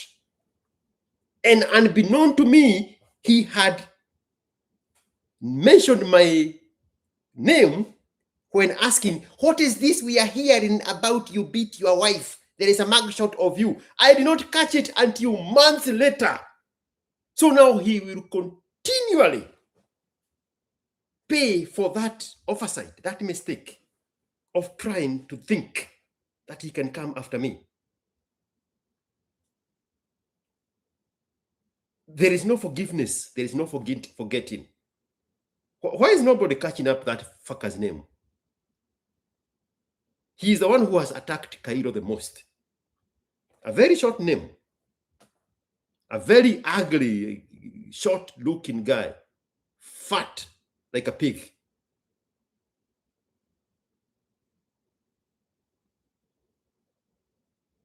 Bro, I never forget and I never forgive. Those are privileges of Jesus, not God.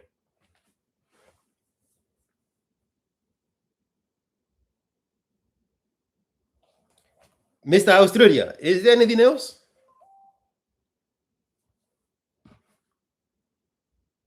No, I'm very sleepy. Good night, George. We will speak later about the progress. No, I don't want to speak with you anymore. I'm done with you, bro. If we cannot accomplish anything in 4 hours and 4 minutes, this is how long we have stayed. That's his name. I have saved him as Mr. Kyokoto, Australia. If there's nothing we have said in 4 hours and 4 minutes, there is nowhere else we are going together. Do not call me anymore.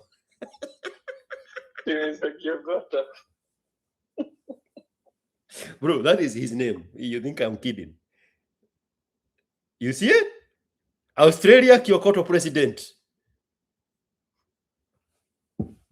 Asamo. Edwin Mwangi 4355. Asamo.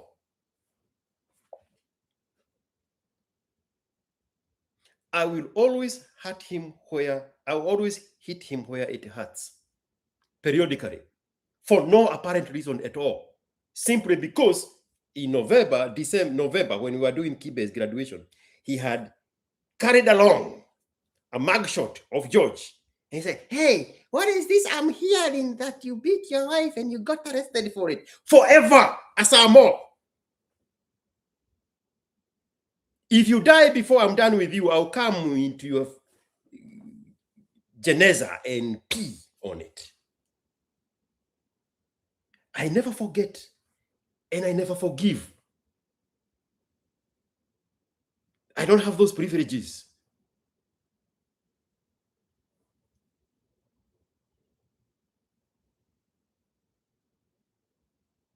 There is a guy when I was in Form 1 and he was in Form 2. And he was not going to come to school the next year. So he was finishing Form 2 and then he was going to another school.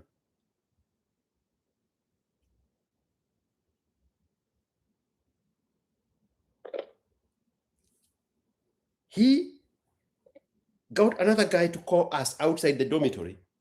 And then they had arranged another guy on the inside to turn off the security light.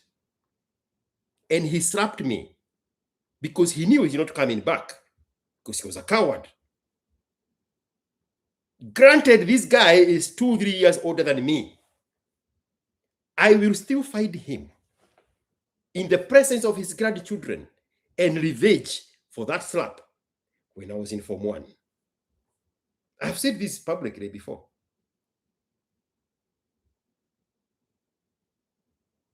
I know his one name, and I have a rough estimate of where he lives, where his home was.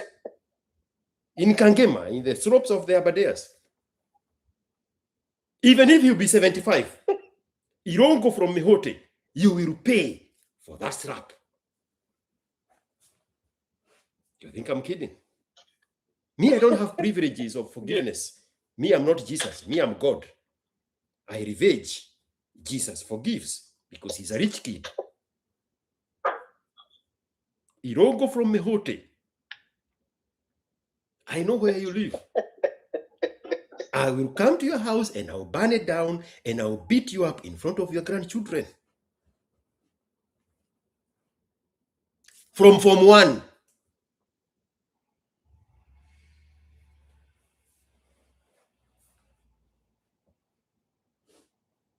George. Jesus. I mean, somebody is pointing out the right way of men doing things. Look at somebody saying, like our President Ruto, never forgive, never forget. You don't have the privileges of being Jesus. Jesus is a rich kid. He can afford to forgive and forget. Not God. The very survival of God's kingdom is predicated on the fact that he never forgives and he never forgets.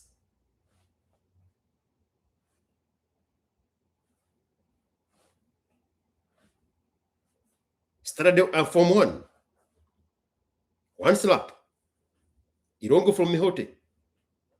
I know where your village is. I'll have to comb the whole village to get you, but I'll get you. When you are 79, surrounded by great-grandchildren.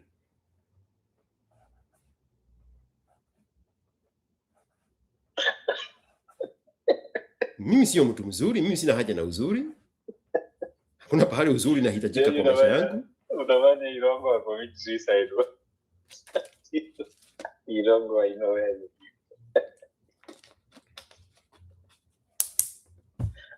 Bro, do you see how Israel operates?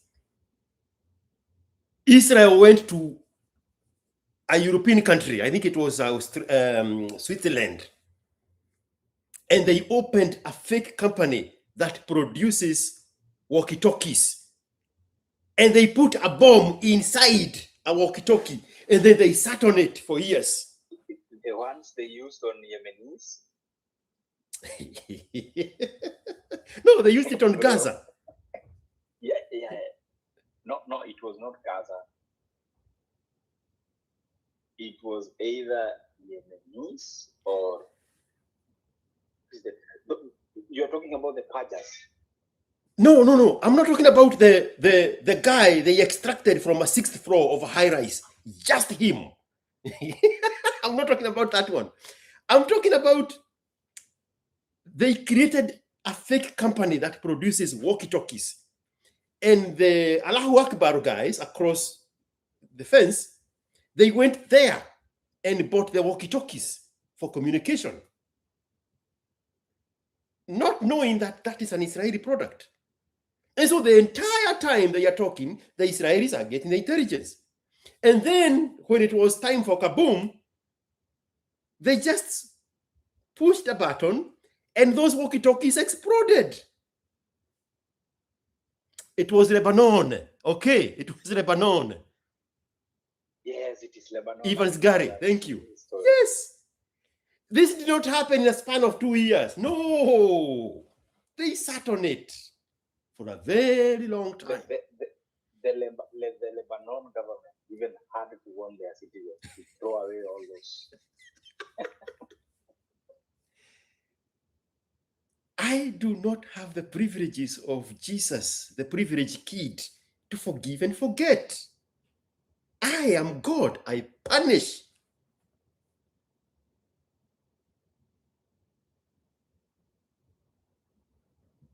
I think that Lebanese pager thing, it took 7 or 8 years. But the bomb was still there.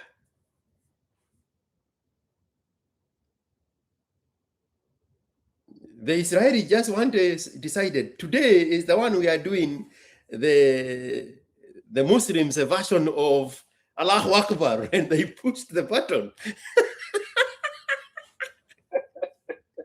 And the page just started exploding. How can you have a privilege of forgiving and forgetting when your survival is dependent on the fact that you never forgive and you never forget?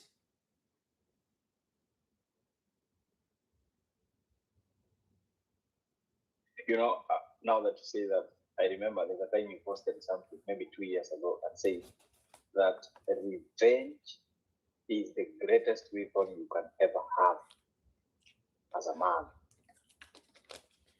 You remember that post? Say that one more time. I was reading a comment here by Steve. You say there's a time that you posted and said revenge is the greatest thing that a man can ever. Yes. I'm trying to figure out how I said it.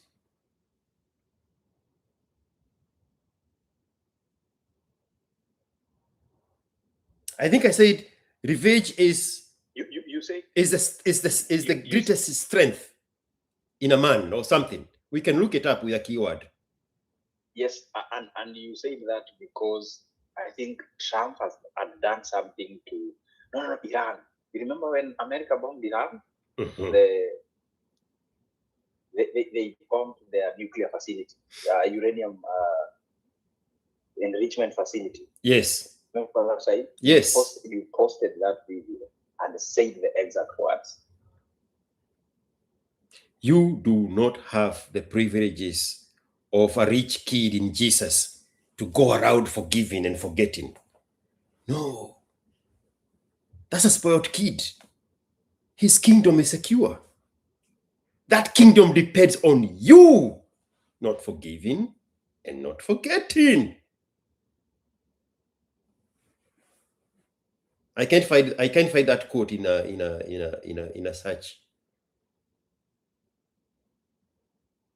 But I remember what I said. I stand by it.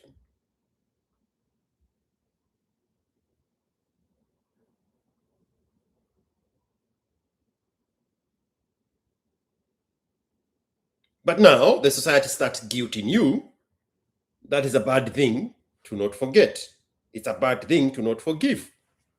Because that is exactly what is going to create cracks in your fortified walls as an entry point by the enemy. I don't have those privileges. I cannot afford those privileges.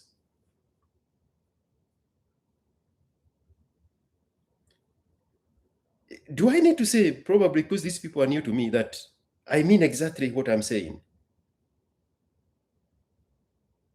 I don't want to be accused of saying ridiculous things. I want to be guilty of meaning everything I am saying.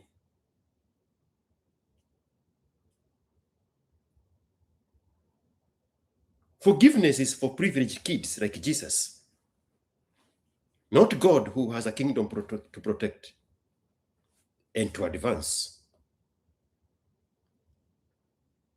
You cross me once, I'll cross you for life. That is a promise.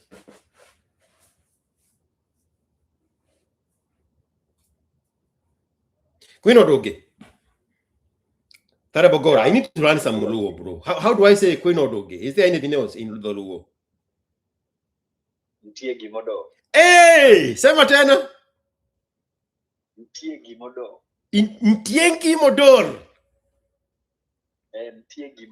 Ntiegi Modor. Hey, yawa. I love that language. Ntiegima Odor. Ntiegima Modor. So now step by step. Ntie. Ma. Ntiegima Odor. Write it down somewhere. That will be my next practice. I am going to write it for you. Equity account. Who do we agree equity account is? Is it Mariam or Kevin? But Kevin started coming with a different account. I think it's Kevin. Yes, it's Kevin. Kevin from Tel Aviv. Thank you for that, M-Pesa. That one is showing up. Did I mention Daniel Bachia? Yes, I did. And there is now a new character called Wilson Kamau. Yeah, write me in Tiagimador. That will be my next lingo. You see, if I had a good kismati with a Luo woman, I would have learned some of these languages. But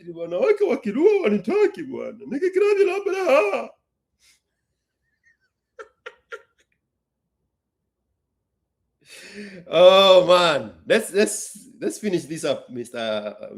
Ongewach. Nitie Gima Odong. Yes. Nitie Gima Odong. That's very easy. That's very easy. I mean, The answer is Nitie Gima Odong. Sasa kama kuna tunasema onge. Onge. Yeah. Yes. Nitie Gima Odong. Onge. Idi dara orita. Idi dara right now. Let's go dara.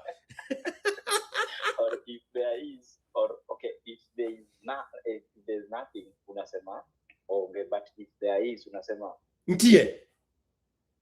Ntie. Hey, yes. That one I know. Ntie, bro. Ntie.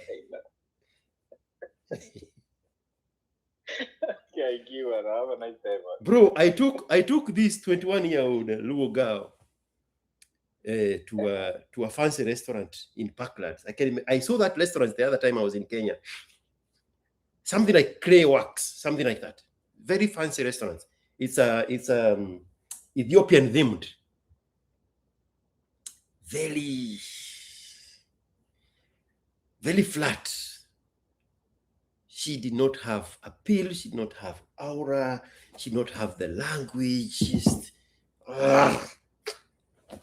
twende nyumbani. Twende nyumbani. Umenikashirisha. Unanikumbusha sina nyota, sikuwagi na nyota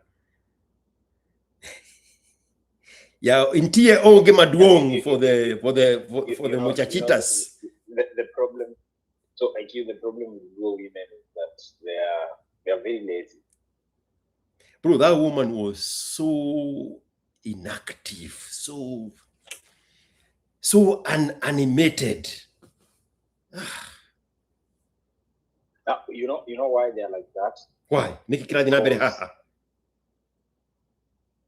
you know why they are like that?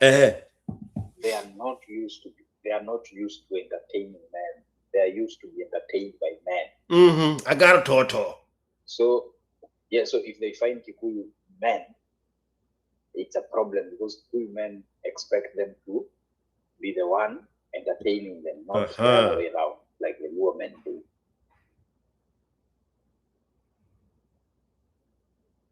Bro, I have tried. The more reason you find Luo, not Luo men, Luo men having it very easy with Kikuyu women because Kikuyu women are used to entertaining their men. So they entertain these Luo men, and these Luo men end up forgetting their own women because their own women are not capable to do that.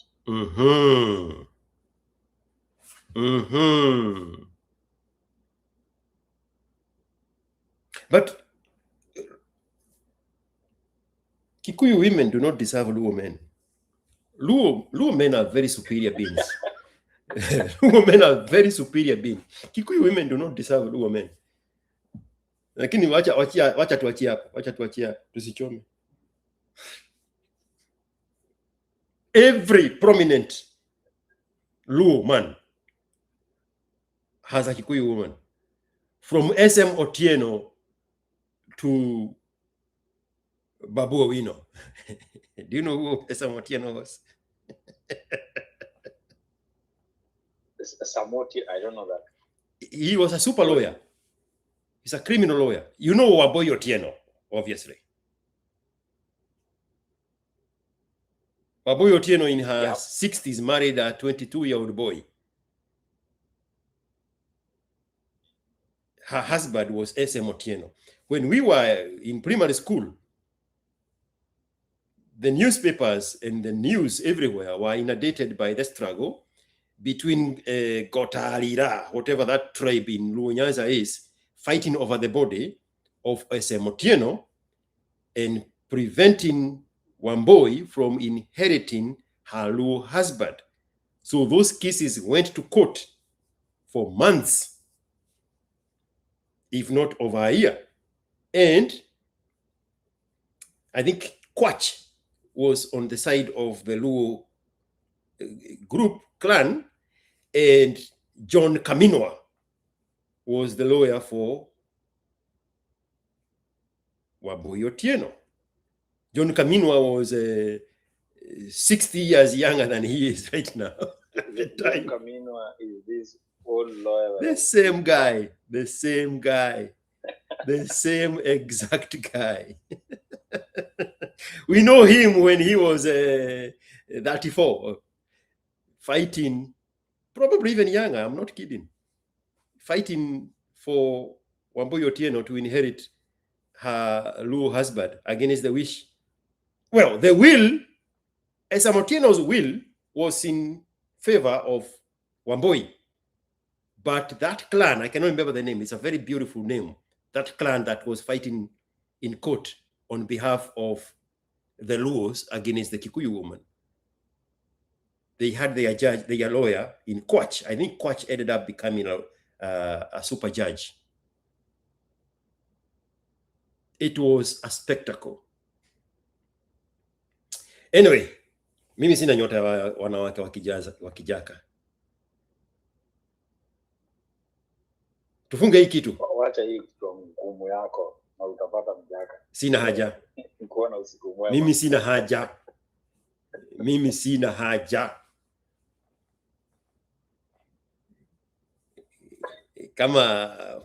Kama pathway ni hiyo peke yake. Acha ikae. Goja kidogo. Intie gima odong. Yawa. Kwani iko nini? Bye bye. Intie gima odong. Okay, John. Okay?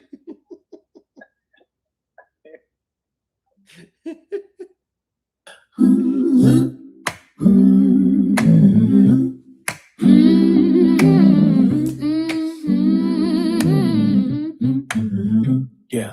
Karibuni sana katika kipindi hiki maalum ni gaya iki Watson.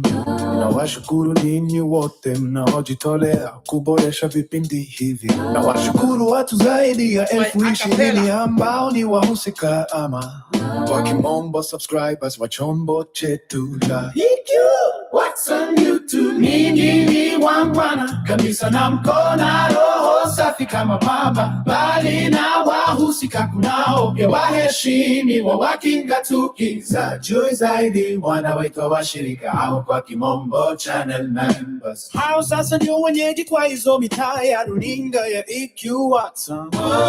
Ni wadhamini wa dhati, pia pale kuna kikundi special ni kikosi cha M-Pesa gang. Hao ni wadhamini wa kila siku, kicha na kukichea wanateremsha M-Pesa kwa nambari yangu 0742 watazamaji ndugu zanguni, karibuni sana na wao, tungane pamoja tuboreshe ujumbe wetu na sauti zetu na tupanue misingi na mizizi ya runinga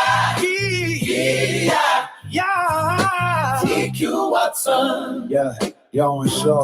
Na washukuru wote ambao huingia kwa vipindi hiki na kuleta maoni yao kupitia kwa comments mapya wenye huchukua kipaza sauti na kuongea humu wakiwepo Arinator the Alligator, Ogala, Mariam Mabagao, Wairimu, Humphrey Wachira, Kevin Tel Aviv, Lex Weru, Mugambi wa Makadam, Embu, Madam Geo wa South Africa, Masawaka Tabana Nyamuhoye, Daniel Wajiri kutoka Njeri, Maxwell wa Barcelona, Spain, Mr. US, you Asim from Britain, Allahu Akbar, Allahu Akbar.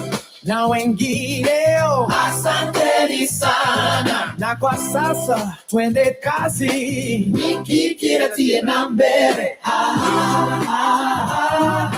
nikikiratie na mbele nikikiratie na mbele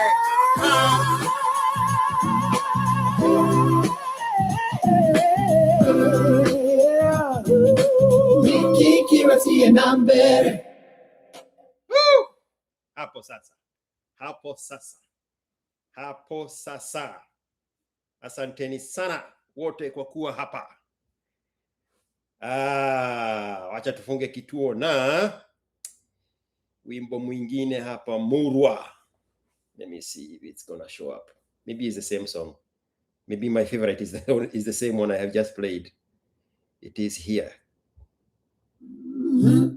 Oh yeah, it was the same one. All right. We'll go with this one.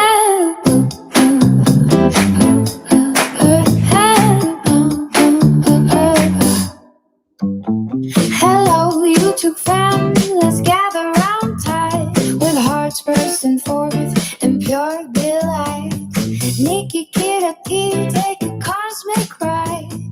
20,000 waves where the ocean's tight. Allahu Akbar, let our spirits soar. Grateful for the journey, can't ask for more. With tales we unveil like comets and flags. In the heart of Thank you so much, everybody. You shine so 5 hours, 40 minutes. Thank you for the fight, for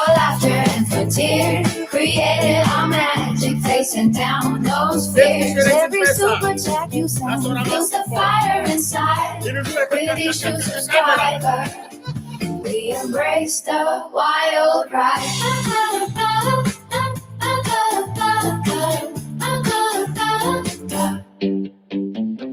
And pace are cool, your support's crystal clear. Your love lifts my spirits, it's music to my ear. You elevate the message, appreciating me are. With every single view, you're deep in my heart. In cherished moments shared, your vibe lifts me high. Together we'll rise, reaching up to the sky. With passion ignited, let's keep that spark. Together we flourish, we're a journey, not a mark. Thank you for the fight, for laughter and for tears, creating our magic, facing down those fears. Every super chat you send fuels the fire inside. With each new subscriber, we embrace the wild ride.